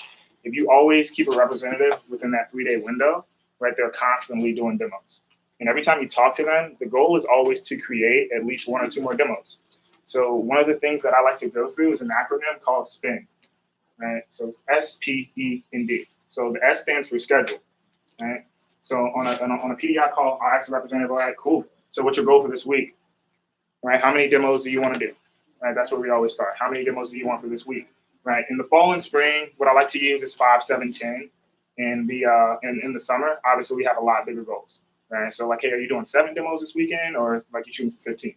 Right, so you just kind of want to measure out like what they're shooting for. Okay. Another benefit of PDI is just having like the one-on-one management. And what I'll say with that is like development with representative, it doesn't happen inside the office, right? During functions, team meetings, you're not going to really be able to dial in and develop a representative, right? So those one-on-one personal phone calls is where you develop them. And development always happens outside the office. And one thing I'll say with that is like reps, regardless if they're merchant or not, like people don't care what you know until they know how much you care, right? So you have to take time to like check their posts and see how they're doing. I see managers take calls all the time and they dive into like the business and it's like, dude, you didn't even ask me like how my day was going, right? And so that has like a big deal to do it if they like you or not. Like if a representative likes you, reps will quit. They'll quit. It's easy to quit on Cutco, but it's hard to quit on a manager. Right, it's hard to quit on like a genuine relationship. So like I was just Luke can contest to this. It's like he's one of my top representatives this summer, sold over 20K. We talked a lot, right? But I would always check his post, like how you doing? Are you going to the lake this week? Right? How's the game? You know the Bulldogs are getting ready to lose in the fall. Right? Like, hey, how's your girlfriend doing? Right? Like that alone, me and Luke we'll be friends. Like obviously now, like he'll be at my wedding one day. Like that's my boy. We built a genuine relationship, and it has nothing to do with Cutco. Right. And so when you think about it, like long term, having a rep get into TLA or having them around for a long time, it's just the relationships that you develop with them. Right. So always talk about them, ask them, just find their hot button. And if you're not like a merchant like me, you just don't build rapport. Just like I can build rapport with anybody pretty much. But like just find one thing, right? Like one thing that's genuine that you appreciate about them. Like if you see that they come in the office and they always have nice shoes, like, hey, dude, you buying any new shoes this weekend? Like, what's hot? Like, what's going on? Always check their posts. So after I check their posts and I see how they're doing, I dive into the schedule, right? So, hey, what's your schedule for the next 3 days? And as far as like event to event management, a lot of that happens. Like, what's the first event of the week? First event of the week for a representative, new representative, right out of training, would be advanced training, right? Let's start at advanced training. Right, let's start at advanced training, then we'll go to team meeting, right? So the objective in training when they launch from training is to get them to advanced training, right? If they're getting the results, perfect. You have to drive them to get to advanced training. If you have a representative that completely goes like 0 for sales his first weekend, you have to get them to advanced training, right? So you have to communicate with them regardless of where they're at. Like if they're not getting the results, I'm not too big on like if they're not getting the results or not, because I know eventually they're going to get the results if they're following the program, right? So I don't try to troubleshoot the demo, right, of what they're doing wrong. I just make sure they're following the basics. And the basics of the job is, are they cutting up food? Hey, how many things did you cut on the presentation? Did you read the manual word for word, right? Now, obviously, we work with some pretty impressive people, so you kind of got to like diagnose exactly how well they're reading the manual. So one of the questions that I like to ask them is like, hey, on a scale from 1 to 10, with 10 being I'm reading the manual word for word, and one being like, hey, I'm just kind of winging it and doing my own thing, like how well would you say you're reading it, right? And so usually most reps will be like a 6 or 7. I'm like, okay, cool, so that's good. But like if this was grade school, what grade would that be? Right? So yeah, it's like a D or a C. It's not that great, right? I definitely feel like you're the type of person that can perform at a much higher standard than that, right? So let's make sure we're reading the manual like word for word, 10 out of 10. You troubleshoot the small things like cutting enough food, reading the manual, having fun, and then calling you for the deals. Right? That's the only thing that you should really troubleshoot. Other than that, like if they didn't sell a set, right? Hey, that's something that we're gonna fix when. And it's advanced training. Right? Hey, you didn't get 20 recommendations. Hey, no worries. Don't worry about it right now. In advanced training, I'm going to teach you exactly how to get like 10, 20, 30, 40 people. Right? You have a $300 average order. Okay, cool. Right? I know you want to get that over 500. Hey, look, we're gonna talk about that in advanced training. You have to get every single rep to advanced training, no matter what. Right? Because then you can coach them based off their experiences that they had that first weekend. And everyone's experience is going to be a little bit different based off of what happened. Right? I know my first weekend on the job was nothing like your first weekend on the job. Right? And the same thing with Kevin, same thing with Luke. Everyone's here. Everyone that's here, their first weekend on the job was a little bit different. Okay? And so you can analyze a lot of those things during the advanced training. Okay? So get every single rep to advanced training. That's really, really important. And you just do that through communicating with them. Right? So I would say for the first weekend on the job, every time you talk to them, make sure they book up 1 or 2 demos, and then boom, hey, you ready for advanced training? I'm going to teach you what you don't know in advanced training. Right? You do that alone, right? It helps out a lot. It makes me think of Devin Villafane. Right, so Devin Villafane, he has an office record. He sold 14 grand in his fast start. Right, his first day on the job, on that Saturday, he had a big MMA tournament, so he could only do 1 demo. He had a no sale. Right, we talked. I told him, advanced training, don't worry about it. I'm gonna teach you exactly what to do. That next Sunday, by the way, this is somebody who's expecting to have like a $10,000 fast start, like before the training even started. He was thinking at a high level. He had already had a friend that did well. So that next day on the job, he did 3 demos. I think he sold like 331. Right. Obviously, I had to talk him off the ledge. We had to have those powerful conversations, or he would have quit. Right. So he comes to advanced training. Long story short, that Tuesday he goes out and sells $7,000 in 1 day. Right. So like that's why you want to get the reps to advanced training. Right. And so when you get them to advanced training, you can just really dissect what happened on that first weekend, and then set up a strong weekend for them to finish strong in their fast start. Cool. So in advanced training, I'd say the next thing is like getting the schedule, right? So you want to make sure you get the schedule in advanced training that they're comfortable with. Like if you know what the representative wants, it's really easy to help people get what they want, right? So it's never about what you want as a manager. It's all about helping the representative get what they want out of the job, right? So like, hey, what's a basic schedule that you want to work every single week, right? Like how much money are you looking to make every single week, right? Always looking up their names and numbers. Like, dude, people can say this job is hard or whatever, but if people have numbers to call and they feel good, like that's the job. Like that's what you need to do as a manager, is make sure they feel good and make sure they have a lot of freaking people to call, right? And so you always have to check that number. One thing that I do in our Rep PDI, like our database where we keep stats and things like that, I always like to know how many numbers they brought into training. And as that like thought jogger list goes down, as that initial list goes down, their recommendations should be building up. Right, and you have to check that every time you talk to a representative. I ask them, I'm like, hey, how many names do you have on your initial list? Okay, it's coming down to 30. Okay, cool. So how many recommendations do you have now? Right. So every time that initial list is getting smaller, you have to be able to check that temperature, because the easiest way for a rep to quit is what? Oh, I don't have people to call. Right. So if you always know that, and they tell you, I don't have any people to call, you pull up your Rep PDI. Well, hey, I know the last time we talked, you said you still had like 50 people like from your thought jogger list. Have you reached out to all 50? No, I reached out to like 30. Okay, well, like, did you talk to all 30? Like, no, I probably talked to like 15. Like, everybody else didn't answer, right? But like, you never know any of that, right, if you don't have those conversations. Right? So it's just really, taking the time out of your day to like have those powerful conversations. That's really what it takes. Showing up and caring, right? And if you care about those 2 things, that's something that can like drive the business, and the rep is feeling good. Right. So as far as like driving reps to attendance, for a brand new representative, I like to do that in advanced training, right? And you also talk about that in the interview as well, right? Like if they have the right standards from the beginning, it's really easy to get them in the habit of continuing to do that, right? Like if you have no management their first weekend, right? They don't know about the team meeting, right? Or you mention it but you don't confirm it, right? You can't expect them, right? I feel like we expect a lot from our reps that like you wouldn't even expect from yourself, right? Like I'm sure you guys have all known about TLA and these dates like months, but Trey constantly gives reminders. I mean, most people didn't even save the freaking Zoom in their notes. Like, why not? So you have to constantly be reminded. Like, put yourself in your representative's shoes, and like really care about your reps, right? And as long as you do that, like they'll want to come to functions, right? I'll say with the Wednesday team meeting, I like to get the confirmations for that early in the week, right? So you can't wait until the day of the team meeting to be like, all right, it's the team meeting, right? Is everybody fired up to go? Doesn't work that way, right? It's just like anything else. You got to understand the target market. The people that we work with are between 17 and 25. They're not the most responsible people, right? So shooting out, like having those powerful conversations on Tuesday night, that's like one of the most powerful days of the week to set up your week the right way, right? You have to talk to every single rep on Tuesday night. Why? It's the day before the team meeting, but so they come prepared the right way.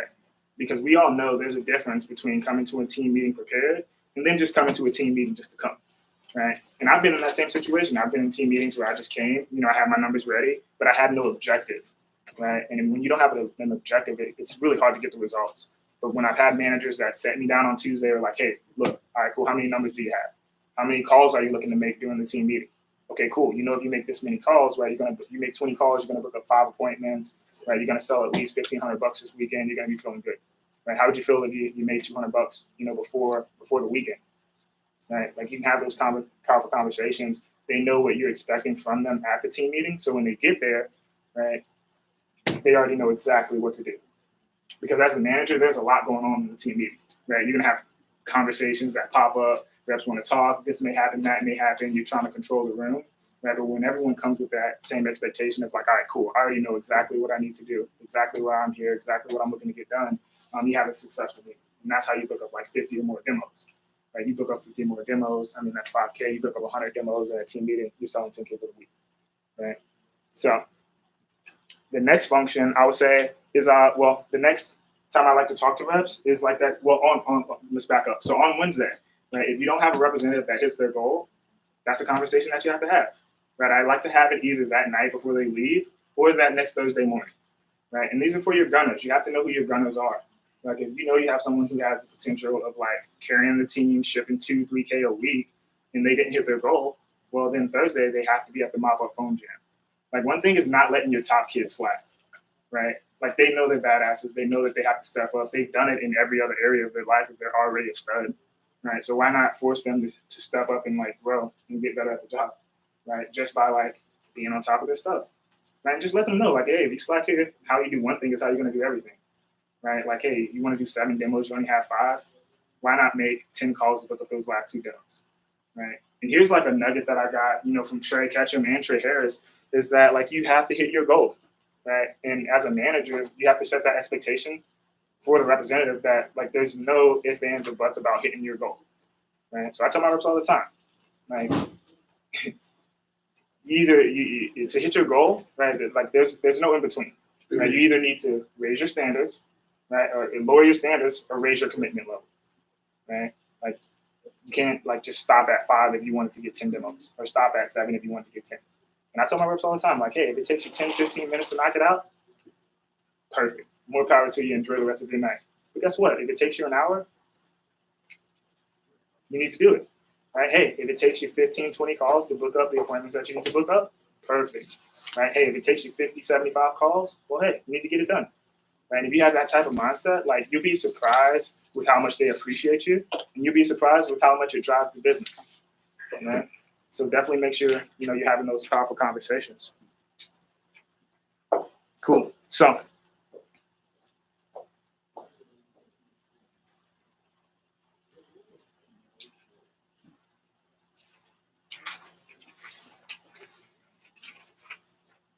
one second to find my spot. Cool.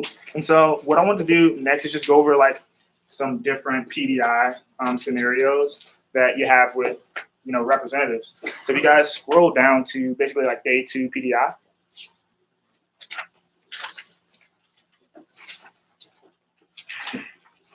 So these are just great examples of different scenarios that you have on the phone with representatives. And I feel like it's really great information. So the first one that you see there is when a representative checks in and they didn't book like any demos at all. Right, and that kind of just goes back to what I was just going over with how I personally like to do it. Right, hey, if you didn't hit your goal, right, either raise your commitment level or lower your standards. Right, and so you can have that conversation. As you guys can see there, you have a response for if someone's like a no call, no show. Right, there's obviously a difference between like the vector flexibility and the 9 to 5. Right, there's a big difference, but at the end of the day, like they have to treat the job like a job. If they don't, then they're treating it like a hobby. Right? And if they want to do a hobby, then they should go crochet with like my grandma. Right, but this is not a hobby; it's a job. You know, we have a lot of flexibility, and obviously we have the opportunity to take advantage of that. But they have to treat the job like a job, right? And so with that, once again, it's just checking the coach, checking in with them, and just having these powerful conversations. So these is like really Trey and Jordan went through this, and they really like broke it down to the T of exactly what you're supposed to say, right? It's not hard. You just have to do it, and you just have to care, right? So any questions about these conversations or any conversations that you guys feel like you have with the rep? None? Cool.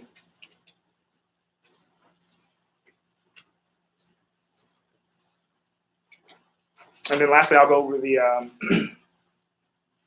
rest of the acronym that I started with. So the S stands for schedule. The P stands for phone time, right? So you have to, in advanced training, one thing that I like to do is kind of schedule and map out their phone time for them, because you have to think they're in like a toddler stage, right? They're in a toddler stage. They don't know anything. Like the training wheels are still on. They don't know exactly what to do, when to do it, how to do it. Right? So you can tell them to do one thing, but it's different to like take them, sit down with them, and show them, right? And just really like analyze with them and help them be, an above average rep, right? So a conversation that I would have with the representative in advanced training, if they were going after like a big fast start and they're looking to do 5 to 10 demos between Tuesday before their next Tuesday and before their next weekend, I was like, all right, cool. Like, what times are you going to plug in? Obviously, you want to complete at least 5 to 7 or 10 demos, but how are we going to get these demos? Right? Let's be realistic. Like, I know you want to book up all 10 right now, but if you don't, then what's your backup plan? Right? So, look, I see you have school from 9 to 5, whatever. You have not school, and then you have practice. Okay, cool. So you could make phone calls from 7 to 8. What do you have going on from 7 to 8 on Tuesday night? All right, awesome. So, if you make those calls, you're going to book up at least, 2 more? Nice. And then you come to the team meeting on Wednesday, dude. Boom. We're going to make sure you hit your goal. Right? So they're feeling confident, and they know that they always have demos. Right? That's big. So planning out their phone time for them will help them be more successful. The E stands for event. Right? So the next event. You can't wait to promote the events. You have to promote the next event at least a day or 2 beforehand, right? If you want to have great attendance. And literally, like, to keep it super simple, I go through spend every time I talk to a rep. Hey, what's your schedule? Hey, what's your phone time when you're making phone calls? Hey, are you ready for the next team meeting? All right, this week's team meeting is going to be pajamas. All right, so everybody's wearing pajamas. You got your pajamas ready? Cool. All right, you ready to go? How many names and numbers do you have? Are you prepared? All right, making sure they're ready for that next event. Right? And another way to like challenge, especially like your builders or people who are performing at a high level, is the newsletter.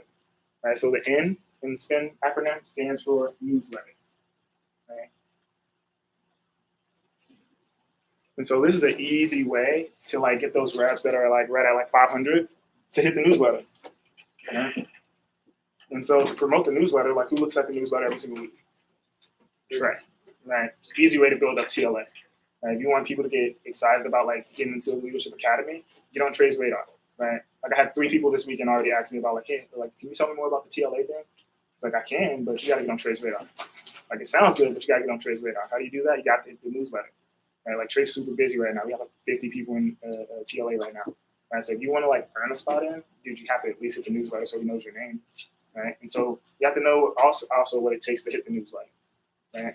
So throughout the week, every time they make a sale, I'm letting them know. All right, cool. You're at $300 right now. Look, girl, you need to sell at least $450 more to hit that newsletter. You ready to go? Right? You break our average order up into 2 demos, where it's like $300 each demo. You gotta knock that out. Right? So it's just like really checking their posts and knowing where they are each week. Set you up. And then the D stands for the next pay raise. The next pay raise. I wish I could say I own that, but did not create it. So the next pay raise, knowing how far that representatives from their next promotion, right? It's really, really easy to drive like your builders with the next promotion.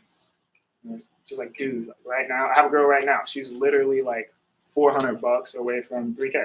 Like she's gonna hit it today because I've been hyping her up all weekend, all week. You ready to hit that promotion? Since Wednesday, I've been telling her. Right, so she has 2 demos today. She's gonna knock it out. She's gonna be super fired up. Right, but as soon as she gets fired up about that, we celebrate, and then what?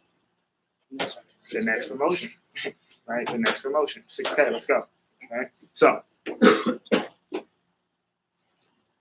with that, any questions? Let's open it up for some Q&A. Any questions about talking to reps throughout the day? Talking through reps. You kind of like spend like do like a rep burn jam like yourself like, at a certain time of the night, or you just kind of always bouncing back and forth, goes back and forth. So the Like, easiest obviously way, people are calling in for demos, but yeah, like that no, like with Tuesday night like deep type thing. Like, systems is the easiest way to drive your business, even when you're like not in the office. So like coaching calls, if you have a specific time every single day that reps know that they're supposed to call in for their coaching calls, then boom, that systemizes that. They're not just calling randomly, and you let them know. It's like the standard. That goes back to the interview, goes back to the training. It's like, hey, every single day we have coaching calls, right? Our coaching calls are from 3 o'clock to 5 o'clock. Now, if you were playing basketball, and you're getting ready for the NBA Finals, and Michael Jordan himself came into the room and said that he would help you get better at your game, would you show up? Would you call him? Of course you'd call him. It's Michael Jordan. I'm not saying I'm Michael Jordan, but I'm pretty damn good at selling coverage. Okay, so like if you want to get better at the job, if you want to double your average order, if you want to get more recommendations, well, you need to call me between 3 and 5. Right, that's our system that we have in place. So that's like how I like to systemize it throughout the week. But like Tuesday PDI, I just like to knock that out. I have to call every single rep on Tuesday night, like no matter what. And if you don't get to every single rep, like I was saying, one thing that I use is WhatsApp. Right, WhatsApp makes communication so much easier because you can reach out to every single rep at the same time. And one thing when I reach out in my group chat, I ask for commitments. Like I get them to let me know that they saw the post, right? So I can hold them accountable. So let's say if I make a post on a Tuesday night, I'll be like, hey, just as a reminder, team meetings tomorrow. Make sure you guys are ready. This is the theme. Right? Make sure you have your phone charger, snacks. Right? Make sure you have your cell phone and at least 25 to 50 numbers for the phone jam. Everybody post a blank emoji, right? To make sure you saw the post. Right? And so I'm following up before I even make calls with them. They already know, usually, because they see the big dogs do it and they just follow suit. Right? But if they don't post that emoji, whatever it is, right, I'm calling them like, dude, like, did you not see the post? Like, is your WhatsApp on? Right? And you can't be scared to like tell them to turn the WhatsApp on. Like, let's be real. This job is way better than working at McDonald's or Chick-fil-A. Like, there's a lot of things that my managers told me to do when I was working at Chick-fil-A and Mickey Mouse college student jobs that I didn't want to do. But guess what? I wanted to get paid, so I did it. If they get blown up with WhatsApp notifications, that's nowhere near as bad as cleaning up a nasty bathroom at McDonald's. Just saying, right? So it's like, put it in perspective of like, hey, do you want to be successful? Like, do you care about the team? Right? And so as long as they do that, like, it's going to make a better overall culture. They're going to sell better, and it's not going to lead them to vector death because they're going to be talking to you. Any other questions? Cool. So what you got? So do you like hit your goal to talk to every rep every single day of the week? If they have demos, yes. If they have demos. Now, this can really piss reps off though at the same time. If they have school and they're not doing any demos, that's why you have to check the schedule in like advanced training so you know the next 3 days or throughout the week what they're doing. Right? If someone has, school, sports, whatever, girlfriend time on a Tuesday or a Thursday, then I'm probably not going to talk to them on that day. Like if you call a kid enough times and well, they keep telling you, dude, I have class at 4 o'clock. Right? Yeah, they're gonna get that. You have class at 4 o'clock, and then they stop answering the phone, and then it's just normal for them to ignore your phone call because it's like this idiot doesn't know I'm in class right now. Like that pisses them off. It pissed me off. Right? So like think about it. You don't want to do that. So like know your rep schedule. The easiest way to do that is just have everything put into Rep PDI. Like know what they want to do every single week. Know their school schedule. Know who their girlfriend is, or boyfriend is, or significant other, so you can help them plan out their schedule. Like, hey, dude, like, I know you've been working a lot. Like, you gonna take your girl out? You should probably plug that in after your demos on Thursday night. You say something small like that, boom, that rep's gonna love it, right? Because they know you care about it. And then they're having fun. They're doing demos. They have things going full circle. It's just like caring and learning their schedule, right? And so call them when they're doing demos, but if you know that they're not, then those are the times where I don't like to call them if they're not. they're not working. And is Great that question. is that just for during the fast start, or is that? I feel like honestly, if you do it in their fast start, it's what they know. It's what they expect. And that's the thing. Like when you nail it when they're new, they know, right? And like if you set it up the right way, like after that second week or so, they'll be checking in with you. Like Luke's a prime example. Like me and his communication was perfect this summer, just because I nailed it when he was new, and then he would just text me, "Hey, this demo this week, I'm doing 10 demos, right? I'm not doing demos on Thursday because I'm going to the lake. Cool. I'm going to the game on Saturday, but I'm still knocking out my schedule. I'm still doing this, and this, right? And I'll be at the team meeting on Wednesday and Sunday." So if you nail it when they're new, right, that's all they know. So, yeah. Any other questions? What you said? What schedule do you use? For Web PDI. yeah, I'm not sure if It's a web. site? But yeah, it's basically it. You guys probably don't know about Web PDI yet, but you guys are learning. It's basically like a database that has all the representatives. It has how many demos they want to do every single week. You put their schedule in there, and just basically keep up with PDI. Okay, so you guys will basically learn how to work that. It's super easy, right? If you don't That's like lose one it. R like sites. Huh? That's like a vector site. Yeah. Yes. Oh yeah, for sure. Right? Because I mean, when you have a big ass team, which I'm assuming that all of you guys want a big team this summer, right? Like you're not gonna memorize like 30 people on the team. You're not gonna remember their hot button, right? You're not gonna remember every single person's schedule. So like just to have PDI, and by the way, if you're a next level rep and you're gonna have an AM or two, right? You want to be able to pass them the rep PDI, and they can literally go right in and replace you and not miss a beat. Right. You can do that if everything's plugged into PDI, because they can just look and be like, all right, cool, they did a demo on Tuesday, they didn't have a sale. All right, cool, they said that they were going to do demo, make calls on Wednesday, so let me check up on them, make sure they're making their calls. Right. And like with millennials now, sometimes it can be a text, right? But you have to know your rep. You have to know the rep, right? Like you communicate a little bit. I communicate a little bit differently with the different rep, right? Like me and Luke, we're on a status, a point where I can be like, I know Luke's going to do what he says he needs to do. Right, but if I have someone who's not getting the results and they want to communicate like Luke, it's not going to happen. Right. So, by the way, communication guidelines. Right. Like until someone is at 6K, like you're not texting. Right. Like you're not going to send texts. Like think about it. Like if it was a fraternity or sorority, there's something called pledge period. Right. So in my office, until someone gets to 20%, they're in pledge period. Right. We talk before and after every demo. If we don't, that assumes that I'm going to assume that leads to vector death. I'm going to assume that you got hit by a car, right, which leads to vector death. I'm going to assume that your customer may have taken you to the basement and chopped you up into little bitty pieces, which leads to vector death. Or I'm going to assume that you just don't care about communicating or talking to me or care about the team or your results, which also leads to exactly. So communicate. But that's fine. Yeah, so you got gruesome death, literal, and you got cutthroat death, but all of them lead to cutthroat death. So, communication is like the most important part of the job. Cool. Any other questions? I'm assuming that we have more time, so I got more nuggets if you guys have more questions. How often, like, what do you think, like, how much of an issue is that? What? Not specifically, like, staying on top of reps, but, like, what percentage of your reps that, like, get through advanced training at least still, like, give you decent pushback, like, with that communicating, you know? So, Is that it's a standard. Yeah. It's all they know. Yeah, so it's all they know until they get to 6K. Yeah. So it's just like you set it up. Yeah. Basically. Mm-hmm. I go over that. Obviously, we're going to be doing a lot more in the first 10 days in the job. Like training is 10 days, so you're going to communicate with me a lot more these next 10 days than you are on a regular basis. But like, yeah, if you set it up the right way in the training, then you say it again. Basically, just let them know, hey, let them know your standards. This is how we communicate. So it's a job. How long is an average phone call? With the SPIN acronym, it can be really quick, like 5 to 10 minutes. With my top people, if they need it, I'll take 15, 20 minutes. But typically it takes about 5 to 10 minutes, right, to get through like a good PDI call, go through schedule, phone, event, newsletter, next pay raise.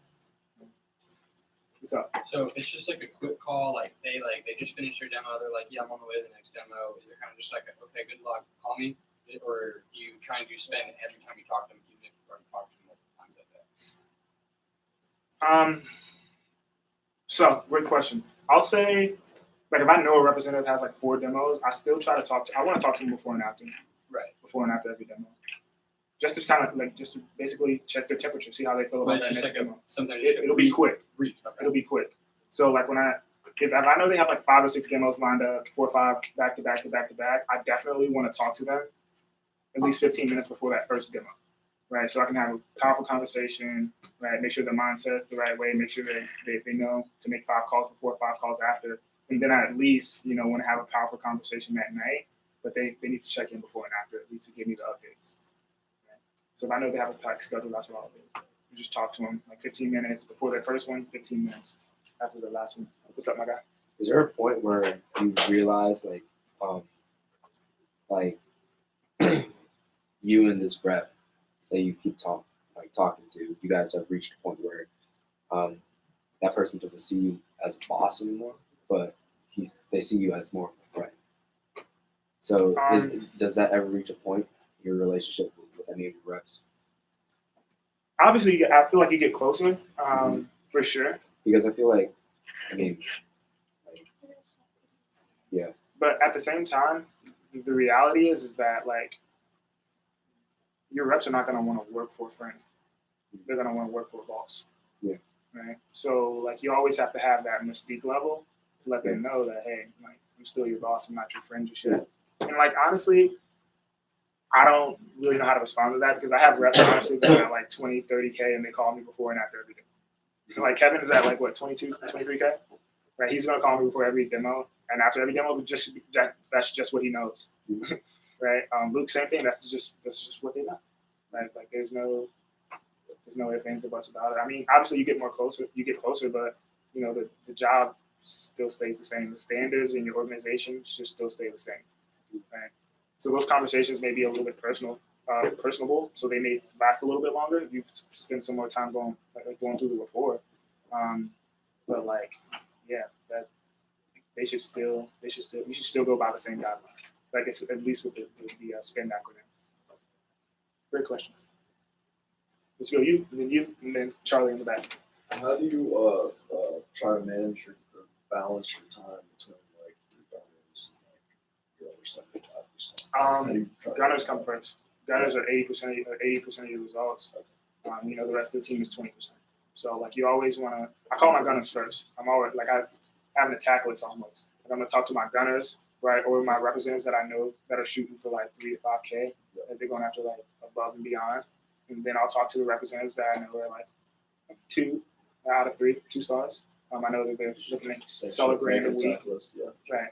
And then you have your representatives that, are going to sell like anywhere from 500 to 1,000. But that's a lot of CPO. You don't want to leave that on the table, so you still got to talk to them too. It's just prioritizing it, right? And you always want to talk to your gunners for sure. If you don't necessarily get to like, your lower level reps, still communicate with them. Shoot them a text. Yeah. Make sure they respond to the group chat message that you send. But I always make sure I'm talking to my gunners a lot.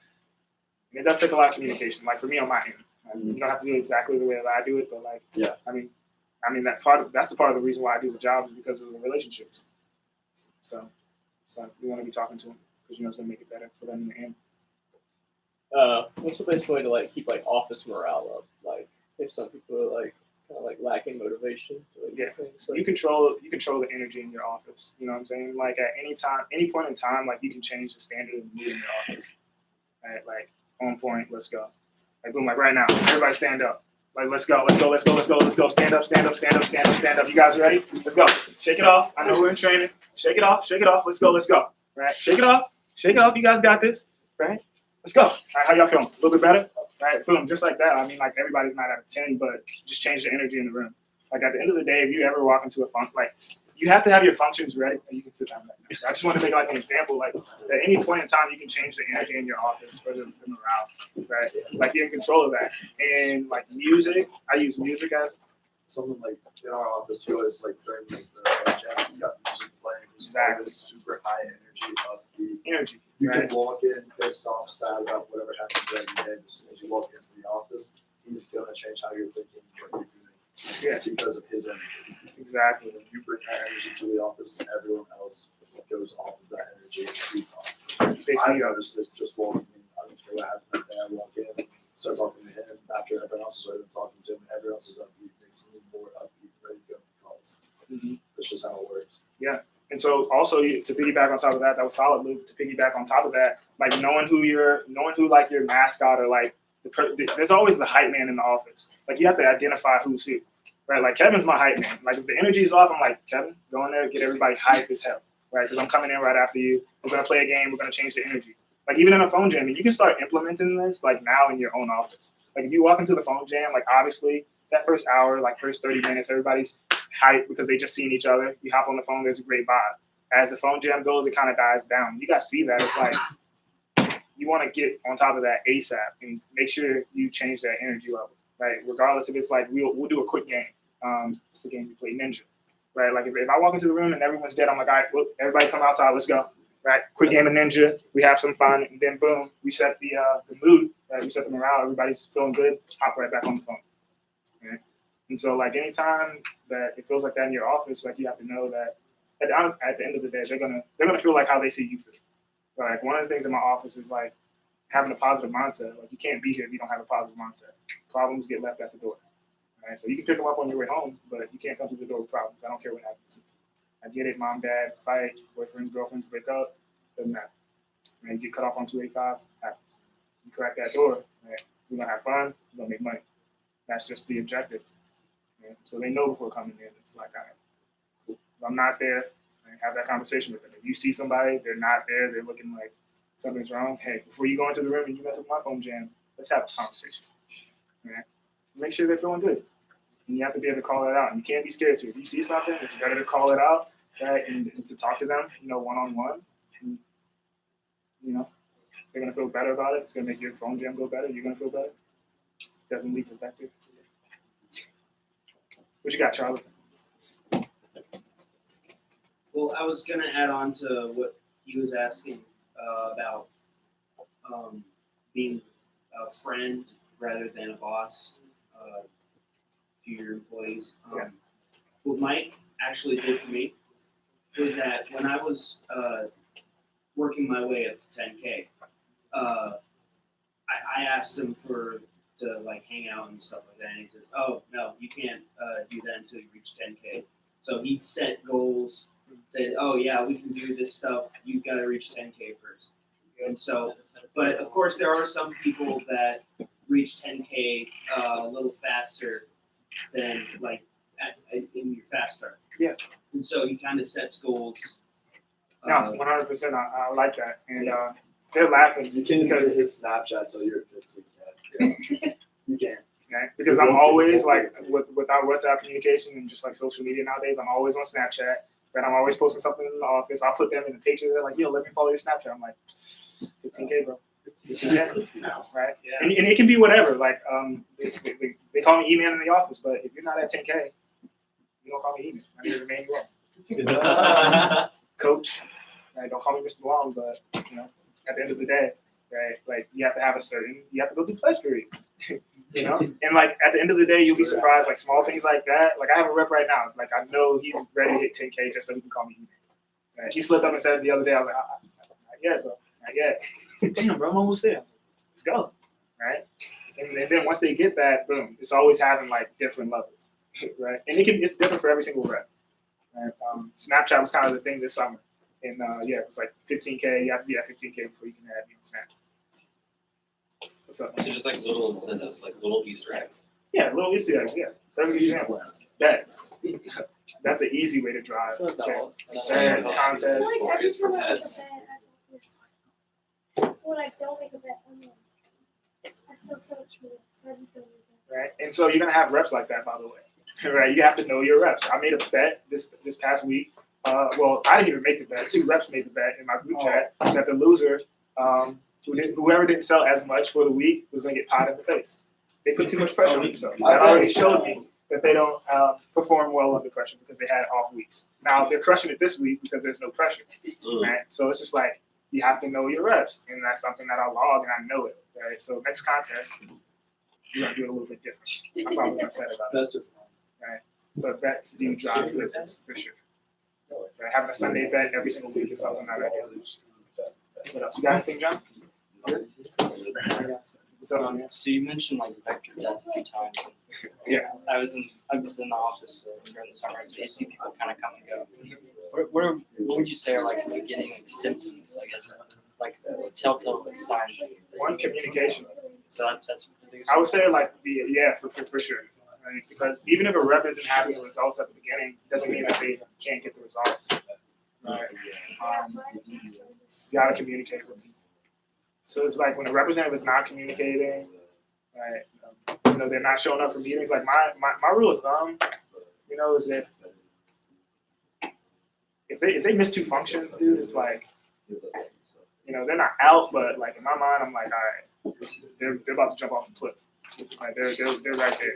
They're on the edge. Like, they get 2 events. So you just have to make sure you have like effective management and you're talking to them and communicating with them. I would say like that's the main thing. Communication. Like if a rep can't communicate, like they're toast to me. That's how I feel. Yeah. So communication is definitely the main one.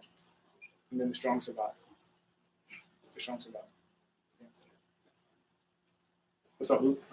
When we were on the phone the other day, when like we were talking with the guy in the interview during the training, just kind of got off and what's the best way to handle something like that?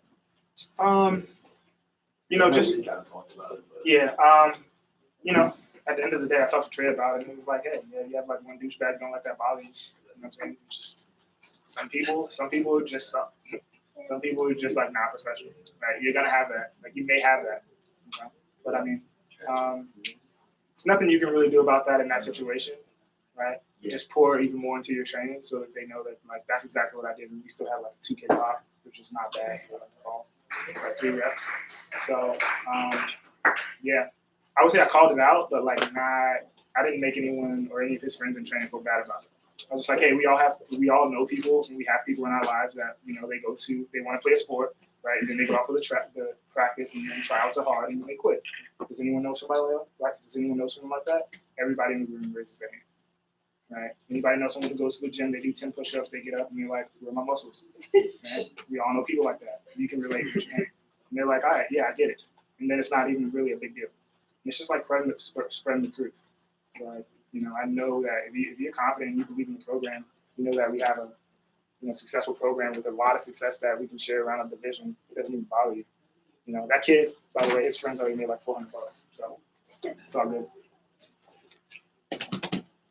Any other questions? Last one? One time. Right, that's another thing. Like, hey, I mean, no matter what, like, you have to know the things in your office that drive your reps. Right, like I swear, like as far as like testing their temperature and like changing the environment in the room, I'll come in, I'll be like, everybody get up, let's go. Let me get a yay, and the whole team says it, and then boom, immediately, like we're ready to go. Right, like you just have to know the things that drive your business. It can be whatever, but make it fun, make it personable, and your reps will like it and they'll enjoy it. So, great. I feel like I gave you guys some goods. Excellent. I want you to take a couple minutes. I want you to jot down your takeaways, best practices, action steps. What are some things that spoke to you?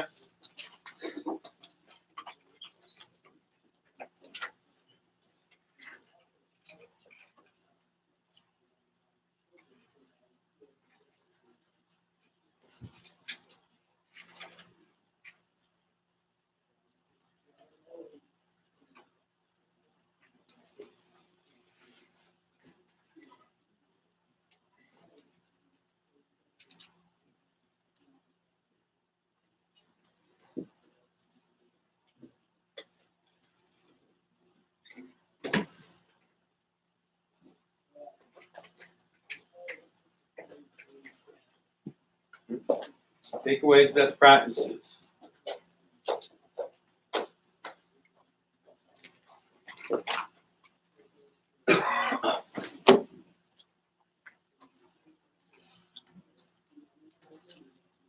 Got a 5-minute break. So this will be a quick break, last break before we finish things strong with, the whole topic of investing and strategizing for long-term wealth. And then William Parker is going to wrap up our meeting with a little branch opportunity message. So take 5 minutes, stretch them legs, use the restroom, get some coffee if you need some coffee. Check your score of your team if you have a team that's playing right now. Unfortunately. Are we still shooting for 4, 4:15 maybe. No way. We're finished early. Second time in a row. Not always, man. I don't like. I'm worried about creating a trend here. Giving you guys some Oklahoma stomping Texas Tech. Yeah. Texas A&M in Arkansas. So Jalen Hurts is threw a pick finally, but Yes, Ole Miss's defense. They're horrible, but who are they playing? Red Tears. No, they're. Who's Elvin Sword is this over here? It was an office contest. So Really? the matchup predictor has Alabama winning 98.2%. I mean, we'll see. It is one of the few teams to beat them the past few years. It's true. That was game day. It was awesome. Did Yeah. you go or no? I went not until around 11. So I got there Crowded. pretty late. It was crowded. It was hot. It got really sweaty. Yeah, we got there early. It was great. I had a couple of friends who went like early in the front row. That's cool. Yeah, That's they good. had a good time. A lot of people went like at 6 a.m. Yeah, that's when he went. Camped out there at 4 Yeah, no, he was Yeah. he got up so early. He went back and took a nap all day until the game. Does Auburn have a game day this year or no? I mean, Usually they do Auburn, Alabama. we played UGA and Iron Bowl both at home. So Okay, so we'll have one. you gotta be right because That's it'll, awesome. I have a feeling it'll be UGA because I think both of us will be in the top 5. That's true. And then if we win that game, it'll be back to back, definitely. Yeah.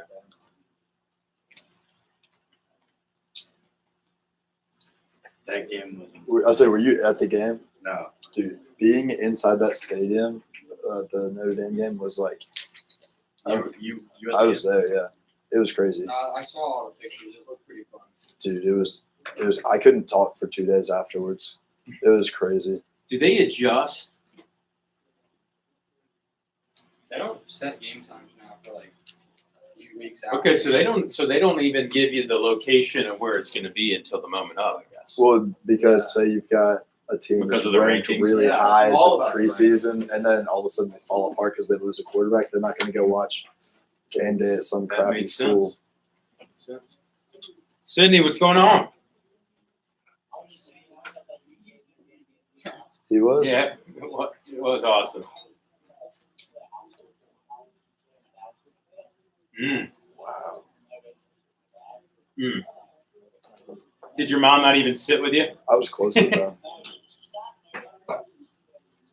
Yeah.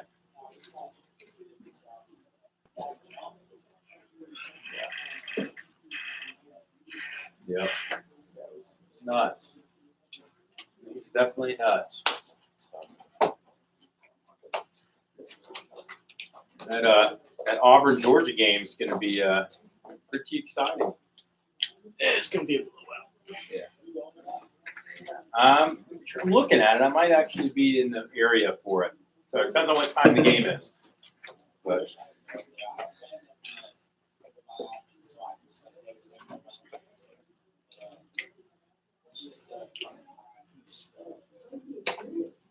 yeah, it's a cool place.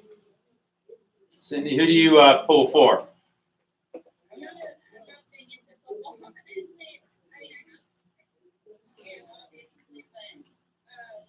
FSU? Yeah. Yeah. They haven't been playing that hot. So, yeah, you don't. Yeah.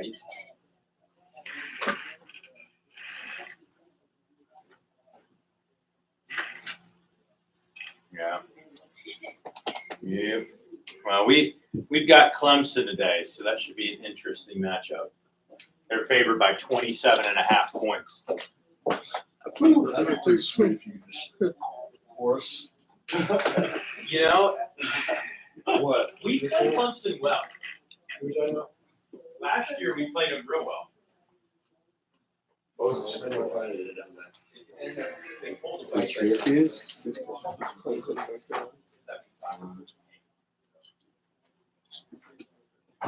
I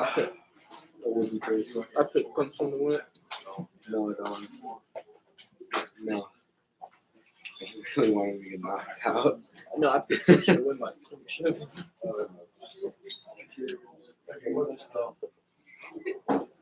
Dude, honestly, I don't know about that. Yeah.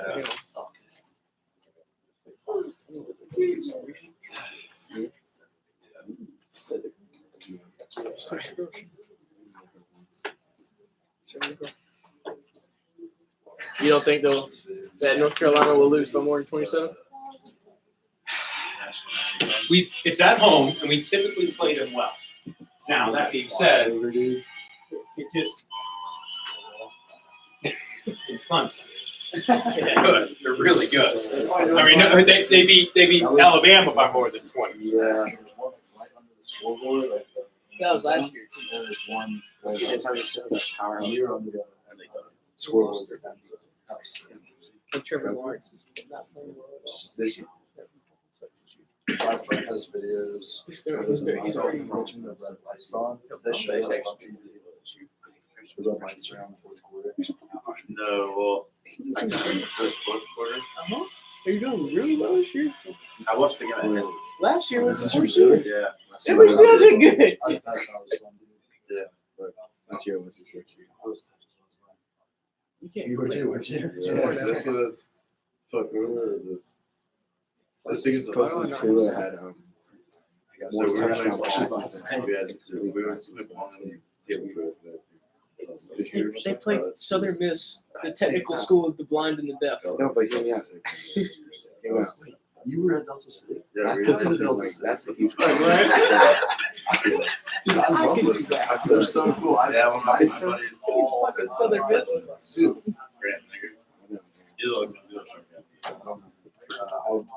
My friend that lives with my partner is Rush, but he's quit. I met You know what I'm talking I met him. Yeah, because he dropped out. I remember. Yeah. I didn't To win this game. I might get that semester because my grandma I was looking at the stupid guys yesterday. I got I wanted like super guys, so I wanted to check things out. And it's the house right now. What? So like you know where the market is, and you walk up the street and you guys end up old ass building. Right over the bridge. I think so. I don't know what that wants. It's a good deal. Where's it talking? Yeah, that's I'll the tell you way. how far I don't pay attention to much. I honestly It looks like it's like a white spot. really chill. And it's right across from. Anyway, so I checked. It looks bad. I think it's cuffing. So I got in touch with the president. He showed me this. Even though I'm not a UGA, he's like, really so rushy. But you very. I know. I was like a restaurant, not professional. But he's like, yeah, you bring the socials. That's good.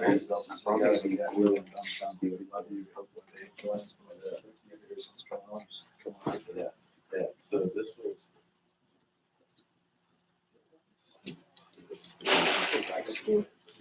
Like, I really did think No, I'll tell you. What's that? This one we won. Carolina, they play at like 3:30. Oh, that dude, that was, I didn't go downtown after the game. All right, guys, let's get started. Make sure you got your takeaways and notes. We're gonna jump into these. you did say rice. You did say rice. Legends. Georgia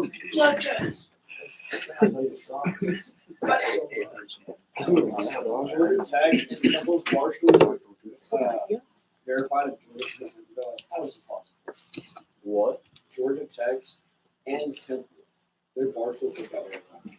Oh, they got verified? Yeah. All right, gang. Well, let's get moving. So, what we're going to talk about is we transition into investment vehicles. Okay, we've talked about the types of accounts now we're going to talk about where you can put the money in those accounts, because a lot of times, you'll hear, hear newer investors say, "Oh, I've got a Roth IRA." I'll be like, "Great, where's it invested?" "Oh, it's invested with Wells Fargo, invested with Vanguard, invested with insert whatever." And I'll be like, "Okay, but where is it invested?" And they're like, "Well, it's a Roth IRA." And what that is, that's a type of an account. So that would be no different than saying savings account or personal account. Whereas the fund itself could be based and invested in a number of different entities or number of investment properties. So I want to talk a little bit about 6 investment options for kind of beginning investors who are just starting to get money. And as a reminder, you want to make sure that these categories are met after hitting other key benchmarks. So what key benchmarks need to be met? Number 1 is your emergency fund. You want that 6 months met right off the jump, right? For us, that withholding. So we got to keep pouring in, getting that thing higher and higher and higher and higher. How quickly can you get that to $5 grand? How quickly can you get that to 10 grand? That's key. Okay. Then I start looking for long-term investing. There's a couple other ones that start to play in, right? The first one is a 401k, right?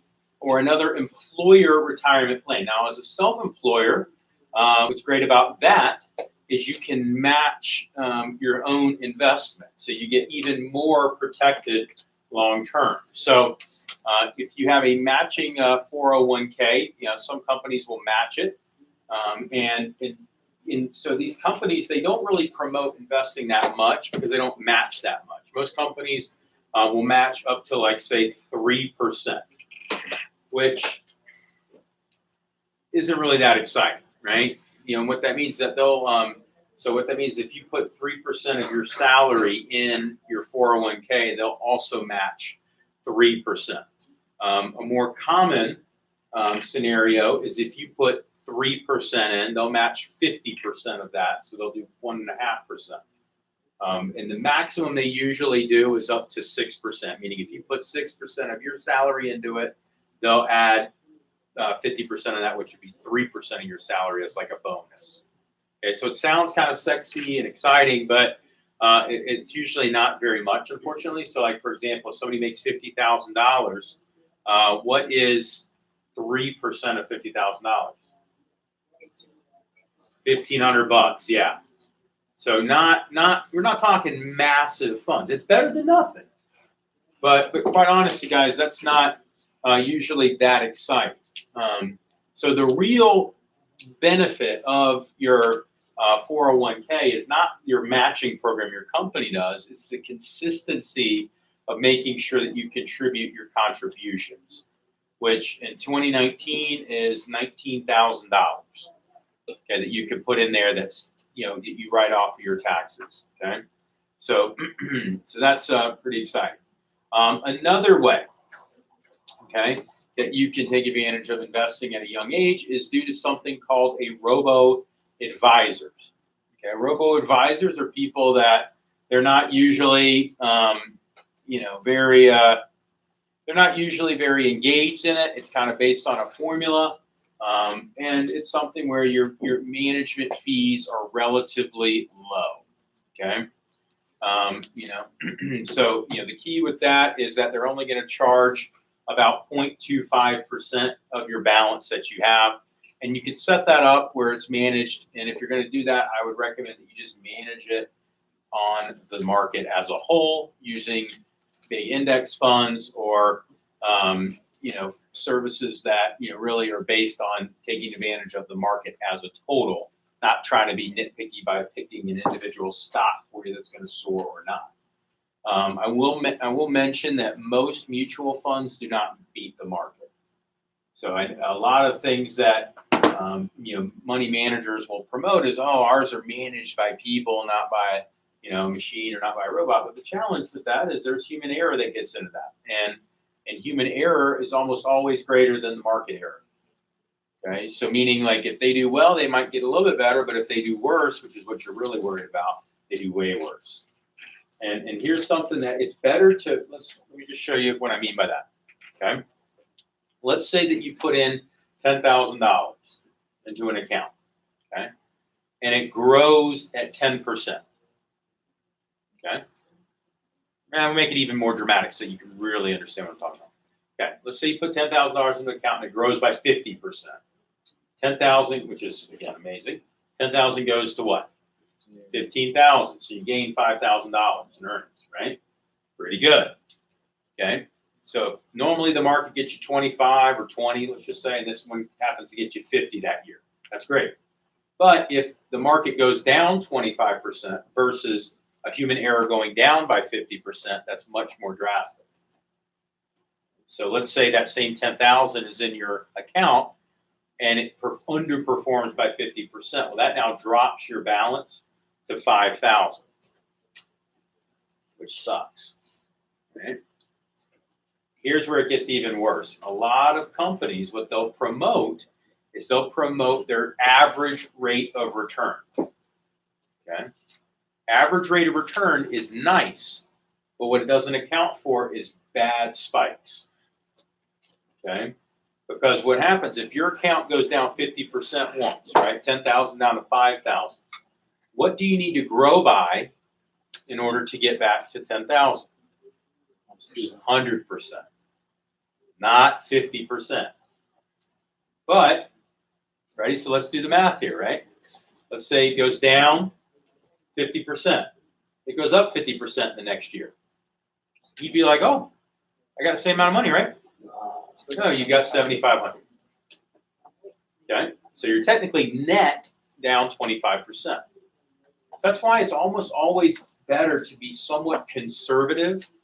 Now not being invested, but I'm saying somewhat conservative with your approach, with your big nut, right? Meaning the money that you want to be like your big retirement money. If you've got fun money or some extra things that are out there where you want to strike and go for it, you know, you want to try to get rich off Bitcoin or some other shit, you can throw stuff at it, but don't make that be your big ticket, money expense, right? Because I had buddies that became Bitcoin millionaires overnight, and they're broke, 3 months later, overnight. So what's that? Somebody say something? No, he asked what Bitcoin was. I told him it's a cryptocurrency. Yeah, cryptocurrency. So, yeah, you can talk to Alec. Campo's got it. He's all up. He's probably got a couple buddies in his fraternity that are heavily invested. What's that? I got some crypto myself. Of course, you got some cryptos. All right. Oh man. All right. Yeah. So just don't forget about me when you're killing it. AOC. I got you. I'll make a donation. Thank you. All right. The third one, okay, is target date mutual funds. Okay. Okay, what they are is they're retirement investment that automatically invests with your estimated retirement goal in mind. Okay, so you're building towards what you'd like to have retirement. Okay, for example, a U.S. equity mutual fund will usually invest in U.S. stocks. Okay, so there's mutual funds that are designed to kind of get you to a certain retirement date. And what's cool about those is that they will self-adjust equities and bonds based on when you're looking to retire. Meaning, so if you're one of those people that really works well with the kind of the end in mind, those are solid because what they'll do is they'll be heavily kind of aggressive in equities at the front end, investing in stocks. And as you transition towards retirement age, we'll start being heavier into bonds, which tend to be a more boring but safer long-term return. Okay. So for example, if you're gonna plan to retire in 30 years, you could choose a target fund with, say, 2050 as the maturation date, right? And so because of that, it will initially hold mostly stocks, since your retirement date is far away, and those returns usually tend to be higher over time. And like I said, you guys are in the perfect position for this. In fact, for you guys at your age, you want to invest in stocks. Now, you don't want to invest in just individual stocks, right? Because you're hedging yourself, right? So I was kind of using that example of WeWork. Uber is another example, right? Of, there's been actually several IPOs that have been released, several companies that have released this year, trying hopefully to be like the next Google, the next Facebook, the next Amazon, and we'll see. I mean, it's if somebody were planning on retiring in the next couple of years, Uber would not be a really good bet right now, because their stock has actually gone down about 30% since their initial IPO. Now, if it's a long-term hold and long-term play, and you believe in the direction where Uber is headed, it's great. They've got to deal with some regulation issues. They just had a ruling that didn't go so well for them in Canada. That if they can get that reversed, you'll see their stock start to spike. But again, if you're planning on retirement, that's going to stress you the heck out looking at the stock in the news every day. But if you believe in the direction of the organization, you buy it, you hold it, you sit on it. It's fine. Okay. Question. So for like long-term holding, would you rather have like ETFs and stuff? ETFs are strong. Those are exchange traded funds. That's another one I'm going to talk about. I will say I tend to like index funds in general. Okay, because there's different types of index funds. They're basically like mutual funds on autopilot. So rather than having a professional manager fart around and try to move and shift and stuff, it kind of invests it designed to track and mimic segments of the market. So for example, there's a big one is the S&P 500, and what the S&P 500 does is it measures 500 large organizations, and they take roughly the 500 largest companies in the U.S. Okay, there's also a one that's based on the international fund as well, and it was a little shy or 2,000 or something like that, but it's based on the top 2,000 like international stocks as well, and that's an investment strategy that you could take. The way that I do it is I do have for my Roth, where I'm paying taxes on it, which was that was way back in the day when I was not earning as much, and I was able to write my taxes really low still. That is invested just in index funds like the S&P, and I've got one that's an international index that Vanguard does. And that one has just kind of grown steadily. It's been great. And the fee management there is super low. So I really enjoy that. But then, the way that we've got it right now with my money manager is he's got it split up amongst a group of funds that are designed to capture different segments of the market. And based on the direction that he is seeing it go, he's got it adjusting at periodic moments of the year. So I'm always fully funded. It's just what am I funded in, and it's spread out over the course of, I think it's 8 funds. And so he adjusts based on that. So, which is cool, because what happens is if a certain fund underperforms, as I'm investing consistently, because I invest right now, I think during the summer when things are bigger, I do 3,000 every week is what he pulls from me. During the non-summer, he pulls 2,000 to 2,500. It's kind of a staggered. It goes 3,000 all summer, 2,500 a week during month of September, 2,500 a week during the month of January, 2,500 a week during the month of December, and then every other month it does 2,000 a week. And so that he pulls that and invests it. And so what's cool about it is because we've got it segmented amongst these 8 different funds. If one fund is underperforming for whatever reason, I'm putting more money into that because as it bounces back up, I'll get a higher rate of return. So what we're talking about there is what's called dollar cost averaging. And the whole idea is that as you invest when things are going, when they're lower, and it goes up, you'll be making more. So you're buying fewer shares with the money you're investing consistently at the higher level, and more shares when it's at a lower level. So as a whole, as the shares start going up, you're earning at a higher percentage. Yeah. You should have one guy that manages all of those funds for you. I've got one guy that does that, and then I've got another guy that I do my insurance through, another guy that I do Vanguard is who I have that Roth through. I've got including my HSAs through HSA Bank, and then I've got my own fund money that I do through the company. So what's cool about this, guys, is we have something called a program with Smith Barney that you can use with the company where they charge no load investing. And that's where they don't charge you a fee to take your money. And that's where I'd recommend most people who are doing initial investing when they don't have a lot of money that they're saving yet to take advantage of that, either that or Vanguard, because the fees are so low, you're not getting burned. So because my guy, he takes my money at a very low rate because I invested so heavily with him. Because once you get to a certain threshold, they tend to be nicer, right? So they don't charge you as high a percentage. When you're new, they'll usually charge you like 2 or 3% of what you give them right off the top, just to take your money. And they'll charge you 1% management fee usually, whether your money goes up or down, by the way, which I don't love. So there's a great book called The New Coffee House Investor, and talks about that very thing. He's big on ETFs. So, but index funds are nice, right? So I know that there's brokerage firms like Fidelity and Charles Schwab that they do index funds with no minimum. Means you can start investing in index funds for less than $100. ETFs are very similar. ETFs are designed and they operate really much in the same way that an index fund does, or more of a passive approach to investing. And guys, I will say as a whole, I am big. I'm a big believer in passive investing, unless I become a financial planner. Right?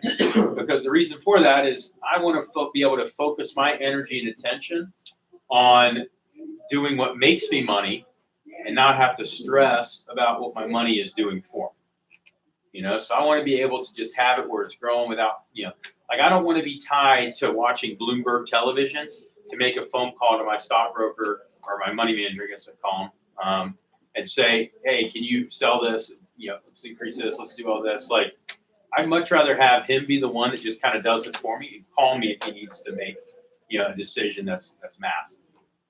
And we have sit downs quarterly, yearly.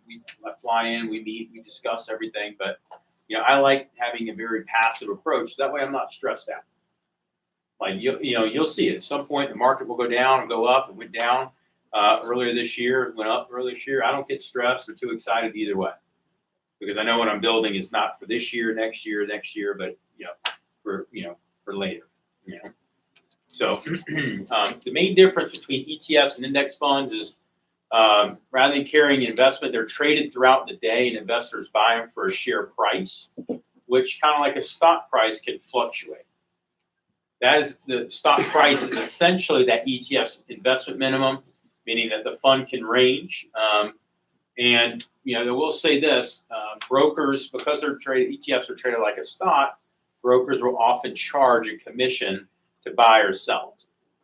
Okay. Now, some ETF brokers do a commission-free ETF where they don't charge you to sell or to buy. And if you plan on making regular investments, meaning you're adding money every week, every month, or doing automatic investments, you should choose a commission-free ETF, so that way you're not getting hit with that fee every time you put money in. All right? Another one that some people like that have started doing it, and it's funny because I love talking to people about this. This is kind of people that want to kind of get kind of a feel for the market, kind of play around and see if it's something that they're excited about. There's things like Acorns and Stash. Those are apps that it helps to teach you how to kind of build a portfolio out of ETFs and individual stocks. You only have to have $5 at minimum. It's got a similar fee structure that carries a balance, and if that's something that you're interested in and want to kind of play around with it, you can do that. What I will say, you heard Ben talk about this a little bit at CFC. He was doing day trading and kind of playing around with that his senior year. He wasted a lot of time and made some decent money, but quite honestly, that money that he was making, he would have made because the market was going up anyway. And that's what's great for you guys, that you're so young right now, that as you're investing over these next decades, you're going to take advantage of, pretty nice and exciting, variance that's going to happen. You know, it's going to go down. I don't know how much it's going to go. It may not crash like it did in 2008 or whatever. And then the one that happened, the bubble bursting with the housing market where it went down in there too. I mean, it seems like it's kind of crazy. I've had several. 2001, right after 9/11 was a big one where the market took a big dip, then it corrected really quickly. Then you had the tech bubble crashing, and then you had, you know, the housing bubble kind of burst, right? So those were kind of bam, bam, bam, bam, bam. And that was, you know, it's really created a lot of people that were smart with their money to be able to save and to make a lot. You know, I know it's helped me a ton. So you guys will probably maybe not have something that crazy, but there will be stuff like that. You know, I'm gonna go ahead. I do predict that the next big bubble burst is probably going to be the CBD industry. I think it's several years out, and there's going to be a lot of people that are going to make a lot of money in the meanwhile. Problem right now, at least, is anybody making any money in the weed business, they can't do anything with their money. So it's not federally legal yet, which means that a lot of them are sitting. So this getting bigger though, like I see it everywhere.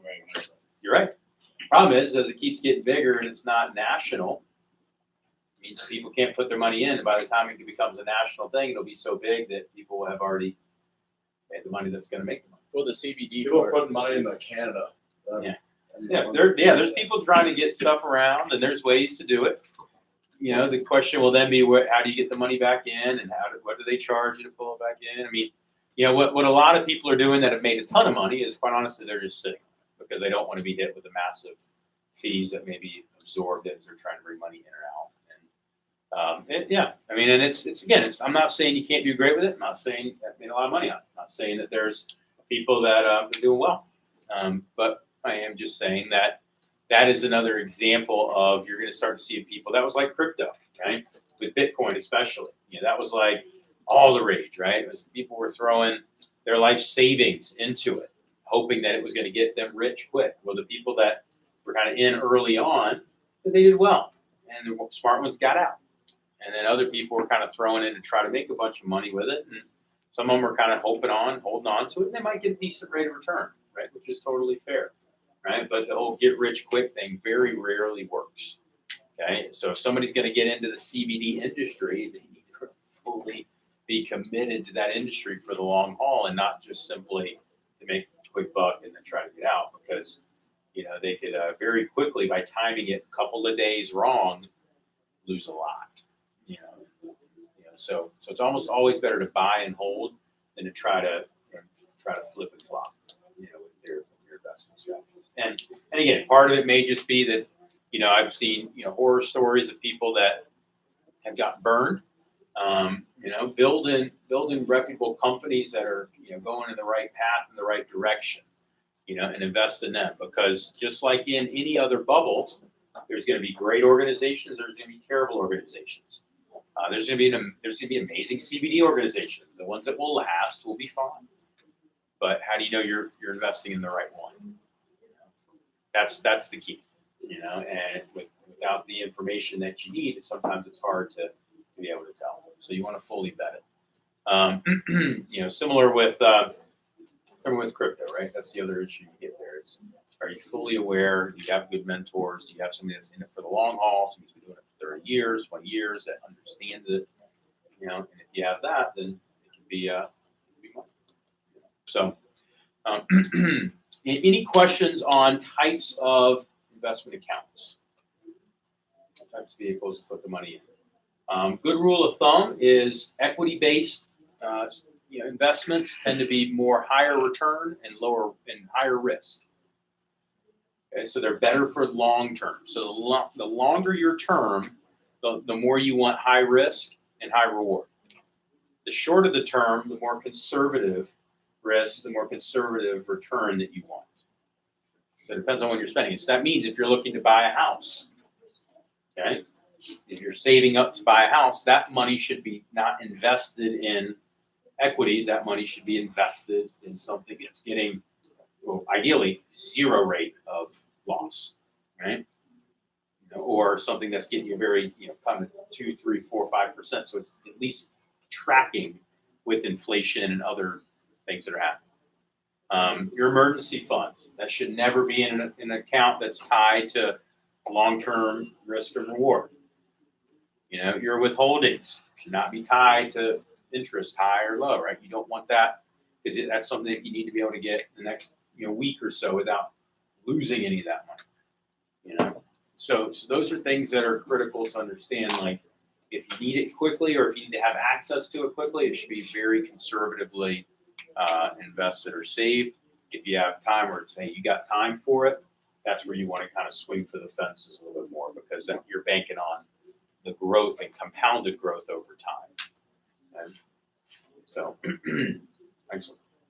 Well, guys, I'm excited to transition a little bit into the next section, which is energy management and wellness with you guys. We're still going to be talking about financial fitness, and we're going to be talking about ways that you can save money through the energy management portion. So we're talking about ways that you can ramp up energy through saving, and being smart with your money, because there's a lot of things out there that you can spend money on for energy, for fitness, for nutrition that costs a little, and some that cost a lot. And we're talking about how do you make sure that you're being smart with it as you're trying to increase your energy management. I asked William Parker to wrap things up tonight, though, talking about the branch opportunity. And William, can you grab those guys in there and let's have them come back in for your message real quick?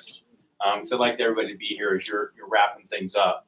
And while William's grabbing the crew in there, I just want to let you know, I've been really impressed with the personal growth that William has had since he started with us. I know sometimes, William could probably be a testament to his skills as a leader and the fact that he loves and cares about his people. So I'm excited for him to share a little bit about why he loves the branch opportunity, why he branched last summer, and what he's looking to do to take it even higher for this year. So let's go ahead and give him a hand and bring him up, Mr. William Parker. Thank you, Trey. Well, guys, so like Trey said, I was the first one to get my letter of intent. The reason for that is, honestly, I was kind of expecting that I was going to branch again even before my summer started. The reason for that is just because I know, I'm kind of crazy. Let's face it, everyone in here's got to at least have a little kind of crazy in them. But this is because the branch opportunity is something that I remember I was dreaming over. Literally, it was in my dreams, and then all I wanted to focus on. Last year in school, all I focused on, was the next few months, that summer. I knew I was going to kick ass either way. But I really just, couldn't wait to actually have my own office. I remember my manager, David Holland. He's actually now he sells out of Andrew's office. But David was my manager, and then basically whenever I first started, he really got me in the program. He showed me the possibilities of the program, and it wasn't really till SC2 that I decided I wanted to take the leap and then branch. Some people, they're like me. They know immediately that they want to branch. They're already gunning for it. Others of you in here, you might not yet. You might just think, okay, well, I still have a few months to decide. Maybe I want to go CSP. Maybe I'd want to go DM, or maybe I just want to sell. Maybe I want to be an AM. But the thing is, guys, is the branch opportunity is basically one of the best things I've ever done in my entire life. This company has been able to give me so many resources, and then this is why I'm pursuing it once again. Honestly, at this point, I'm kind of already thinking about a third-year branch after this upcoming summer. But guys, a few things I really want to talk about are the leadership capabilities. Being the actual leadership experience, along with just all the other experiences. About running your own office. For me, I'm 19 years old. Doing that. Also, there's a lot of fun to go along with it. And then, so just talk about kind of some stuff about that, the income, and then, even how the sales skills that you're able to acquire as a manager. And then also, just the personal growth that comes along with it, the respect that you gain out of it from other people. And then most importantly to me, the ability to actually impact people's lives. Like Trey said, I care a lot. I care a lot about my reps. I care a lot about everyone else. And the thing is, guys, one of the best things that you're able to do is get the ability to change lives through it. So really kind of diving into it, as like kind of going into leadership, there's just something about running your own office, like about being, the one, like the face of the company in your territory, the one in charge. That's just so different that you can't get from any other organization. I mean, it's kind of crazy that the company is literally like giving people 18, 19 years old, the ability to run their own office at such a young age. You're the face of the company. Me personally, I just don't like working for other people. I kind of have an issue. I've had other jobs before, and then those didn't phase out that well. Just because I hated working for people. I hated working like actually having to clock in and clock out. Cool thing as a manager, you get to clock in whenever you want. And then you get to clock out whenever you want. I mean, there's times I would be in my office for like 12, 13 hours. And then that was just because I wanted to. Like Trey wasn't telling me, hey, you have to be there at this time. You're gonna be calling me then. No, I was coming into my office whenever I wanted. Honestly, most of my Saturdays they were spent in the office, like every single day. I branched in my home territory, so I didn't have to necessarily go find out a place to live. But then, even though that was the case, I was still spending more time in my office than I was in my house. I don't know. I guess it just felt like very peaceful to me, and then the place that I wanted to be at. Guys, to give you an idea, Dothan is about 70,000 people. And then around the surrounding areas, there's about another 150,000.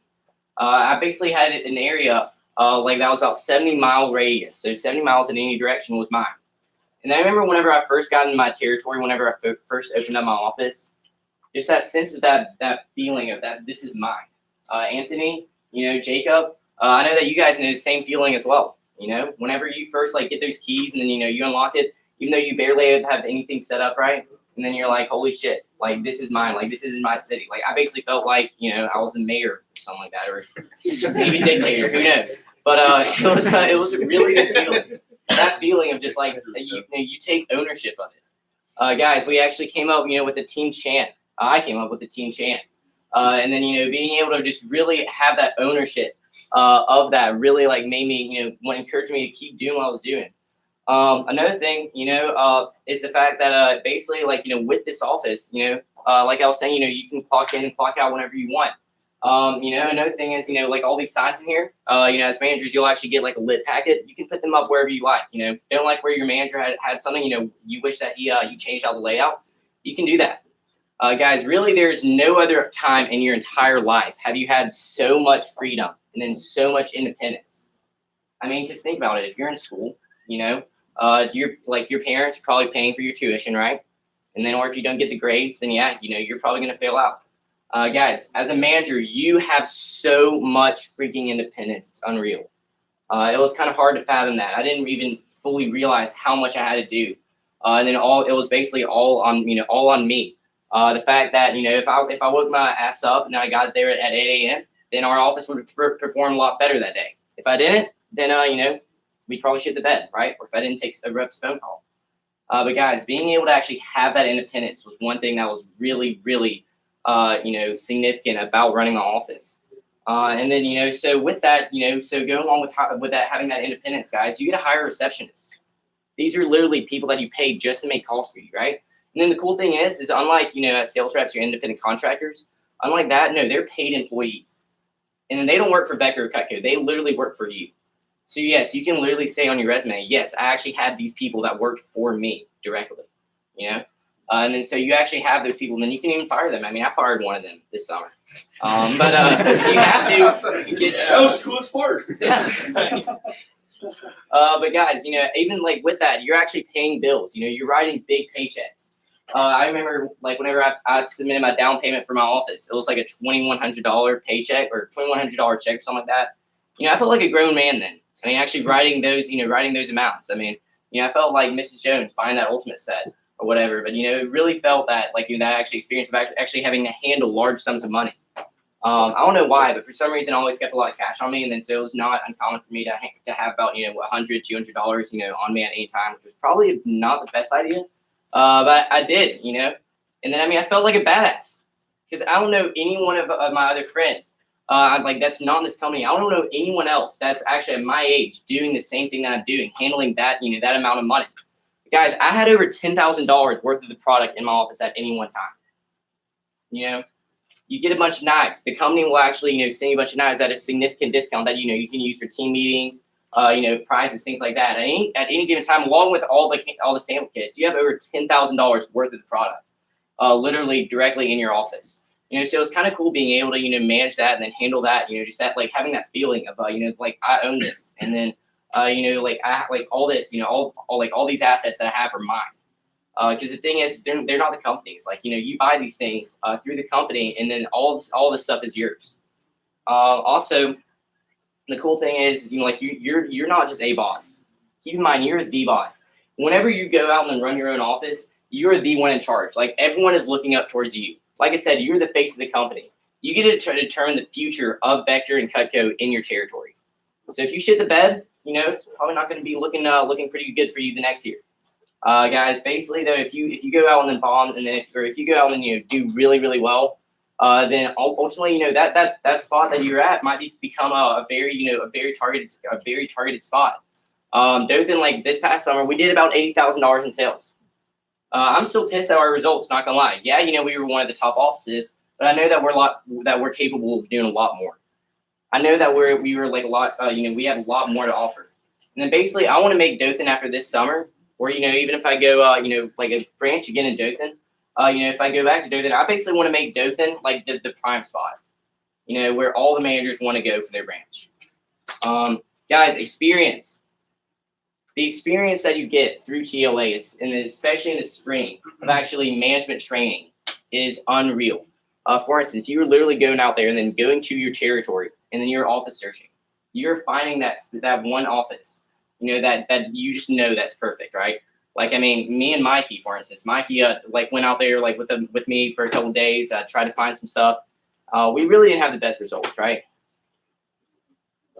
Yeah, I mean, there's a couple places that were so, but like I just could tell no, I don't want to be running an office here. Like, I mean, it was kind of sketchy parts of the town, the ones that were actually somewhat decent. And then it was like literally my last day actually to office search while I was in my territory. Like, I had to go and lock down a place. And then apparently this place that was about 510 square feet or 610 square feet comes available. It's right in downtown. It's in a safe part. It's literally a block away from the police station. It's in a nice office suite. It was in the perfect part of the office, or the perfect part of the city. It was perfect size. I knew immediately that I wanted to do this. And also, I heard that the landlord, he was like, yeah, hey, if you just want to go and put a down payment for 4 months, right now you can do that. And I was like, bet, let's do that. Where can I sign the check? And then so I handled that right then and there. And then whenever you find that location, then you really start to take that ownership and that pride in it. And then after that, guys, it all comes to actually, building your team and then running your office. I mean, I had reps, on my team ranging from 17 years old all the way up to 32 years old. I had people that were in my interviews from 14 years old to 76 years old. Literally, I had a couple ladies, I don't know how they got even heard about the job, but they were older than Cutco. So, it was kind of incredible. Just in case you're wondering, yes, they didn't get the job. But guys, it was kind of crazy, actually having that. And then, whenever you have these people who are like much older than you on your team, but yet, and they still listen to you, and then they go to you for advice, it really is impactful. Like the thing is the way I started seeing it is age is just a number. It's all about it. It's all about the experience that you get, what you're able to provide to other people. And then so one of the coolest things was the fact, and then that I kept thinking about this summer, is the fact that I was not even old enough to drink, but I was running my own freaking business. I would always have people ask me, how old are you? I mean, because I look pretty young, and then, but the thing is they would always ask me, how old are you? And I'd be like, I don't know, how old do you think I am? And the best part was, whenever, eventually I'll tell my reps, right, how old I was, maybe, in training or after training, I'd actually tell them, and then their reactions that they would get whenever they saw, you're only 19 years old. I remember Tyler. Tyler was actually, he had to go out for surgery, so he was going to be out for about 2 or 3 weeks. And then I guess at the time he thought that I was 24 or 25 because I just didn't tell him for 2 or 3 weeks. And then eventually, as he's about to leave my door, I tell him, and I'm like, hey, by the way, Tyler, I'm 19 years old. His reaction was priceless. He couldn't believe it. I pulled up my ID, and it turns out he was a few months older than me. But the fact that, like just people seeing that, and then because of that, they're like, holy shit, this guy is 19 years old and then he's running his own business. That gains you like a lot more respect. That you're able to accomplish so much in your life leading up to that point. Another thing was, just the fact that like I would have interviews that were over capacity, and then trainings that, they were overfilled. Like my training room, it was, I maybe sat about 15 people, and then I'd have people in there for like about 20 or so. And then, I hated it at times just because, like it was kind of in the moment, you're kind of like in crisis situation like that, that crisis mode, like what do I do, right? But then you look back on it, and then you're like, holy shit, like this is insane. I have more people in my office than I can even hold. And guys, I would take that any day.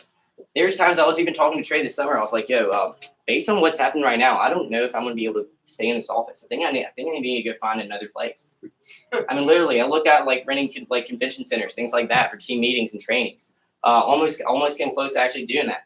But guys, so it was like, I hated it at times, but then yet also love the fact that we were growing so much. I was actually getting complaints from my landlord for having too many people coming in for interviews. Yeah. And then I told him, I was like, what? So you want me to stop growing my business? And then that shut him up.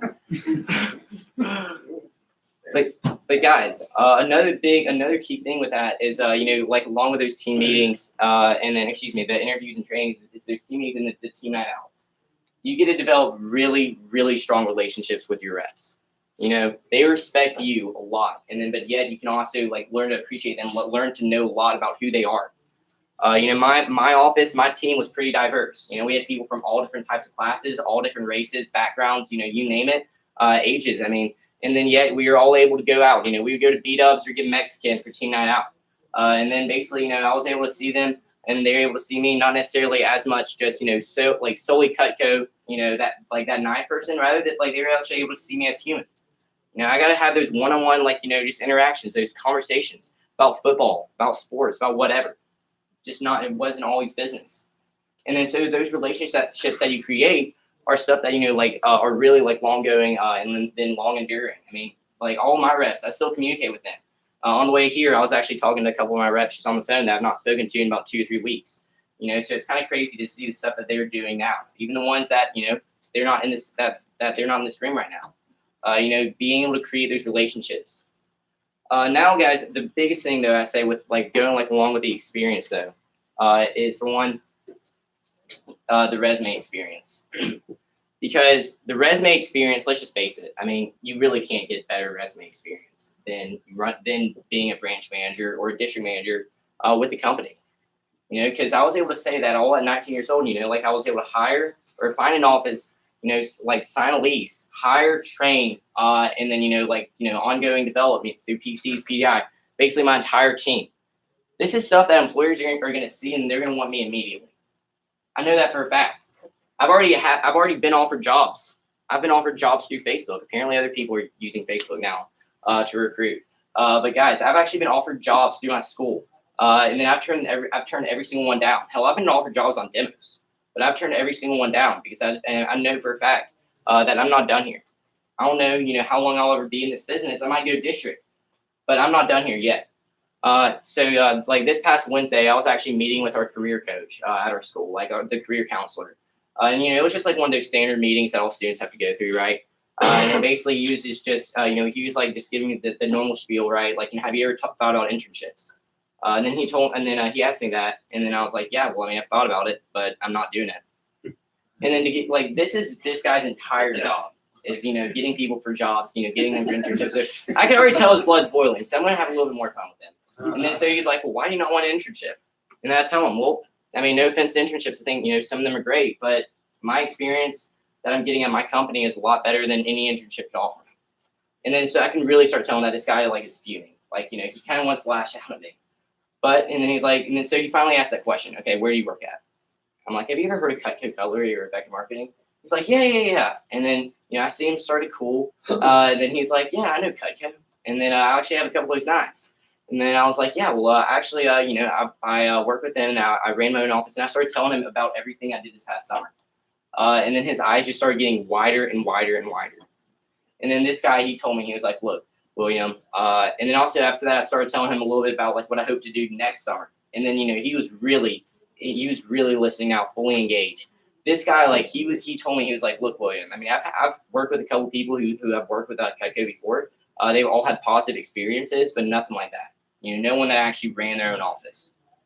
And then honestly, right now, based on what I've seen out of this school, you are more set to go in life than most juniors and seniors that I talk to. You have a plan you have a plan, and then you're going to be able to get the best job because you don't need an internship. He told me that he's never told someone, he's never outright denied the internship opportunity for someone else. He said what you're doing is something that more people should be doing. Side note, I actually got him while we're in the process of getting him, to get more people on our team up in Birmingham now. Also, I got someone that I'm going to be doing sharpening for. So, but guys, I was able to hear that, and then hearing that from him, and this guy's been in the business for about 30 years now, was really impactful. And then considering that he meets with basically all the students at the school, and then you hear him say that, I'm more successful than anyone else. I mean, I already had that in the back of my mind, right? But hearing someone else say it, it made me really proud. Right. Guys, the thing is there's like Trey was saying, I believe in work hard, play hard. As a branch manager, you work your ass off, and you work your ass off, and then you work your ass off to get your results. But along with it, you have a lot of fun. So basically, one thing that I would do, in every single morning, I would wake up, and then I would just say, this is my territory. I would wake up. That would be kind of the main motivator for me to actually get out of bed and then go to my office. And then, so the thing is we had a lot of fun in our team meetings. We would play water pong. We would play magnetic darts. I didn't want to bring my real dartboard. Just didn't want to get sued. But we would play magnetic darts. Guys, I even created an obstacle course for a team meeting. And then it was the floor is lava. We literally made the floor is lava, and we were playing that in team meeting. I remember for the 4th of July team meeting, I spent 2 hours cleaning up confetti afterwards. Yeah, and then so I didn't get in until super late because our team meeting went over and team night out went over. And then so that was fun. But lesson learned for next time, guys. The office was covered. And then so we had a lot of fun at our team meetings. So one of the coolest things about my office in particular was say in my office, we were on the 2nd floor of this office complex, right? And then there's 2 stories in the building next to us. It was just a 1-story. But in my office, my actual office, where my desk was, right? There's a little door to kind of get onto the roof. I guess they needed to check out the ACs, the AC units. I wasn't supposed to go out there, but I mean, if they're gonna give a 19-year-old a door or the office space with the door to get on the roof, of course I'm gonna do that. So we would go out there. And then throw the football, or even after trainings. I did this every single time after training. I would just go out there and listen to music, relax myself, and then compose myself. Or if I had a stressful day, I would just go out there and then just compose myself at night. And then we were in the heart of downtown. It was the best view. And then we would just be on this roof, just chatting, just about random stuff. It was so great. Another thing that Andrew, he's of course in Macon, but my manager David, like I said, he works in Macon now. He sells there. Whenever he was a first-year branch, the year before I started, he was actually in the same office complex that I was. And then but because of him, there were a bunch of no putting food in the sinks signs on every single bathroom. Because after his trainings, he would always throw the food in the sink for some reason. Yeah, and then so being able to see his lasting legacy that is still there. And that was just always great to see that. Because me and David always had a good relationship, and I didn't get to see him this summer. But just literally seeing that subtle thing, made me appreciate it more. Also, so speaking of David, also he had this guy named Aiden Kelly. Aiden Kelly's now a financial advisor. But he was an assistant manager. I know that Trey knows Aiden, but he was an assistant manager for David his very first summer. And then now he's working as a financial advisor with New York Life. He was directly below me. And then so he actually became my financial advisor. He would come in, for team meetings, give talks. And then, he was able, to even come in, doing training style buys. And then he was basically always there.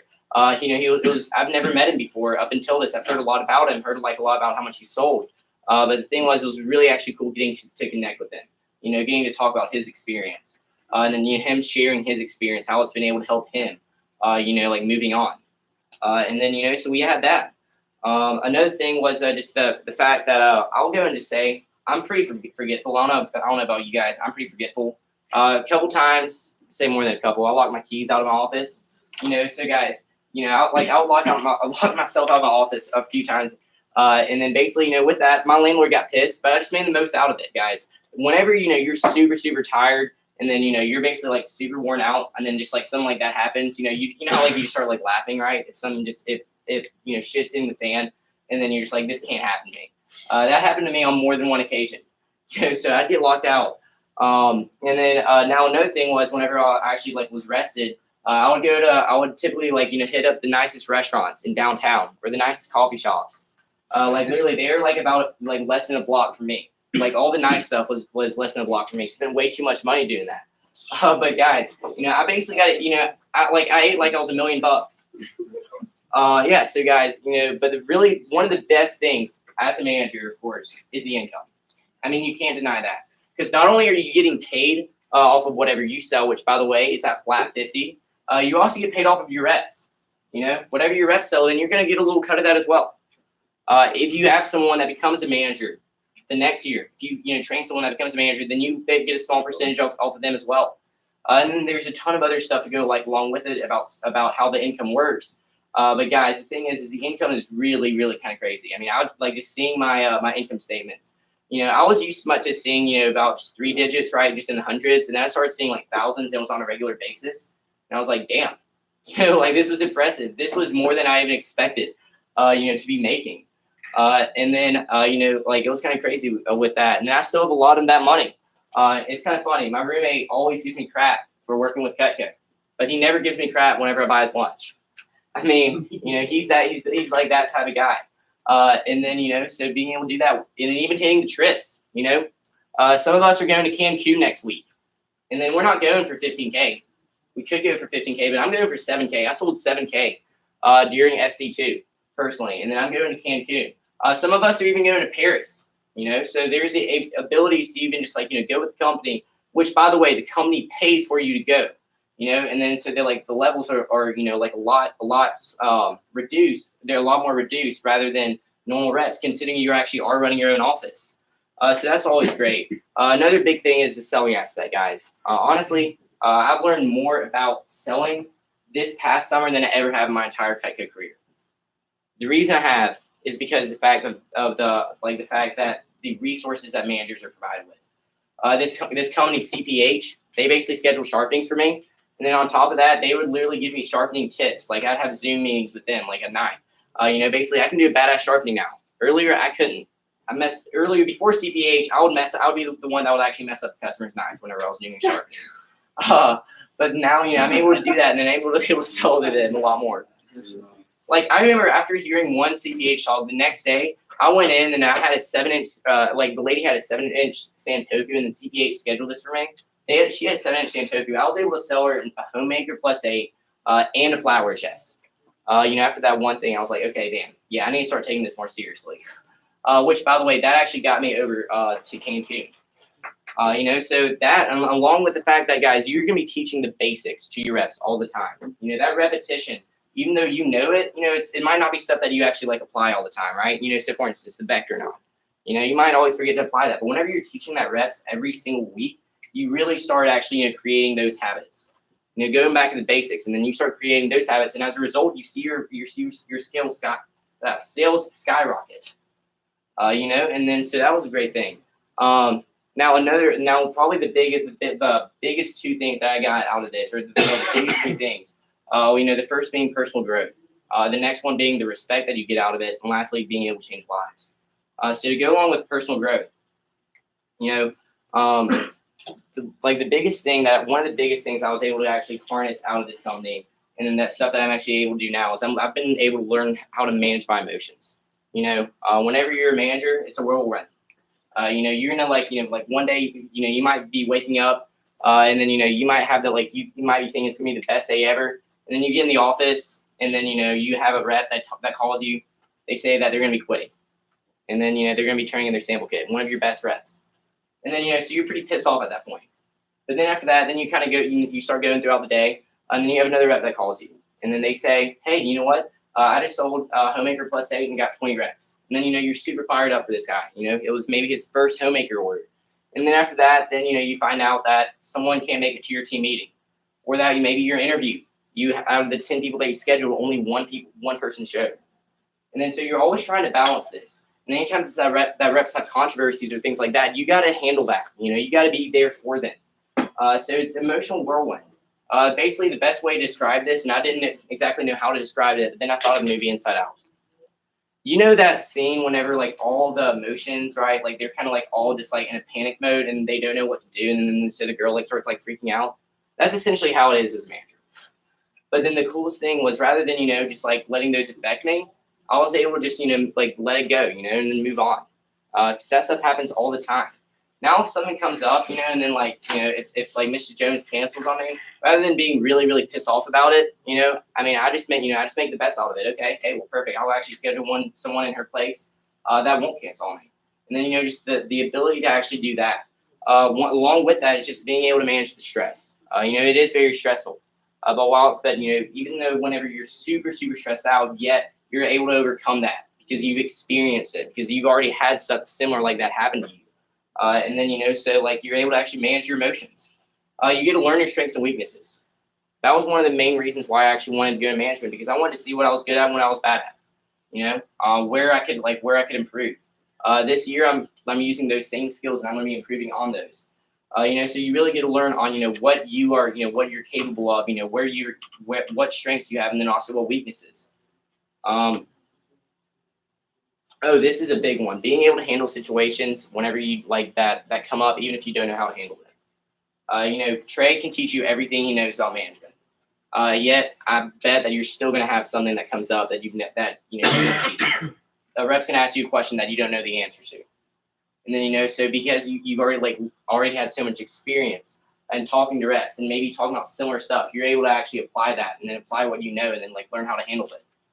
To give you guys an example. I was running an interview, and then it was in the group interview, and then someone said, "Isn't this an MLM?" And I was like, "What?" No, but I didn't know how to handle that situation, And then so I ended up handling it pretty well, and then basically, I explained to her why we're not in MLM, and she was like, "Oh, okay." And then later on, the person told me, and then that she was about to go walk out on me, and then but because I was able to handle that whenever it came up, I was able to diffuse that tension. And then so with that, it's also kind of cool just because of the public speaking aspect. Personally, I hate public speaking. And then especially in high school, I was really not one to actually do a speech. And then I had a thesis, we had to present a thesis to the entire grade. That thing sucked. But guys, whenever you're talking to your reps, and then whenever you're going in there for team meetings, a 10-minute conversation or 15-minute conversation to, all your reps in there really is not a big deal. Now the big thing was whenever I went to SC2 and then I gave our push report. Not gonna lie, I was pretty scared on getting up to the stage. But once I actually started doing it, once I started speaking, then it just kind of flowed naturally. And then after that, I felt a lot more confident myself, considering I was speaking to over 1,000 people. 1,000 people who I really don't want to piss off because they're pretty high up in this company. And then I was able to overcome that. And then so I was able to gain all this. And then just even the conversations with reps, being able to talk to reps and then, say the right stuff. Because guys, whenever you're a manager, you got to be on your best behavior every single day. It kind of sucks. Sometimes, you don't want to have to be on your best behavior, but yet you have to. That's that self-discipline that comes along with it. So whenever you're doing that, then, it's really not that bad. You kind of just start getting the repetition. Honestly, if like Trey said, if you saw me last year and then to where I am now, last year I was completely immature. I really kind of didn't know what I was doing. Now I've learned so much. I've grown so much this company. My maturity level has skyrocketed through this past summer because I was always my best behavior. And then now also along with that, being able to harness all these skills really makes you get a lot of respect. You're going to be getting a lot of respect from everyone who ever shit on you in this company. I can tell you guys, my fraternity, they absolutely hate Cutco. My fraternity is one that basically a couple people had bad experiences with it, and then so basically they don't want to hear a thing about it. But then yet, I came back after this summer, and then they were genuinely interested, in what I was doing. Gene, if you're in my situation, You know, they're like, hey, how's it going? Okay, so let me like talk to me about what you did. You know, they were wanting to know more and more about me. You know, more and more about what I did. Now I'm basically like an advisor for the fraternity on a lot of things. Like the president always comes to me, you know, asking about Rush. You know, asking about, you know, training our new members. You know, I mean, just because I know about, you know, recruiting and then training and then just also like leading these people. He's always asking me about big stuff. You know, big stuff I didn't even know that goes on in running a fraternity. And then, you know, so these people are actually coming to me and asking, okay, hey, look, I've seen your reports, you're legit. You know, let's talk now, right? And then, you know, so you're going to get that. And then basically I've actually had a couple people that after they saw what I did, they are wanting jobs. For instance, I have a couple buddies in high school that I met with this past summer. These guys were some of my good high school buddies. But if you knew me in high school, which thank God none of y'all did, you would have known that I was that awkward kid. Like, I was that kid that, you know, basically that, you know, was kind of like a loner, but then also you had like a party, you know, and then so he was getting in trouble, but then yet he had no friends. But yeah, times are rough. Guys, if you knew me in high school, you would probably not expect much out of me, honestly. Now it was kind of crazy. Whenever I decided that I was going to go open up my own office, I kind of like, you know, said something in our class group me to brag, like basically to brag on myself, like, hey guys, I'm opening up my own office. And then I got lunch with these guys over the summer and they saw what I was doing. These guys were genuinely impressed. They were like, damn, William, like, you know, I was telling them about my sales reports, how it's going and all, and like all this stuff. And then I heard on multiple occasions people saying, William, you're the most successful person out of your graduating class. From teachers, from students, and then, you know, even just from like parents, from my friends' parents. Basically right now, out of the class of 58, I'm the most successful out of all of them, you know, so that's pretty crazy to see what I'm able to do with this. You know, these people have a genuine interest in this. I was able to show them my office. Apparently everyone thought that it was gonna be like a hole in the wall, like, you know, like an office cubicle was my office, right? And then whenever I actually showed them my entire office, like, they're like, damn, this thing's legit. One of my buddies said, you know, William, whenever I first got that text, whenever you started, yeah, I wish I took that more seriously. Because I didn't know that this was legit. I thought that, you know, I've like heard the negative reviews. I didn't know like exactly what it was. I wish I took that more seriously. I wish I got the job. And I was like, well, I mean, you can always still apply, but, you know. You know, anyways, this, like, it's just crazy having these conversations with these people. And then, you know, I even got respect from the tenants, considering I was the youngest one in this office. Like out of there's about maybe 20 people, 20 other tenants in this like big building. You know, I got so much respect out of these other people. There's 2 lawyers beside me. They were genuinely interested. One lawyer, one of the first days, you know, like I moved in, and he was like, yeah, well, you know, there's no soliciting here. I'm like, yeah, we don't solicit, you know. But then like he was, you know, he had a negative connotation. And after that, then I would just start chatting with him in the hallways, and then I really gained like his respect. He was genuinely interested in me, you know, wanting to know more. My family was a big one. My family, like, to give you guys an idea, my parents were just like the type that essentially whenever I got the job, they really didn't necessarily want me to be doing it, but they were gonna like roll along with it. My siblings, they don't care at all about this business. My parents, like I said, they just really want me, you know, to go along with it. But then yet, whenever I was actually able to start running my office, that's when my parents actually saw the full expectation for me, like what I want to do. They actually saw the reason that I was doing what I was doing. It was the first time that I ever heard that my dad was proud of me. Was during SC2, not just in general proud of me. I'm saying like whenever he said that he was proud of me for doing vector, you know, for doing kite code. You know, he said that he was proud of me, and then that, you know, like during SC2, seeing how hard I was working, and then, you know, that really meant a lot to me. Actually hearing that from them. I had a couple family members who didn't buy. They bought during SC2.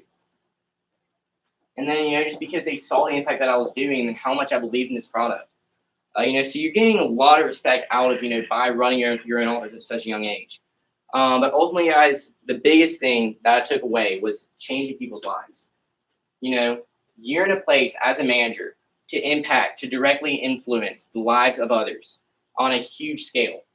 You know, I mean, everyone in this room has been impacted in some way, shape, or form by this company. You know, if you weren't, then you wouldn't be here. Guys, honestly, I don't think that a manager can go actually run a successful office if they're not in it at least somewhat to change people's lives in a positive manner. And then I'll never forget the story about Ashley.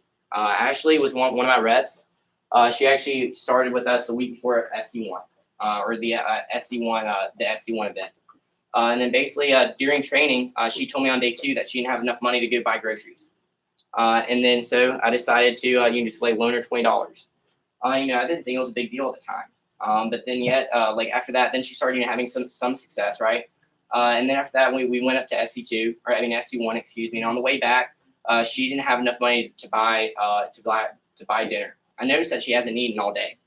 And then, so I was like, Ashley, are you okay? She's like, yeah, I'm fine. I'm just not hungry. And I could tell something was up. So I decided, just to buy her dinner because of course I just, like wanted to help her out.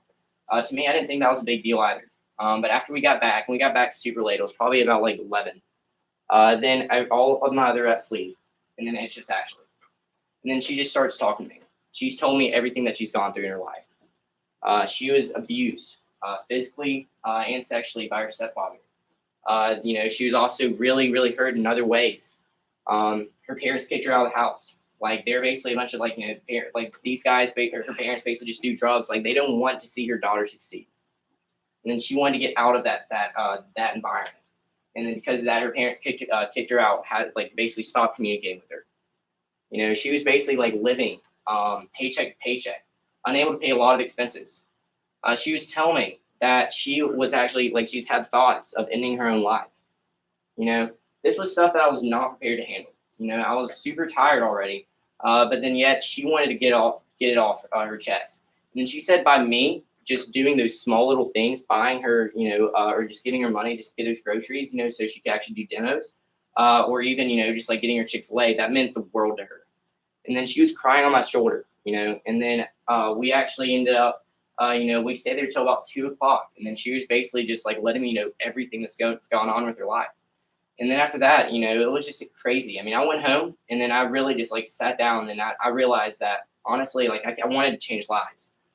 But but through Vector, this has been just so impactful that even if I'm able to change this one rep's life and I'm able to help her out as much as I possibly can, then I've done my job.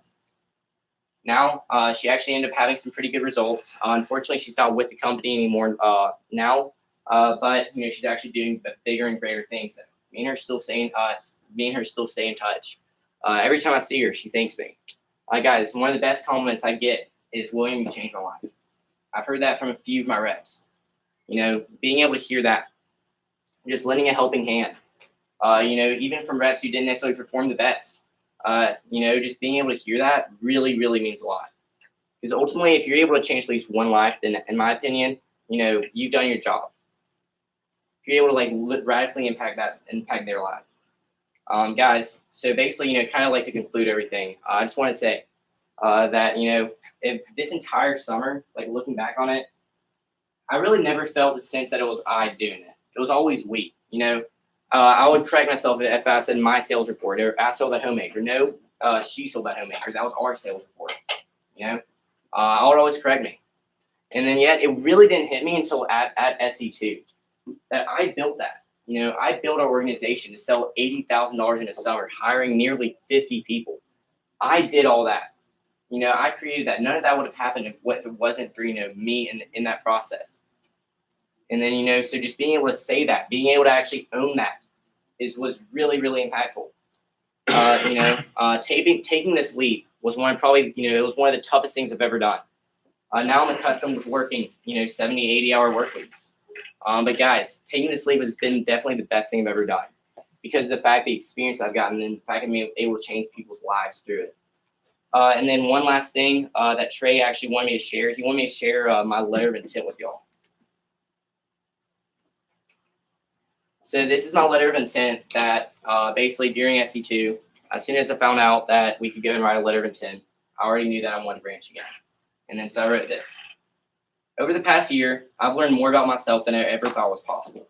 The skills I have acquired through TLA and Cutco to college are second to none. In the past 12 months, I've transitioned into college, joined a fraternity, and studied abroad in Italy for 3 weeks.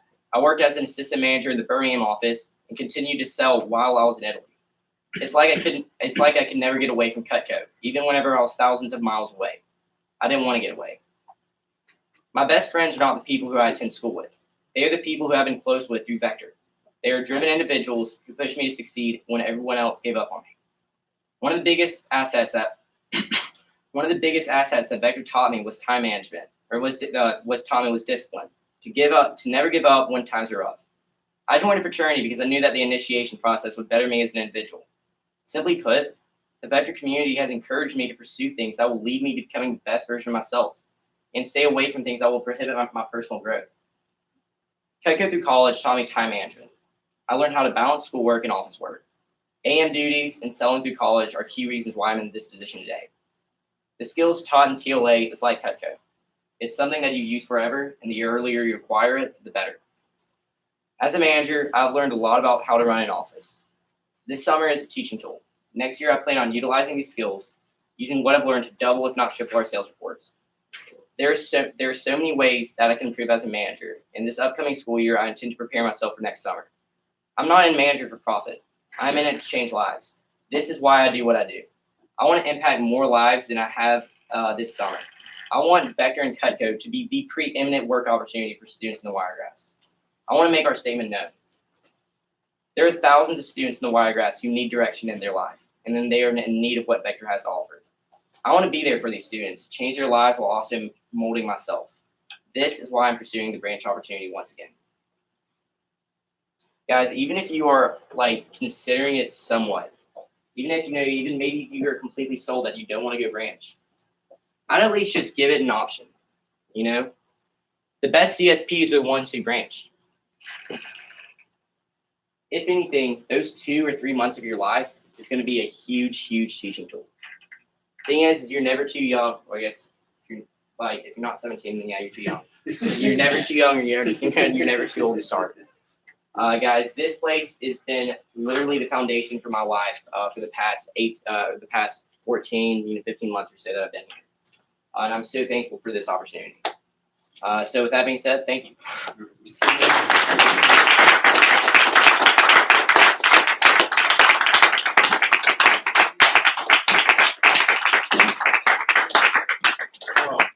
William, that was awesome. That was excellent. It was at times funny, sad, compelling, inspirational. You've grown up a lot, my friend. So it's been good to see. So, well, guys, thanks for a great session. We're going to get done early. We're going to be heading over to BW3s over in Norcross. It's same bat time, our same channel that we were at last time, same location. It's like 10 minutes away. We're going to be heading to go that. Carolina and Clemson are tied 7 apiece. So it's a close game. It's a close game. And we got a couple other games about to start. So we're going to go do a little debrief and hang out, get some food, amazing wings. As a reminder, guys, if you've not signed up for Olean yet, please do so on Vector Connect. Sign up for Olean. Make sure, for those of you that are on track to branch, get your Letterman 10 in. And more importantly, guys, let's finish the push strong. We got 2 more days left for the SLC push. I'll be proud to represent you guys in St. Louis. So thank you again. Make sure to shake my hand on the way out the door. That's right. Yes, sir. 10-7 Ole Miss. 10-7 Ole Miss. Oh, right.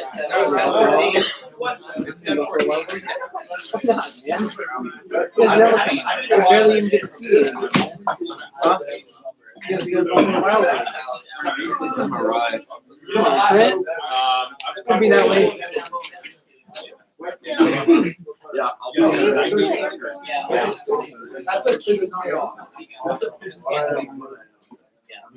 I just want to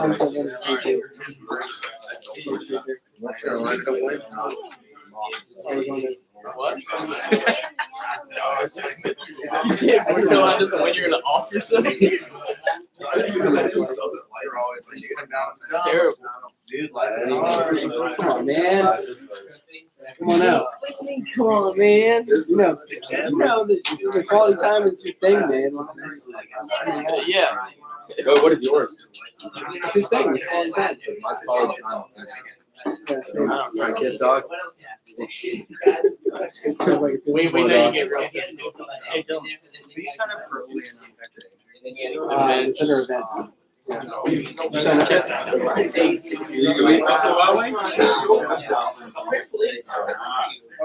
right. Safe travels. Sorry, what? Yeah, I'd love to. Yeah, I'd love to go to Buffalo Wild Wings. How long does it take there? 2 hours? But it's an hour behind, right? You have an extra. No one's on this. So it's at 6 there, so 7 here? All right, buddy, be good. It's be close. Yes, sir. Alright, when he's going too, he'd be down to go. Yeah, that's why we gotta go. No, come on, man. I mean, he'd be down to go to Buffalo Wild Wings. You're right. See, they got teriyaki. Oh, shut up. Where's the Nerf gun at? Going right back to Athens. I broke it out in the last 2 meetings. I was like, guys, I told Kim, What, I'm Andy? gonna break out a Right little, down.